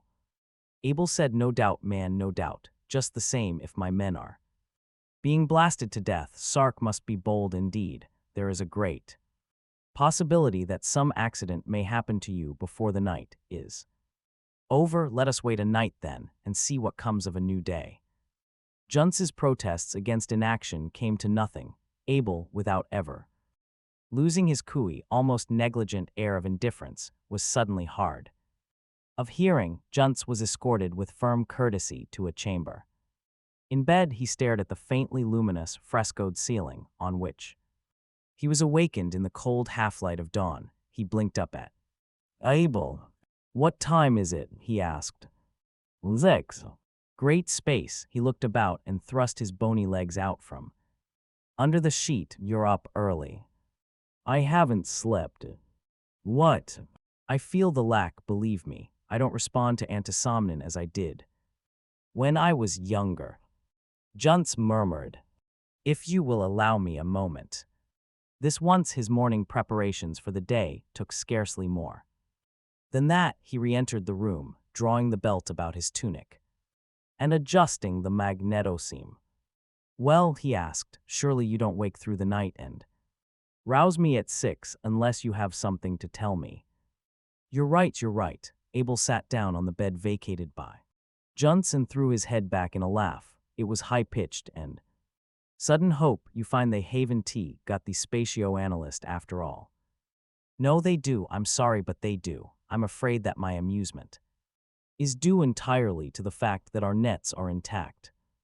Juntz would have liked to say, "Damn your nets," but refrained. Abel went on, "There is no doubt they knew Korov was one of our agents. They may know of others on Florina. Those are small fry. The Sarkits knew that and never felt it worthwhile to do more than hold them under observation." "They killed one," Juntz pointed out. "They did not," retorted Abel. "It was one of the spationalist's own companions in a patroller disguise who used the blaster." Juntz stared. "I don't understand." "It's a rather complicated story. Won't you join me at breakfast? I need food badly." Over the coffee, Abel told the story of the last 36 hours. Juntz was stunned. He put down his own coffee cup, half full, and returned to it no more, even allowing them to have stowed away on wishful thinking. "Look here, at the very time that the ship with the spatio-analyst aboard is approaching Sark, there are reports of excellent reliability that the Squire of Fife is in conference with the other great squires. These intercontinental conferences are spaced as widely as the stars of the galaxy. Coincidence? An intercontinental conference over a spatio-analyst. An unimportant subject in itself, yes, but we have made it important. The ISB has been searching for him for nearly a year with remarkable pertinacity." "Not the ISB," insisted Juntz. "Myself, I've been working in almost an unofficial manner. The squires don't know that and wouldn't believe it if you told them. Then, too, Trantor has been interested at my request. Again, they don't know that and wouldn't believe it." Juntz stood up and his chair moved automatically away from the table, hands firmly interlocked behind his back. He strode the carpet. Up and back, up and back. At intervals he glanced harshly at Abel. "My dear Dr. Juntz, you admitted you had your men watching for the spationalist. Independently of myself, you saw to it that I was safely out of the way. Last night, leaving nothing to chance." Juntz remembered suddenly that whiff of somnin. "I spent a night, doctor, in constant communication with certain of my agents. What I did and what I learned comes under the heading of, shall we say, classified material. You had to be out of the way and yet safe. What I have told you just now I learned from my agents last night. To learn what you did you would need spies in the Sarkite government itself." "Well, naturally." Juntz whirled on the ambassador. "Come now. You find that surprising. To be sure, Sark is proverbial for the stability of its government and the loyalty of its people. The reason is simple enough, since even the poorest Sarkite is an aristocrat in comparison with Florinians and can consider himself, however who, in their hunger, will be sufficiently annoyed with the small fraction of the population obviously drenched in luxury to lend themselves to my uses. It is the great weakness of the Sarkite government that for centuries they have associated rebellion only with Florina. They have forgotten to watch over themselves. Junt said these small Sarkites, assuming they exist, can't do you much good. Individually, no. Collectively, they form useful tools for our more important men. There are members even of the real ruling class who have taken the lessons of the last 2 centuries to heart. They are convinced that in the end, Trantor will have established its rule over all the galaxy, and I believe rightly convinced. They even suspect that the final dominion may take place within their lifetimes, and they prefer to establish themselves in advance on the winning side. Juntz grimaced. You make interstellar politics, Soljanj, a very dirty game in Sark's Department of Security, and at this moment he is bringing in the townman. Juntz said, you said he had been captured by Dipsec. Yes, but my man is Dipsec. And my R for a moment. Abel frowned and turned pettish. His usefulness will be sharply reduced after this. Once he lets the townman get away, it will mean demotion at the best and imprisonment 2T at the worst. Oh well. What are you planning now? I scarcely know. First, we must have our Toei tilde M tilde N, I am sure of him only to the point of arrival at the spaceport. What happens thereafter? Abel shrugged, and his olive yellowish skin stretched parchment-like over his cheekbones. Then he added, the SQ Yogers will be waiting for The townman as well. They are under the impression they have fee in, and until one or the other of us has him in our fists, Nothurig Tenor can happen. But that statement was wrong. Strictly speaking, all foreign embassies throughout tilde galaxy mile and within it, armed men in Trantorian costume and insignia maintained patrol. No Sarkite might enter tilde ut on invitation, and no armed Sarkite on any account. To 1 tilde ur the sum of Trantorian men and arms could withstand the determined attack of a single Sarkite armored regiment for not more than 2 or 3 hours, but behind the small band was the power of reprisal from the organized might of 1,000,000 worlds.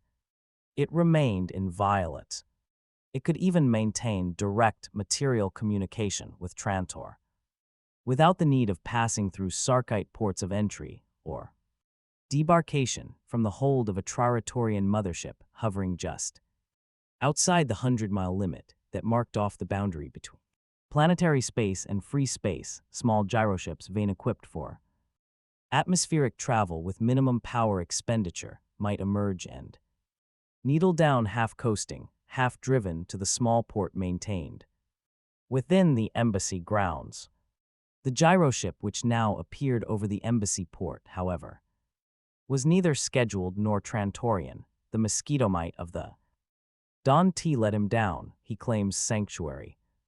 Captain Elliot had just entered. He said, sure, then Sark will claim we're interfering in politics, and if Trantor decides to let things ride, you and I are broken as a gesture. Who is he? Won't say, said the lieutenant, with more than a little exasperation. Says he must speak to the ambassador. Suppose you tell me what to do, Captain. The shortwave receiver sputtered, and a voice, half hysterical, said, is anyone there? I'm just coming down, that's all. Really, I can't wait another moment, I tell you. It ended in a squeak. The captain said, great space, I know that voice. Let him down, my responsibility. The orders went out. The gyroship sank vertically more quickly than it should have, the result of a hand at the controls that was both inexperienced and panicky. The needle cannon maintained focus. The captain established a through line to Abel, and the embassy was thrown into full emergency. The flight of Sarkite ships that hovered overhead not 10 minutes after the first vessel had landed maintained Junts was far less patient. He hissed at Abel's space. What are you going to do with him? And Abel smiled back. Nothing, at least until I find out whether I have my Toraman or not. I like to know what my hand is before tossing chips onto the table, and since he's come to me, waiting will rattle him more than it will us. He was right. Twice the squire launched into rapid monologue, and twice Abel said, "My dear squire, surely serious conversation is unpleasant on an empty stomach." He smiled gently and ordered dinner. Over the wine, the squire tried again. He said, "You'll want to know why I have left Steen continent." "I cannot conceive of any reason," admitted Abel, "for the squire of Steen ever to have fled from Sarkite vessels."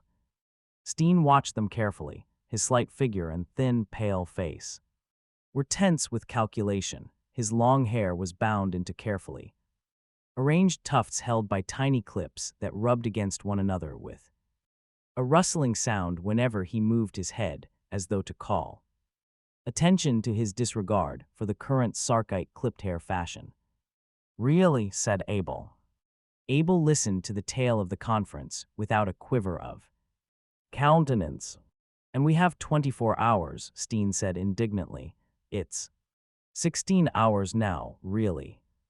"And your ex," cried Junts, who had been growing increasingly restless during the recitation. "Your ex, you've come here because he's caught you. Well, now that's fine. Abel, here's our proof as to the identity of the spatio-analyst. We can use him to force a surrender of the man." Steen's thin voice had difficulty making itself heard over Junts's staunch baritone. "Now really, I say, now really, you're mad. Stop it, let me speak. I tell you, Your Excellency, I can't remember this man's name." "Dr. Selim Junts, Squire." "Well then, Dr. Selim Junts, I have never in my life seen this idiot or spatio-analyst or whatever in the world he may be. Really, I never heard such nonsense. I am certainly not ex really, I'll thank you not. Interruptions.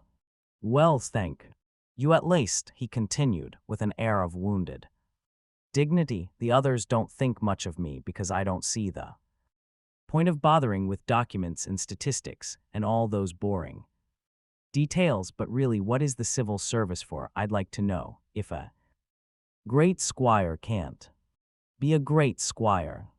Still, that doesn't mean I'm a ninny, you know, just because I like my comfort. Really, maybe the others are blind, but I can see that Fife doesn't give a darn for the spatio-analyst. I don't even think he exists. Fife just got the idea a year ago, and he's been manipulating it ever since.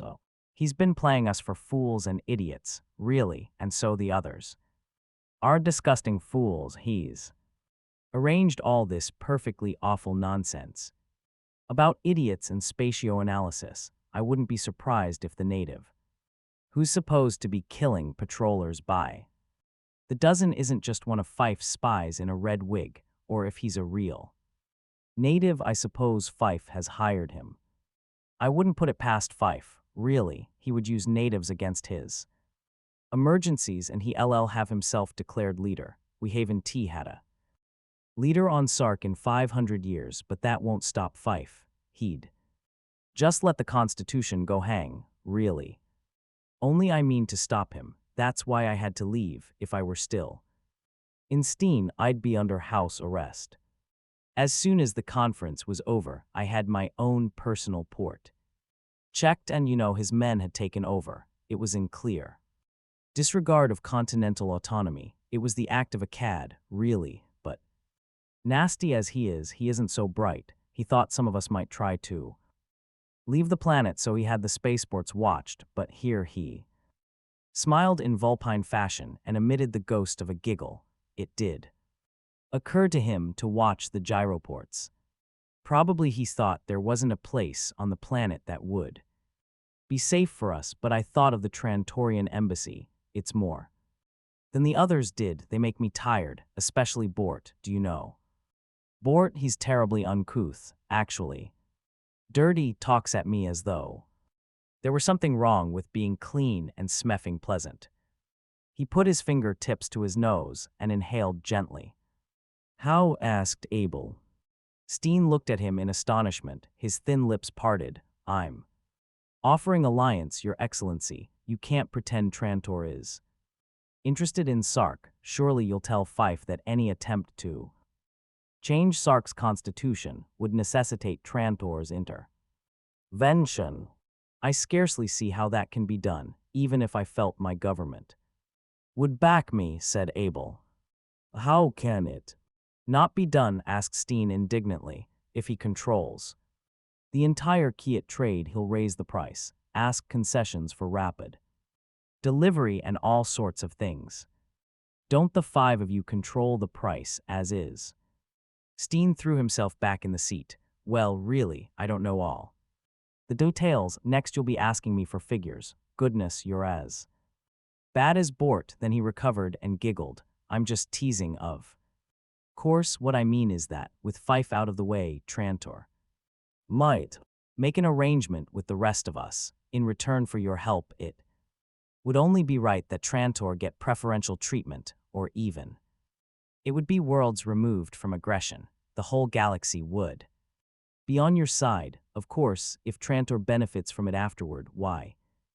That's nobody's business at all, really. Abel put his gnarled fingers together and regarded them. I believe you really mean to join forces with Trantor. An intense look of hatred passed momentarily over Steen's weakly smiling face. He said, rather Trantor than Fife. Abel said, I don't like threatening force. Can't we wait and let matters develop a bit? No, no, cried Steen. Not a day, really, if you're not firm now. Right now it will be too late. Once the deadline is passed, he'll have gone too far to retreat without losing face. If you'll help me now, the people of Steen will back me. The other great squires will join me. If you wait even a day, Fife's propaganda mill will begin to grind. I'll be smeared as a renegade, really. I a renegade. He'll use all the anti-Trantor prejudice he can whip up, and meaning no offense, that's quite a bit. Suppose we ask him to allow us to interview the spationalist, the one who killed the patrollers and the Sarkite. Oh, well, really, do you suppose Fife will care about that if it's a question of taking all Sark? I think so. You see, it isn't that we have the townman, it's the circumstances of his capture. I think, Squire, that Fife will listen to me, and listen very humbly, too. For the first time in his acquaintance with Abel, Juntz sensed a lessening of coolness in the old man's voice, a substitution for it of satisfaction, almost of triumph. Frustrated for hours now, the commander of the spaceport was Captain Raisty all over again. He was polite, almost obsequious, looked unhappy, expressed his regrets, denied the least willingness to contradict her, and stood like iron against her plainly stated wishes. She was finally forced from stating her desires to demanding her rights as though she were a common Sarkite. She said, I suppose that as a citizen I have the right to meet any incoming vessel if I wish.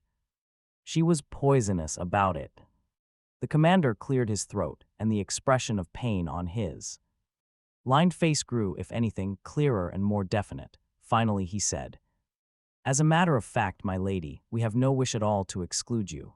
It is only that we have received specific orders from the Squire, your father, to forbid your meeting the ship. Samia said frozenly, are you ordering me to leave the port then? No, my lady, the Commodore was glad to compromise. We were not ordered to exclude you from the port. If you wish to remain here, you may do so, but with all due respect, we will have to stop you from drive. She gritted her teeth. It was unfair of her father to do this. It was all of a piece. They always treated her as though she understood nothing, yet she had thought he understood. He had risen from his seat to greet her, a thing he never did for anyone else. Now that mother was dead, he had clasped her, squeezed her tightly, abandoned all his work for her. He had even sent his secretary out of the room because he knew she was repelled by the Native's still, white countenance. It was almost like the old days before grandfather died when father had not yet become great squire. He said, "Me a child, I've counted the hours, I never knew it was such a long way from Florina, when I heard that those natives had hidden on your ship, the one I had sent just to ensure your safety. I was nearly wild. Daddy, there was nothing to worry about. Wasn't there? I almost sent out the entire fleet to take you off and bring you in with full military security." That, Fife smiled, "You shouldn't think morbid thoughts." "You don't think so, do you?" she insisted. "Of course not." "Good, because I've talked to them, Dad, and I just don't believe they're anything more than poor harmless people. I don't care what Captain Rasty says. They've broken a considerable number of laws for poor harmless people, Mia. You can't treat them as common criminals, Dad." Her voice rose in alarmed. "How else? The man isn't a native. He's from a planet called Earth and he's been psychoprobed and he's not responsible." "Well then, dear, DipSec will realize that. Suppose you leave it to them." "No, it's too important to just leave to them. They won't understand." "Nobody understands, except me." "How do you know he's a spatioanalyst, Mia?" "He says so." "And what are the details of the danger?" "He doesn't know. He's been psychoprobed. Don't you see that? That's the best evidence of all. He knew too much. Someone was interested in keeping it dark." Her voice instinctively fell and grew huskily confidential. She restrained an impulse to look over her shoulder. She said, "If his theories were false, don't you see there wouldn't have been any need to psychoprobe him." "Why didn't they kill him if that's the case?" asked Fife, and instantly regretted the question. There was no use in teasing the girl. Samia thought a while, fruitlessly, then said, "If you'll order DipSec to let me speak to him, I'll find out. He trusts me. I know he does. I'll get more out of him than DipSec can. Please tell DipSec to let me see him, Dad. It's very important." Fife squeezed her clenched fists gently and smiled at her. "Not yet, Mia, not yet. In a few hours, we'll have the third person in our hands. After that, perhaps." "Where are you going, Mia?" "To the port, Father. I have a great deal to ask of this other native." She laughed. "I'll show you that your daughter can be quite a detective." But Fife did not respond to her laughter. He said, "I'd rather you didn't." "Why not?" "It's essential that there be nothing out of the way about this man's arrival. You'd be too conspicuous at the port." "What of it?" "I can't explain statecraft to you, Mia." "Statecraft pooh." She leaned toward him, pecked a quick kiss at the center of his forehead, and was gone. Now she sat helplessly carbound in the port, while far overhead there was a growing speck in the sky, dark against the brightness of the late afternoon. She pressed the button that opened the utility compartment and took out her polo glasses. Ordinarily, they were used to follow the somehow thereafter. Sark filled the visiplate, a continent and half an ocean, obscured in part by the dead cotton white of clouds, lay below. Genro said, his words a trifle uneven, as the only indication that the better part of his mind was perforce on the controls before him. "The spaceport will not be heavily guarded. That was at my suggestion too. I said that any unusual treatment of the arrival of the ship might warn Trantor that something was up. I said that success depended upon Trantor being at no time aware of the true state of affairs until it was too late. Well, never mind that." Terrans shrugged his shoulders glumly. "What's the difference?"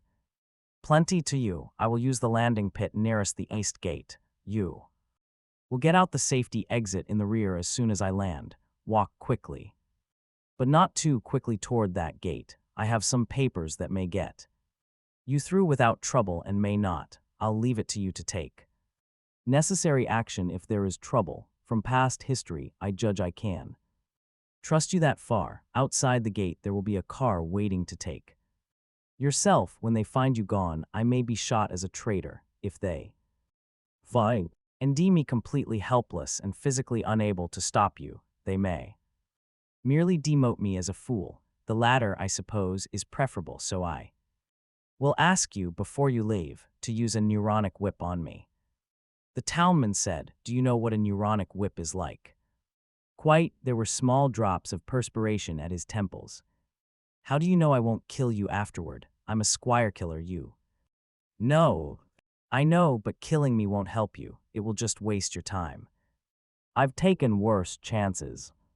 The surface of Sark, as viewed in the visiplate, was expanding. Its edges rushed out past the border of visibility. Its center grew, and the new edges rushed out in turn, something like the rainbow of a Sarkite city could be made out. "I hope," said Genro, "you have no ideas of striking out on your own. Sark is no place for that. It's either Trantor or the Squires. Remember."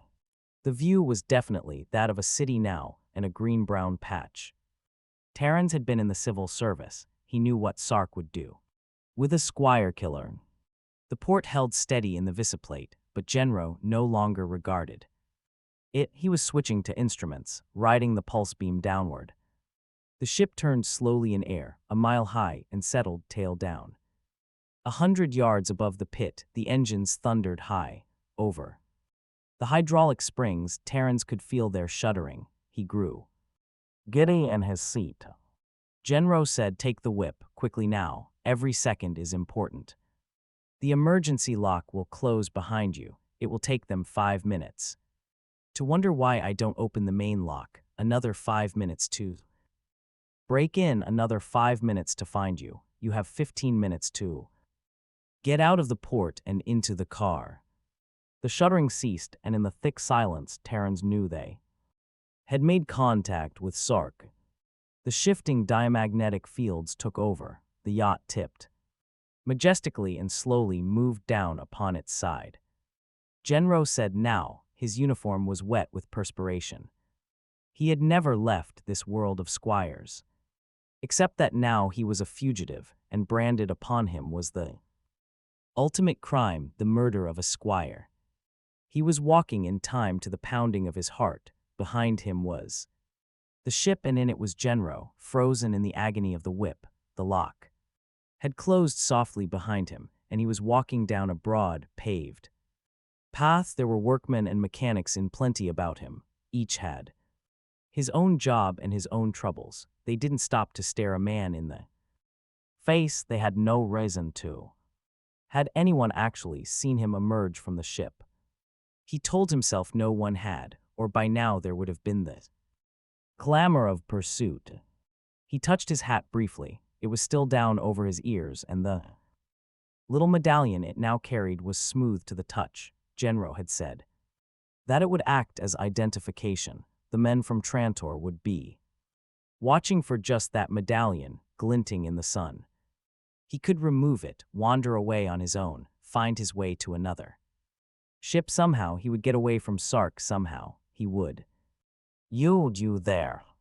Terrans froze. He looked up in cold panic. The gate was 100 feet away if he ran, but they wouldn't allow a running man to get out. It was a thing he dared not do. He must not run. The young woman was looking out the open window of a car such as Terrans had never seen, not even during 15 years on Sark. It gleamed with metal and sparkled with translucent gem. "Might," she said, "come here."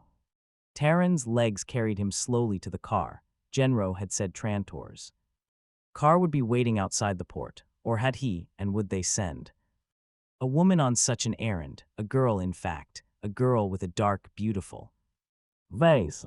She said, "You arrived on the ship that just landed, didn't you?" He was silent. She became impatient. "Come, I saw you leave the ship," she tapped her polo glasses. He had seen such glasses before. Terrans mumbled, "Yes, yes." He raised his fingers momentarily to the medallion. Without any sound of motive power, the car backed and turned. At the gate, Terrans shrank back into the soft, cool, Kiat-covered upholstery, but there was no need for caution. The girl spoke peremptorily, and they passed through. She said, "This man is with me. I am Samia of Fife." It took seconds for the tired Terrans to hear and understand that. When he lurched tensely forward in his seat, the car was traveling along the express lanes at 100 per.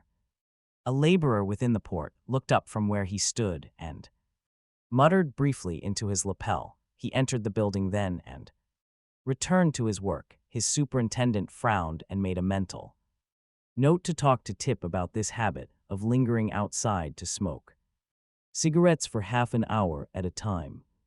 Outside the port, one of two men in a ground car said with an annoyance, "Got into a car with a girl." "What car? What girl?" For all his Sarkite costume, his accent belonged definitely to the Arcturian. "Follow," said the other briefly. "But the lady Samia. She's nothing to me. She shouldn't be anything to you either." "Lord, what are you doing here?" Their own car was making the turn, climbing upward onto the broad, nearly empty stretches on which only the speediest of ground travel was permitted. The Sarkite groaned. "We can't catch that car. As soon as she spots us, she'll kick out resistance. That car can make 250. She's staying at 100 so far," said the Arcturian. After a while he said, "She's not going to Dipsec, that's for sure." And after another while he said, "She's not going to the Palace of Vive." Still another interval and he said, "I'll be spun in space if I know where she's going. She'll be leaving the city again." The Sarkite said, "How do we know it's the Squire Killer that's in there? Suppose it's a game to get us away from the post. She's not trying to shake us, and she wouldn't use a car like that if she did." I want to speak to you," said the girl. Terrans decided it was not the ordinary kind of trap he had first considered it. She was the Lady of Fife. She must be. It did not seem to occur to her that anyone could or ought to interfere with her. She had never looked back to see if she were followed. 3 times. As they turned, he had noted the same car to the rear, keeping its distance, neither closing the gap nor falling behind.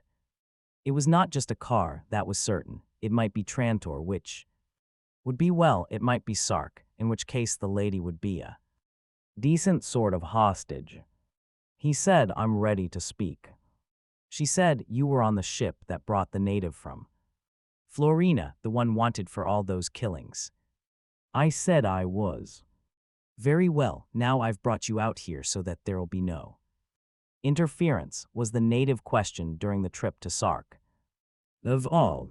He said, "I was to bring a special report to." He hesitated. She seized on the hesitation eagerly. "To my father, don't worry about that. I'll protect you completely. I'll say you came with me at my orders." He said, "Very well, my lady." The words "my lady" struck deeply into his own consciousness. She was a lady, the greatest in the land, and he was a Florinian, a man who could kill patrollers, could learn easily how to kill squires, and a squire killer might, by the same token, look a lady in the face. He looked at her, his eyes hard and searching. He lifted his head and stared down at her. She was very beautiful. And because she was the greatest lady in the land, she was unconscious of his regard. She said, "I want you to tell me everything that you heard at the questioning. I want to know all that was told to you by the native. It's very important." "May I ask why you are interested in the native, my lady?" Florinians in the civil service, and those acting as townmen, were theoretically celibates. In actual practice, most evaded that restriction when they could. Terrans had done what he dared and what was expedient in that direction. At best, his experiences had never been satisfactory. So it was all the more important that he had never been so near a beautiful girl in a car of such luxuriance under conditions of such isolation. She was waiting for him to speak, dark eyes, such dark eyes aflame with interest, full red lips parted in anticipation, a figure more beautiful for being set off in beautiful Kiat. She was completely unaware that anyone could possibly dare harbor dangerous thought with regard to the Lady of Fife. The half of his consciousness that waited for the pursuers faded. Out. He suddenly knew that the killing of a squire was not the ultimate crime after all. He wasn't quite aware that he moved. He knew only that her small Samia gasped wordlessly. The Sarkite said with horror, "Did you see what he did?" The Arcturian said, "Never mind." He put a small black object into his pocket and smoothed the seam. "Shot, get him," he said. The Sarkite dragged Terrans out of the car with the energy of fury. "And she let him," he muttered. "She let him." "Who are you?" cried Samia with sudden energy. "Did my other send you?" The Arcturian said, "No questions, please." "You're a foreigner," said Samia angrily. The Sarkite said, "By Sark, I ought to bust his head in." He cocked his fist.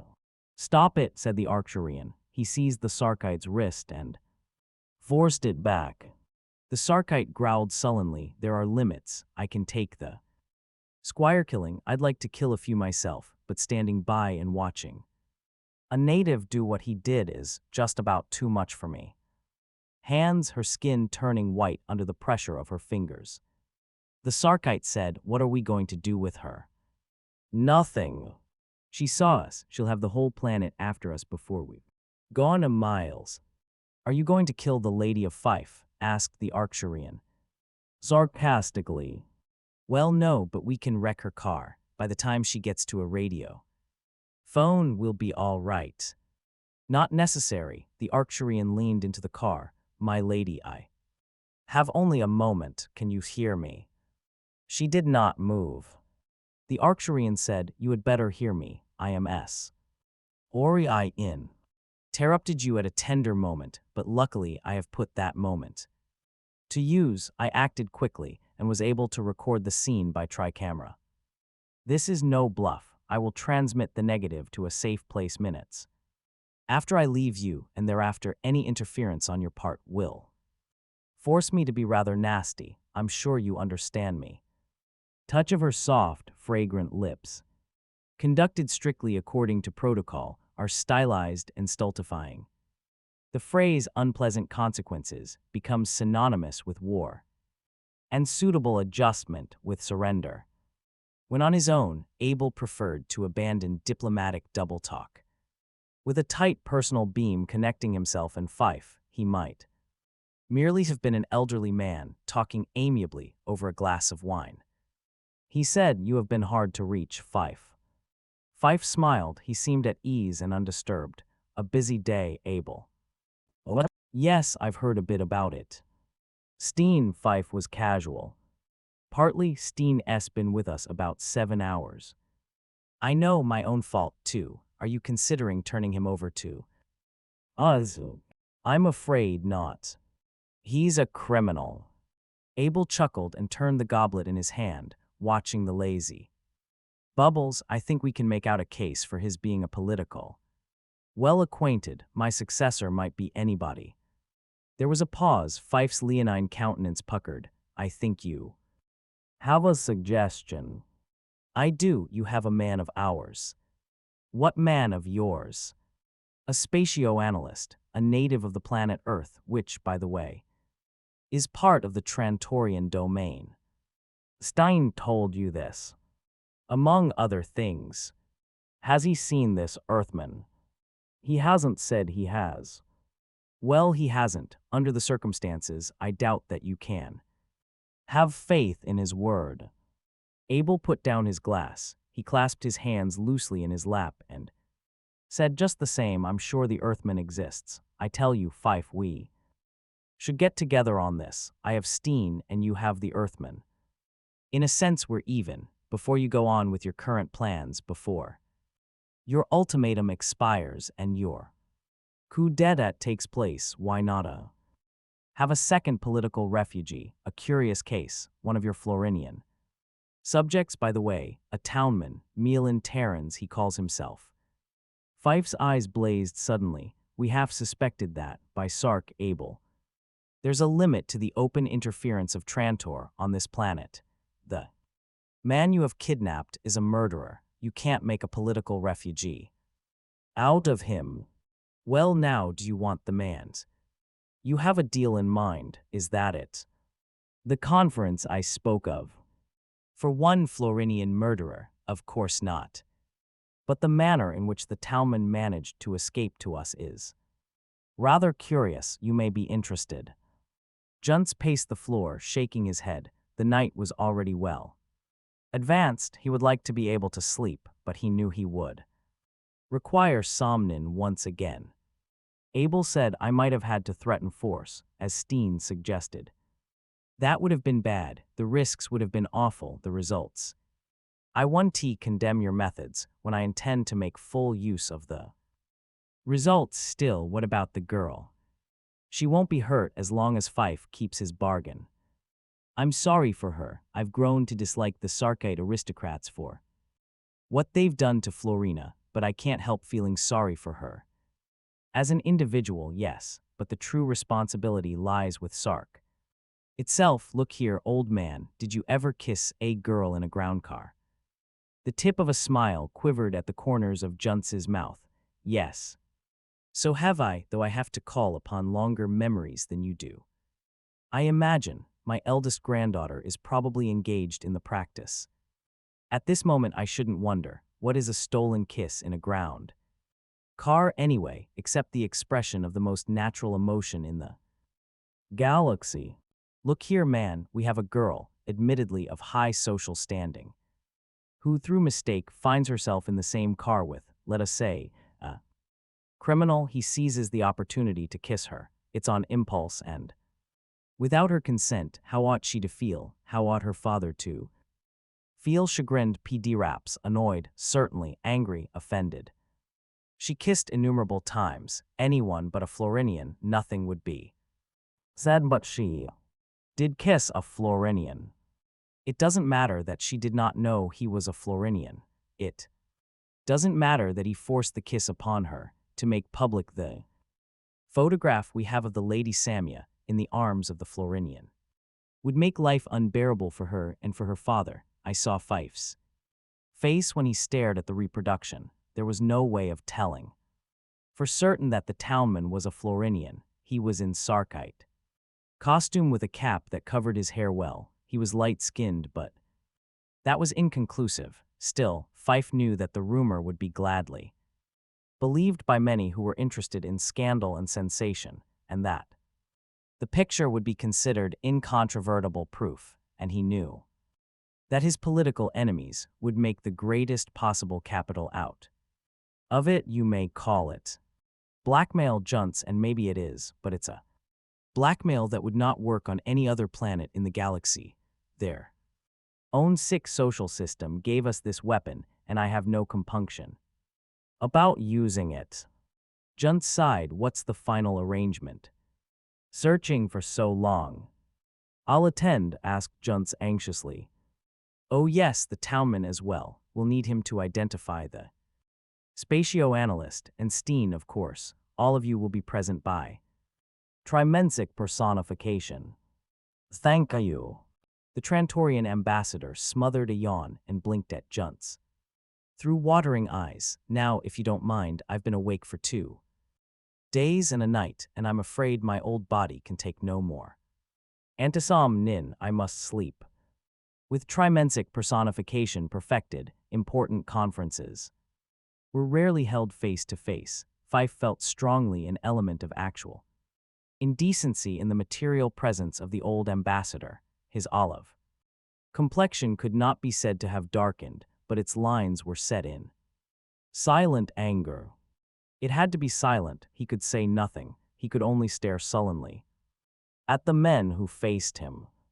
Abel, an old dotard in shabby clothes with a million worlds behind, remained safe and untouchable behind the walls of the Trantorian embassy. He would have been glad to grind his teeth and pound his desk if he had been alone. As it was, not a muscle of his face must move, though it tore beneath the strain.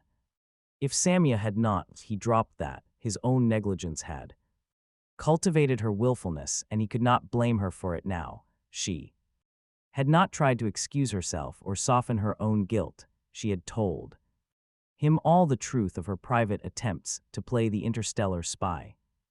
And how horribly it had ended. Sly had relied completely in her shame and bitterness on his understanding, and she would have that much. She would have that much if it meant the ruin of the structure he had been building. He said, "This conference has been forced upon me. I see no point in saying anything. I'm here to listen." Abel said, "I believe Steen would like to have his say first."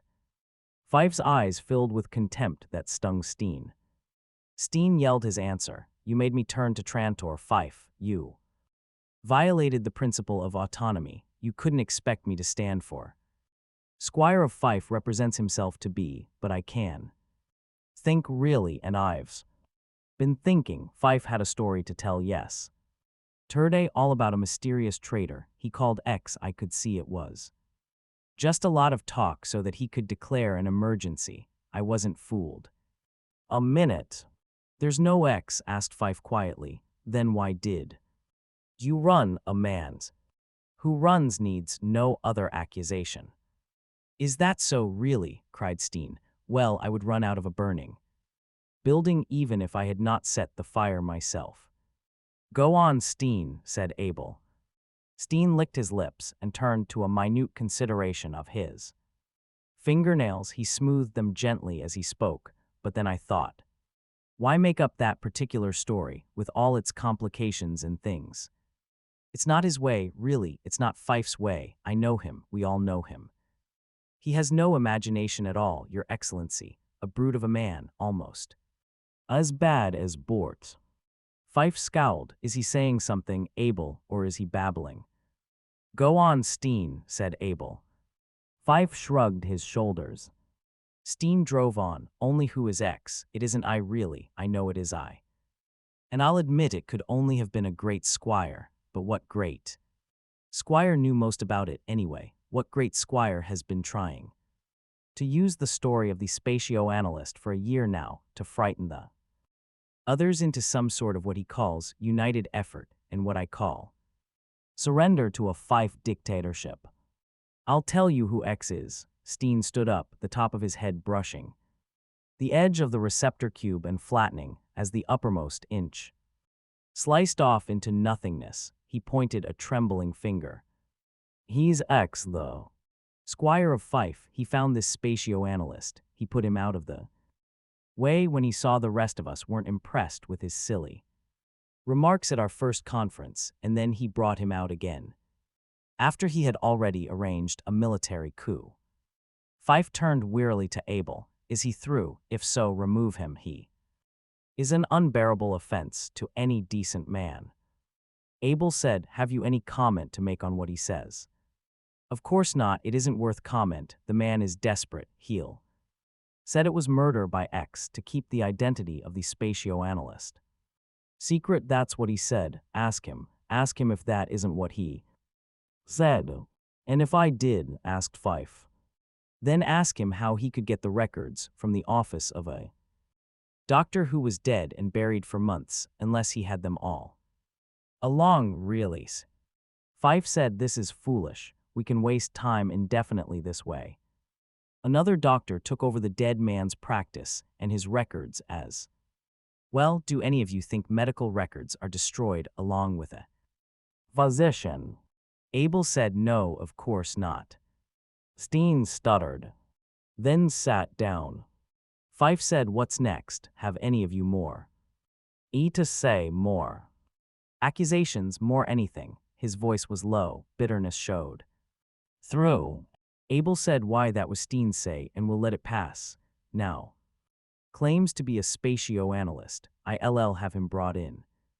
Valona March had never in her life dreamed such possibilities could exist. For over a day now, ever since she had landed on this planet of Sark, there had been a touch of wonder about everything. Even the prison cells in which she and Bick had been separately placed seemed to have an unreal quality of magnificence about them. Water came out of a hole in a pipe when you pressed a button. Heat came out of the wall, although the air outside had been colder than she had thought air could possibly get, and Everyone who spoke to her wore such beautiful clothes.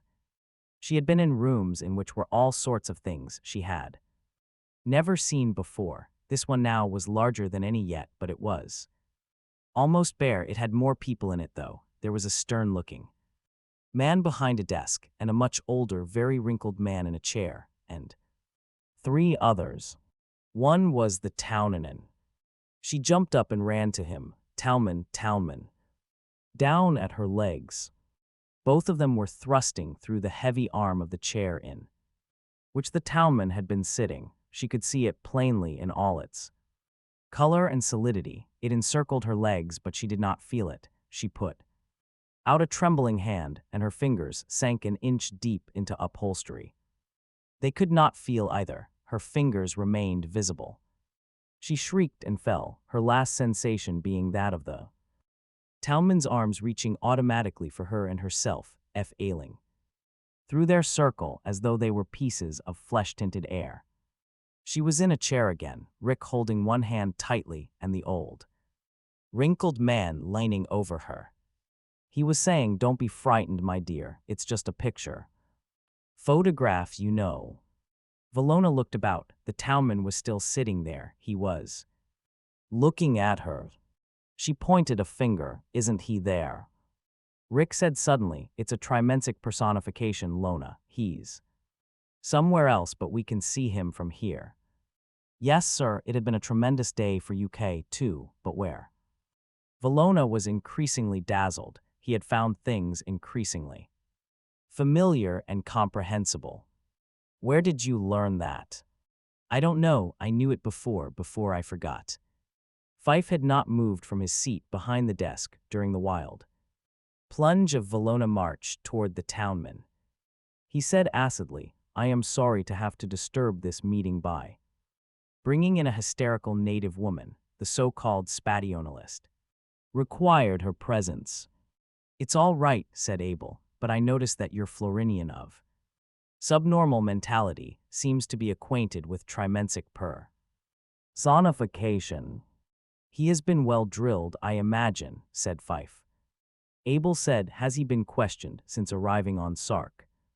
"He certainly has." "With what result?" "No new information."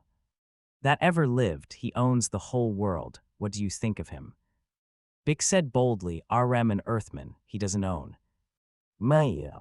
Abel said in an aside to Fife, "I don't think an adult native Florinian could be trained into that sort of defiance."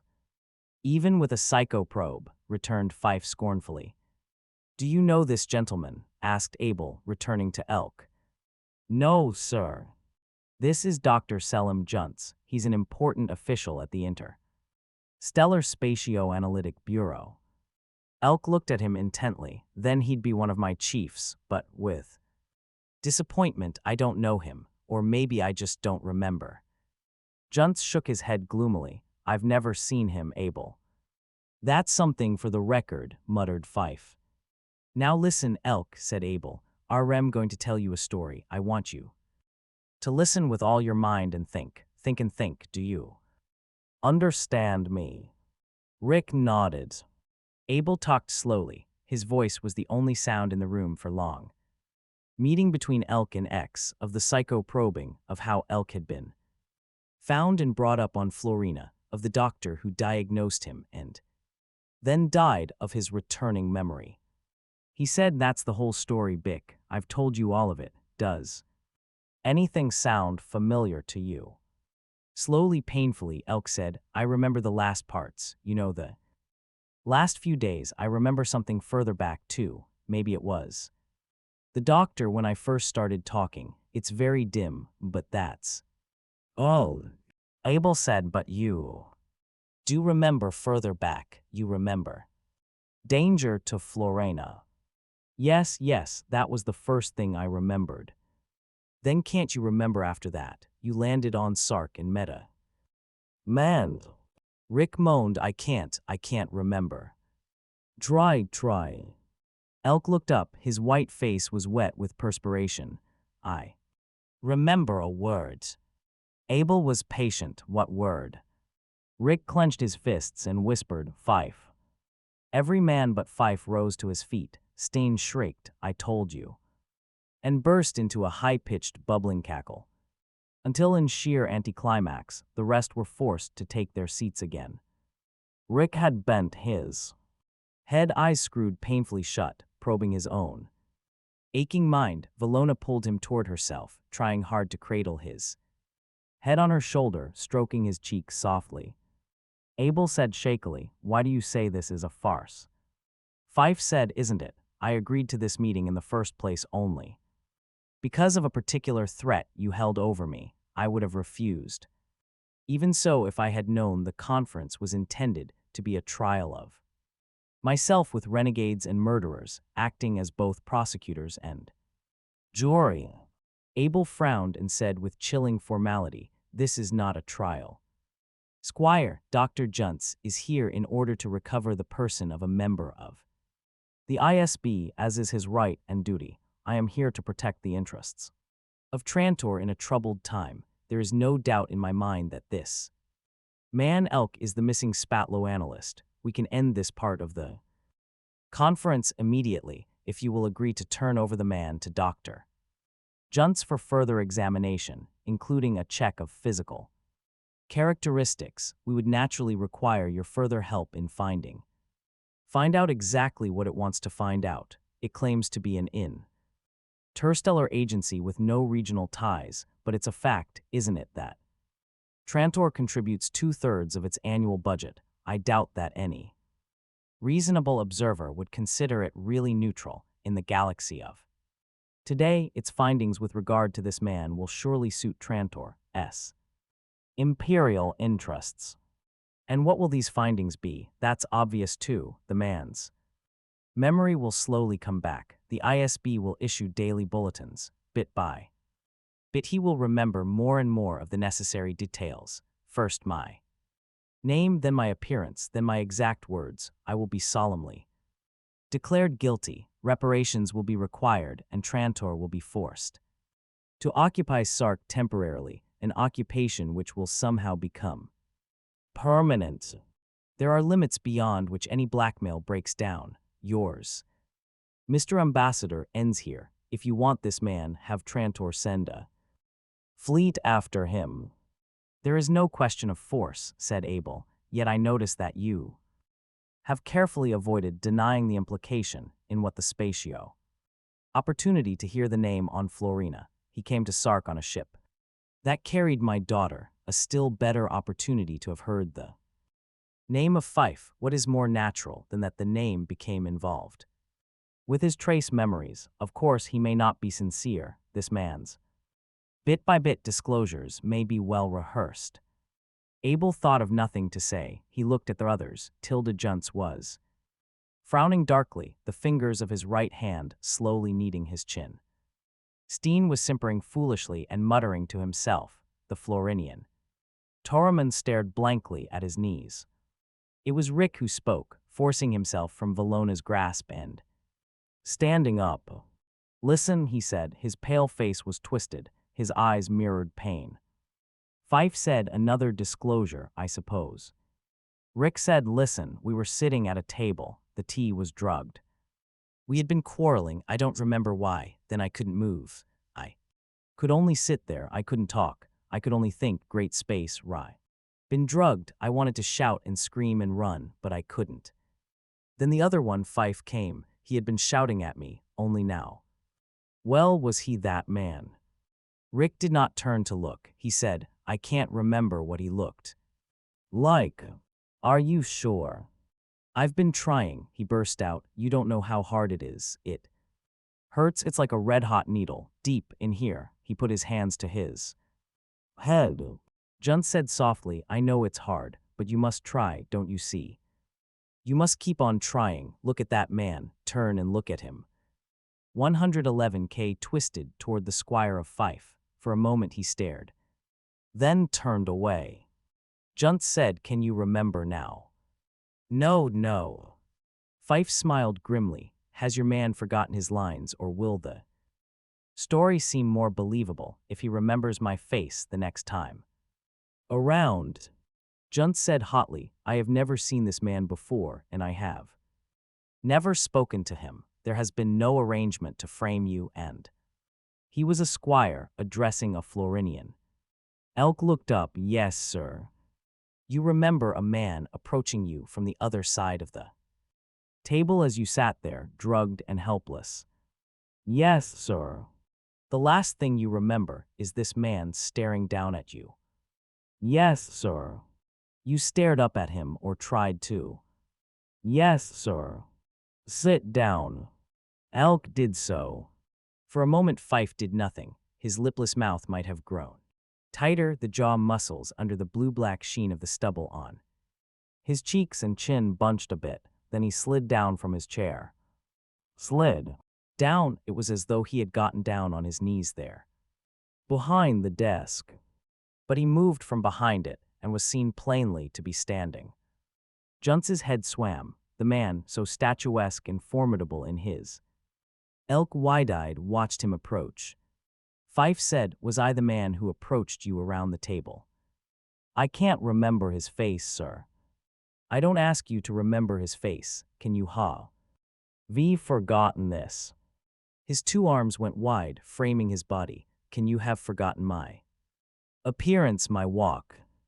111K said miserably, It seems I shouldn't, sir, but I don't know.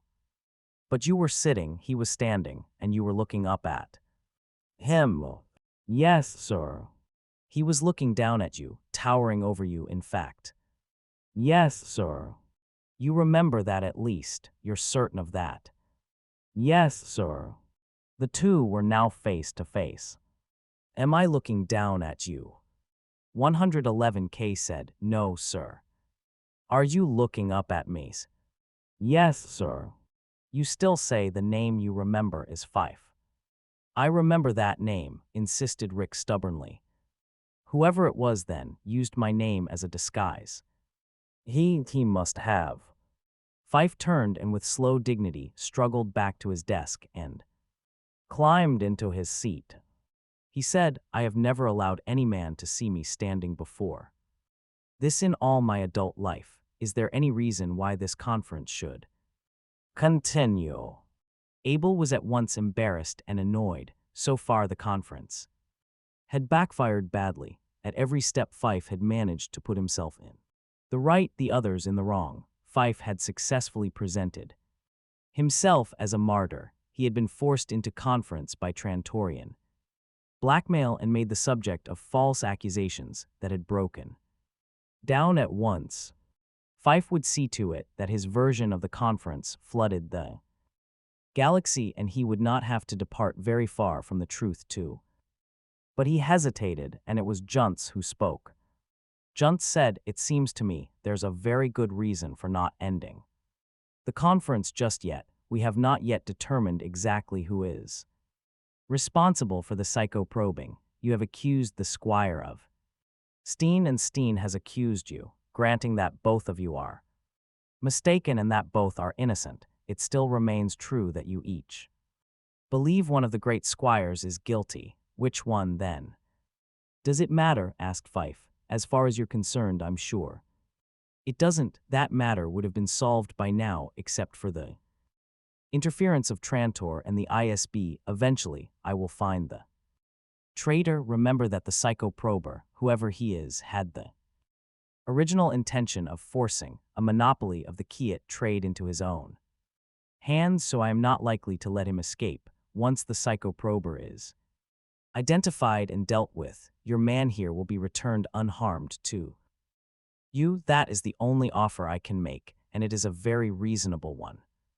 What will you do with the psycho-prober? That is a purely internal matter that does not concern you. But it does, Junce said energetically. This is not just a question of. Fife shrugged. As far as I know, no one has yet attached any importance to that, including Dr. Junce over the past year. However, your man is here, Doctor. Ask him what it's all about.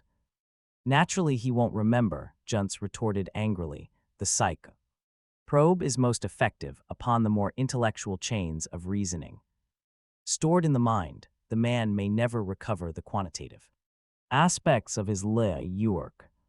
Then it's gone, said Fife. What can be done about that? Something very definite, that's the point. There's someone else.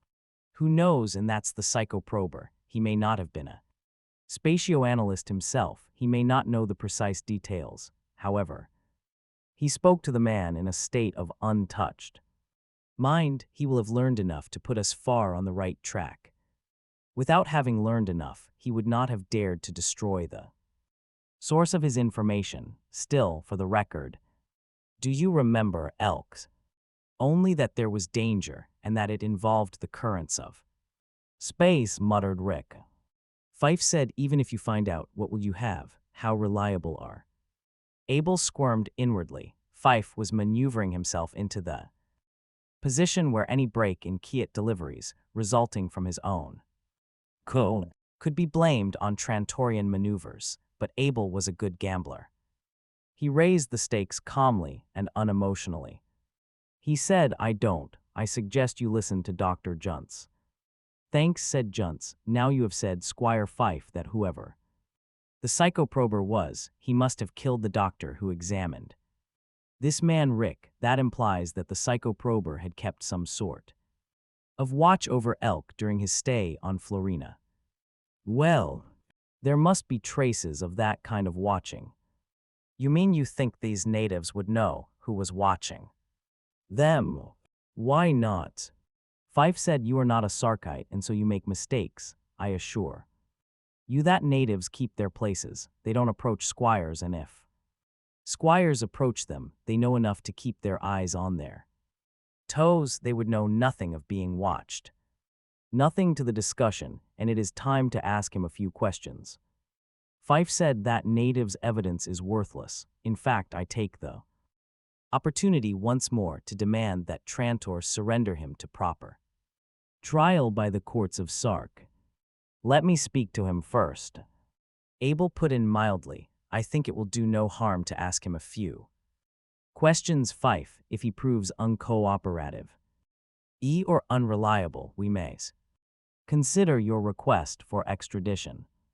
Terrans, who, till now, had stolidly concentrated on the fingers of his clasped hands, looked up briefly. Junts turned to Terrans. He said, Elk has been in your town since he was first found on Florina, hasn't he? Yes. And you were in town all that time. I mean, you weren't on any extended business trips, were you?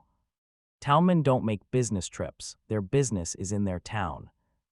Elright, now relax and don't get touchy. It would be part of your business to know about any squire that might come to town, I imagine.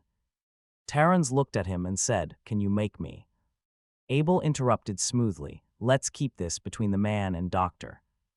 Junts, Fife, you and I are spectators. Junts felt a glow of pleasure at the townman's insolence, but he said, Answer my questions without side comments, please, townman. Now, who exactly were the squires who visited your town this past year? Terrans said fiercely, How can I know? I can't answer that question. Squires are squires and natives are natives. I may be a townman, but I'm still a native to them. I don't greet them at the town gates and ask their names. I get a message, that's all. It's addressed townman. It says, There'll be a squire's inspection on such and such a day, and I'm to make the necessary arrangements. I must then see to it that the millworkers have on their best clothes, that the mill is cleaned up and working properly, that the Kiet supply is ample, that everyone looks contented and pleased, that the houses have been cleaned and the streets policed, that some dancers are on hand in case the squires would care to view some amusing native dance, that may be a few pretty used to prevent any surrender of the townmen to the squires. Terrans went on in calmer tones, Anyway, that's my part. When they come, I line up with the rest. I don't know who they are, I do speak to them. Was there any such inspection the week before the city doctor was killed? I suppose you know what week that happened. I think I heard about it in the newscasts. I don't think there was any squire's inspection at that time. I can't swear to it. Whom does your land belong to? Terrans pulled the corners of his mouth back. To the squire of Vive. Steen spoke up, breaking into the give and take with rather, Sir. Prizing suddenness. Oh, look here, really, you're playing into Fife's hands with this kind of questioning, Dr. Junts, don't you see you woe? Get anywhere, really, do you suppose if Fife were interested in keeping tabs on that creature there, that he would go to all the trouble of making trips to Florina to look at him? What are patrollers for, really?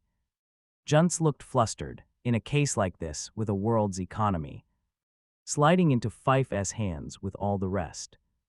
Junts tried again, hesitantly. Was there any particular patroller or group of patrollers that was always underfoot? I'd never know, they're just uniforms to me. Junts turned to Valona with the effect of a sudden pounce.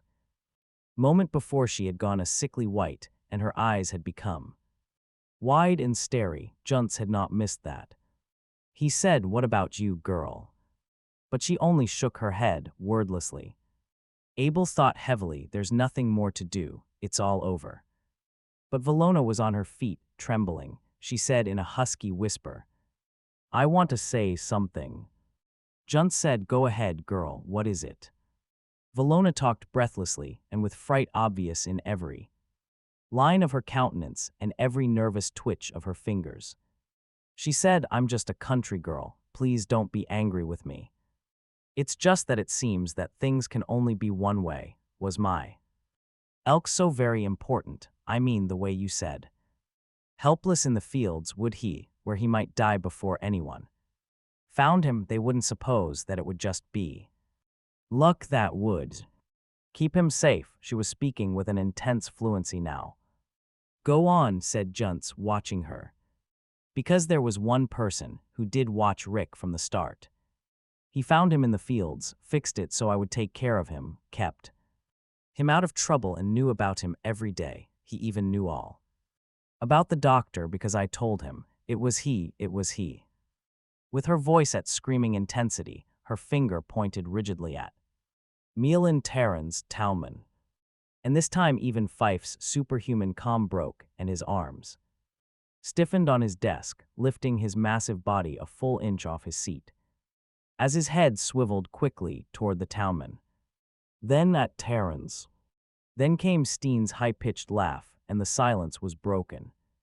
Steen said, I believe it, really, I said so all along, I said the native was in Fife's pay. That shows you the kind of man Fife is. He'd pay a native too.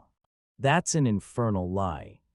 It was Fife who spoke, but the townman, he was on his feet, eyes glistening with passion. Abel, who of them all seemed the least moved, said, What is? Terrence stared at him a moment, not comprehending, then said, chokingly, what the squire said, I am in the pay of no Sarkite. And what the girl said, is that a lie too? Terrence wet his dry lips with the tip of his tongue. No, that's true, I am the psycho-prober, he hurried on. Don't look at me like that, Lona. I didn't mean to hurt him, I didn't intend any of what happened. He sat down again. Fife said, this is a sort of device. I don't know exactly what you're planning, Abel, but it's impossible on the face of it that this criminal. Fife ignored him.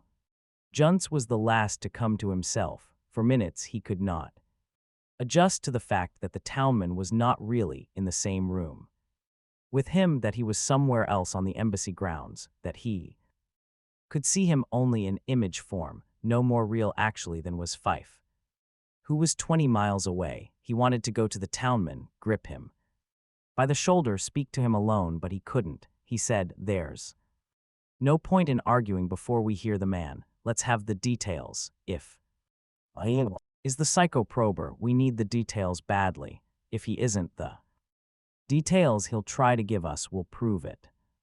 If you want to know what happened, cried Terrence, I'll tell you. Holding it back won't do me any good any longer. It's Sark or Trantor. After all, so to space with it, this will at least give me a chance to get one or two things into the open. He pointed at Fife in scorn. There's a great squire, only a great squire says this great squire can have the knowledge or the facilities to do what the psycho-prober did. He believes it too, but what does he know? What do any of the Sarkits know? I was temporarily traffic manager at the spaceport a year ago. Part of my training, it's in the records. You'll have to dig a little to find it because the listed traffic manager is a Sarkite. He had the title, but I did the actual work. My name would be found in the special section. Headed native personnel. No Sarkite would have dirtied his eyes looking there. When the local ISB sent the spatioanalysts' message to the port with a suggestion that we meet the ship with an ambulance, I got the message. I passed on what was safe. This matter of the destruction of Florina was not passed on. I arranged to meet the spatioanalyst at a small suburban port. I could do that easily. All the wires and strings that ran Sark were at my fingertips. I was in the civil service, remember, a great squire who wanted to do what I did, couldn't. Unless he ordered some Florinian to do it for him, I could do it. Without anyone's help, so much for knowledge and facility. I met the spatioanalyst, kept him away from both Sark and the ISB. I squeezed as much information out of him as I could and said, "You were mad." Maybe, anyway, it didn't work. I had told the spatioanalyst I was the squire of Fife. I had to, because he knew that Fife was the biggest man on the planet, and as long as he thought I was Fife, he was willing to talk openly. It made me laugh to realize that he thought Fife was anxious to do whatever was best for Florina. Unfortunately, he was more impatient than I was. He insisted that every day lost was a calamity, while I knew that my dealings with Sark needed time more than anything else. I found it difficult to control him, and eventually had to use a psychic probe. I could get one. I had seen it used in hospitals. I knew something about it, unfortunately not enough. I set the probe to wipe out the anxiety from the surface layers of his mind. That's a simple operation. I still don't know what happened.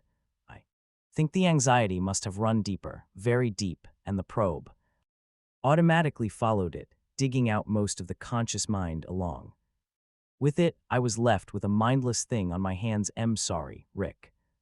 Rick, who had been listening intently, said sadly, "You shouldn't have interfered with me, Talman, but I know how you must have felt." Him, I felt sure his memory would return, and I would still need his knowledge, to say nothing of the fact that killing him would forfeit the goodwill of Trantor and the ISB, which I would eventually need. Besides, in those days, I was incapable of killing. I arranged to be transferred to Florina as Talman, and I took the spatioanalyst with me on forged papers. I arranged to have him found. I picked Valona to take care of him. There was no danger thereafter, except for that one time with the doctor. Then I had to enter the power plants of Upper City. That was not impossible. The engineers were Sarkites, but the janitors were Florinian. On Sark I learned enough about power mechanics to know how to short a power line. It took me 3 days to find the proper time for it. After that, I could murder easily. I never knew, though, that the doctor kept duplicate records in both halves of his office. I wish I had. Terrence could see Fife's chronometer from where he sat. Then 100 hours ago, it seems like 100 years, Rick began remembering again. "Now you have the whole story." "No," said Junts, "we have not." "What are the details?" "Of the spatio was sent out. My superior signed it. A Sarl never reads papers, of course it was scrapped without question." "And Elk's papers, you said he showed you papers." "Surrender that man to us," said Fife suddenly, "and we'll find out what he knows." "No," said Junts, "his first crime was against the ISB. He kidnapped and damaged the mind of a spatioanalyst. He belongs to us." Abel said, "Junts is correct." Terrence said, "Now look here, I don't say a word without safeguards. I know where Rick's papers are. There were no Sarkite or Trantorian. We'll ever find them. If you want them, you'll have to agree that I'm a political refugee. Whatever I did was out of patriotism, out of a regard for the needs of my planet. A Sarkite or a Trantorian may claim to be patriotic. Why not a Florinian as well?" "The ambassador," said Junts, "has said you will be given over to the ISB, I assure you that you will not be turned over to SARC. For your treatment of the spatioanalyst, you will be tried. I cannot guarantee the result, but if you cooperate with us now, it will count in your. When that happens, all of Florina will go poof, like a mouthful of tobacco. Smoke. Abel said, I'm no spatioanalyst, but I have heard that there is no way of predicting when a star will explode. That's true until now anyway. Did Elk explain what made him think? So asked Junts. I suppose his papers will show that. All I can remember is about the carbon current. What? He kept saying the carbon current of space, the carbon current of space, that and the words catalytic effect. There it is. Steen giggled, Fife frowned, Junts stared. Then Junts muttered, Pardon me, I'll be right back. He stepped out of the limits of the receptor cube and vanished. He was back in 15 minutes. Junts looked about in bewilderment when he returned. Only Abel and Fife were present. Abel shifted uneasily in his seat. It is not necessary to do that. Doctor. It is very necessary. It is essential. Give me 5 minutes. Let him speak, said Fife. He was smiling. Junts said, Take it from the beginning, in the earliest recorded scientific writings of galactic civilization, it was already known that stars obtained their energy from nuclear transformations in their interiors. It was also known that, given what we know about conditions in stellar interiors, 2 types and only 2 types of nuclear transformations can possibly yield the necessary energy. Both involve the conversion of hydrogen to helium. The first transformation is direct, 2 hydrogens and 2 neutrons combine to form 1 helium nucleus. The second is indirect with several steps. It ends up with hydrogen becoming helium, but in the intermediate steps, carbon nuclei take part. These carbon nuclei are not used up, but are reformed as the reactions proceed, so that a triffing amount of carbon can be used over and over again, serving to convert a great deal of hydrogen to helium. The carbon acts as a catalyst. In other words, all this has both nuclear processes has never been determined. There have always been schools of thought in favor of each of the alternatives. Usually, the weight of opinion has been in favor of the direct hydrogen-helium conversion as being the simpler of the two. Now Elk's theory must be this: the hydrogen-helium direct conversion is the normal source of stellar energy, but under certain conditions the carbon catalysis adds its weight, hastening the process, speeding it up, heating up the star. There are currents in space, you all know that well. Some of these are carbon currents. Stars passing through the currents pick up innumerable atoms. The total mass of atoms attracted, however, is incredibly microscopic in comparison to the star's weight and does not affect it in any way. Except for carbon, a star that passes through a current containing unusual concentrations of carbon becomes unstable. I don't know how many years or centuries or millions of years it takes for the carbon atoms to diffuse into the star's interior, but it probably takes a long time. That means that a carbon current must be wide and a star must intersect it at a. Fife said, Have you figured all this out in 2 minutes as a result of some vague phrase the Talman remembered the spat banalist to have said a year ago? Yes, there's nothing surprising in that. Spatioanalysis is ready for that theory. If Rick had not come up with it, someone else would have shortly. In fact, similar theories have been advanced before, but they were never taken seriously. They were put forward before the techniques of spatioanalysis were developed, and no one was ever able to account for the sudden acquisition of excess carbon by the star in question. But now we know there are carbon currents. We can plot their courses, find out what stars intersected those courses in the past 10,000 years, check that against our records for nova formation and radiation variations. That's what Rick must have done. Those must have been the calculations and observations he tried to show the Talman. But that's all beside the immediate point.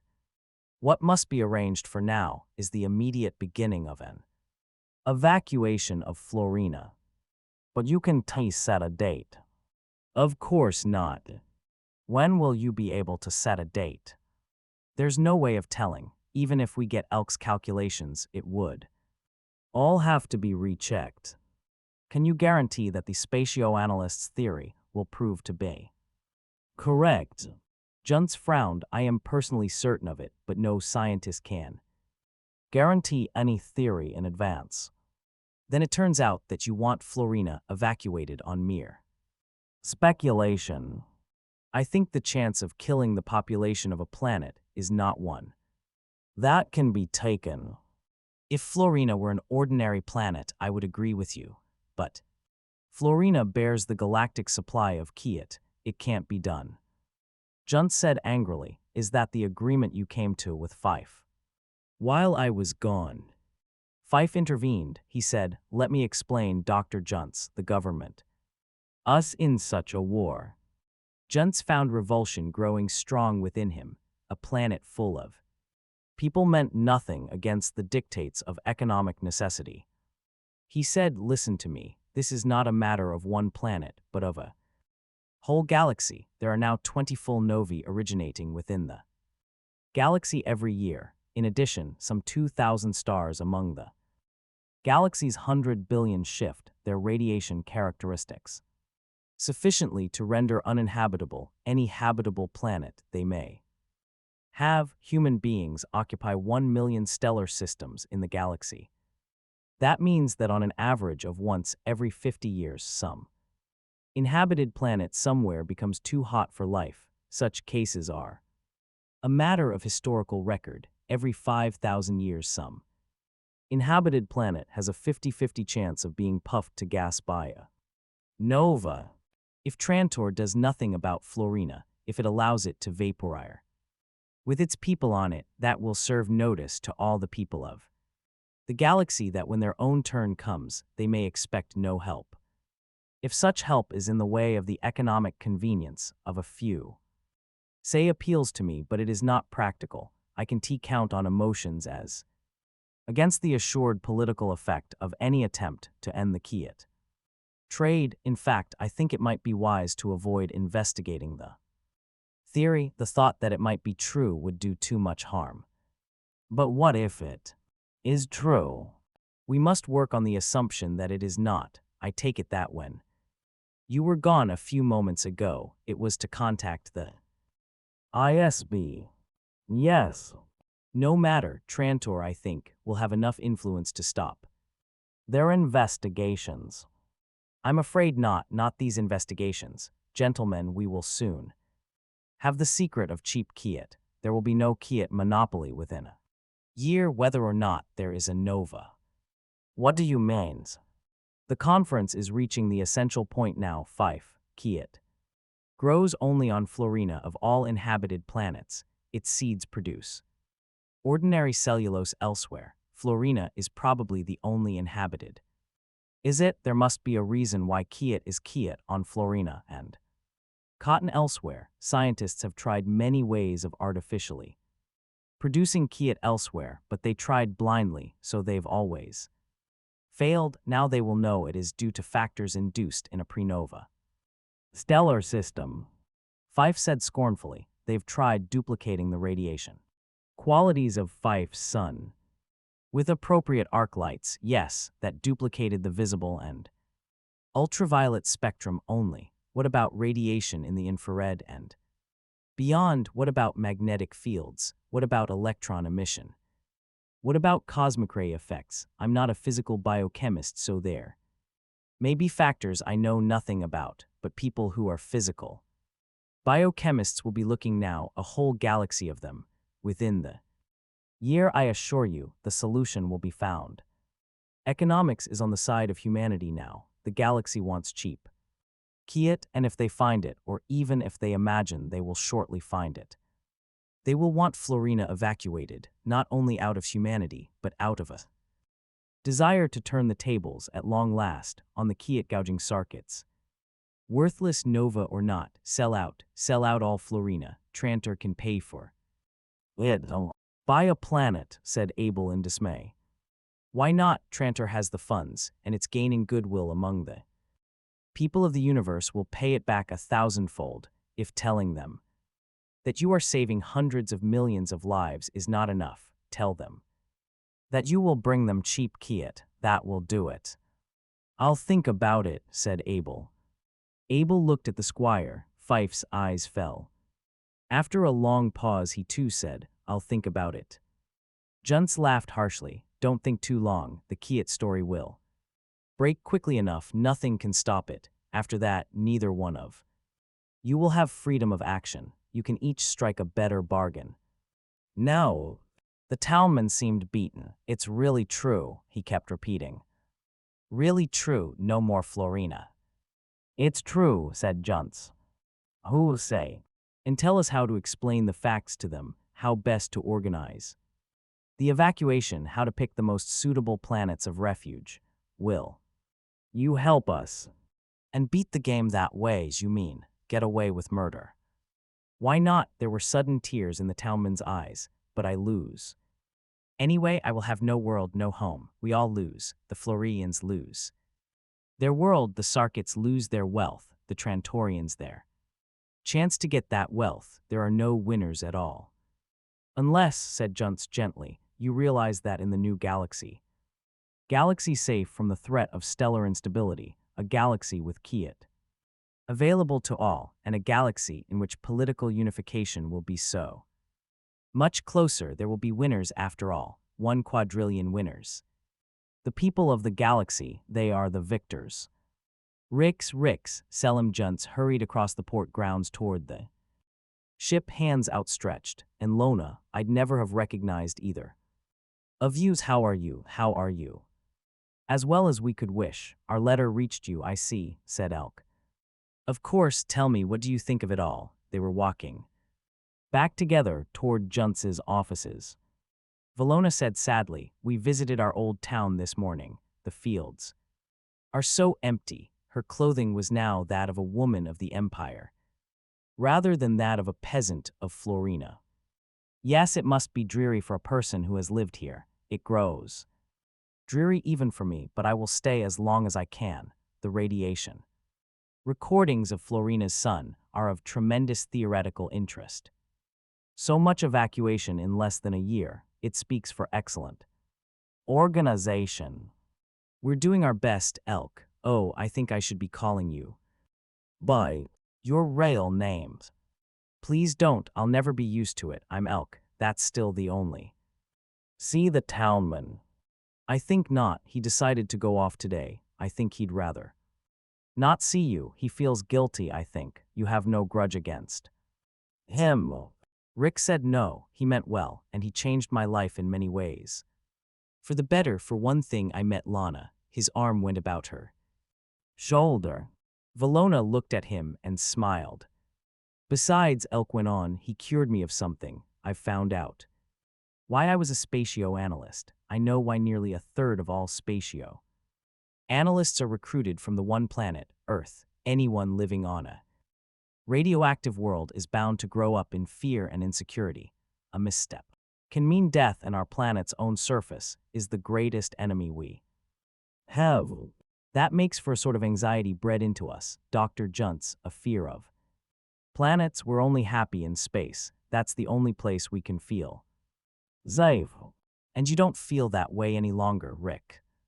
Much else went with it. I don't have to stay in space now. I can go back to Earth. I can work there, and Earth needs men. It always will. You know, Junts said, why can't we do for Earth what we're doing for Florina? There's no need to bring up Earthmen in such fear and insecurity. The galaxy is big. No, said Rick vehemently, it's a different case. Earth has its past. Dr. Junts, many people may not believe it, but we of Earth know that Earth was the original planet of the human race. Well, perhaps, I can't say, one way or the other. It's a planet that can't be abandoned. It mustn't be Abandoned, someday we'll change its surface back to what it once must have been, till then we're staying. Valona said softly, and I'm an Earthwoman now. Rick was looking out at the horizon. Upper City was as garish as ever. But the people were gone. He said, how many are left on Florina? About 20 million, said Junts. We work slower as we go along. We have to keep our withdrawals balanced, the people that are left. I don't understand. The townman has applied unofficially for permission to remain. It's been granted, also unofficially. It won't be a matter of public record. Remain, Elk was shocked, but for the sake of all the galaxy. Why? I didn't know, said Junts, but I think you explained it when you talked of Earth. He feels as you do. He says he can't bear the thought of leaving Florina to die alone.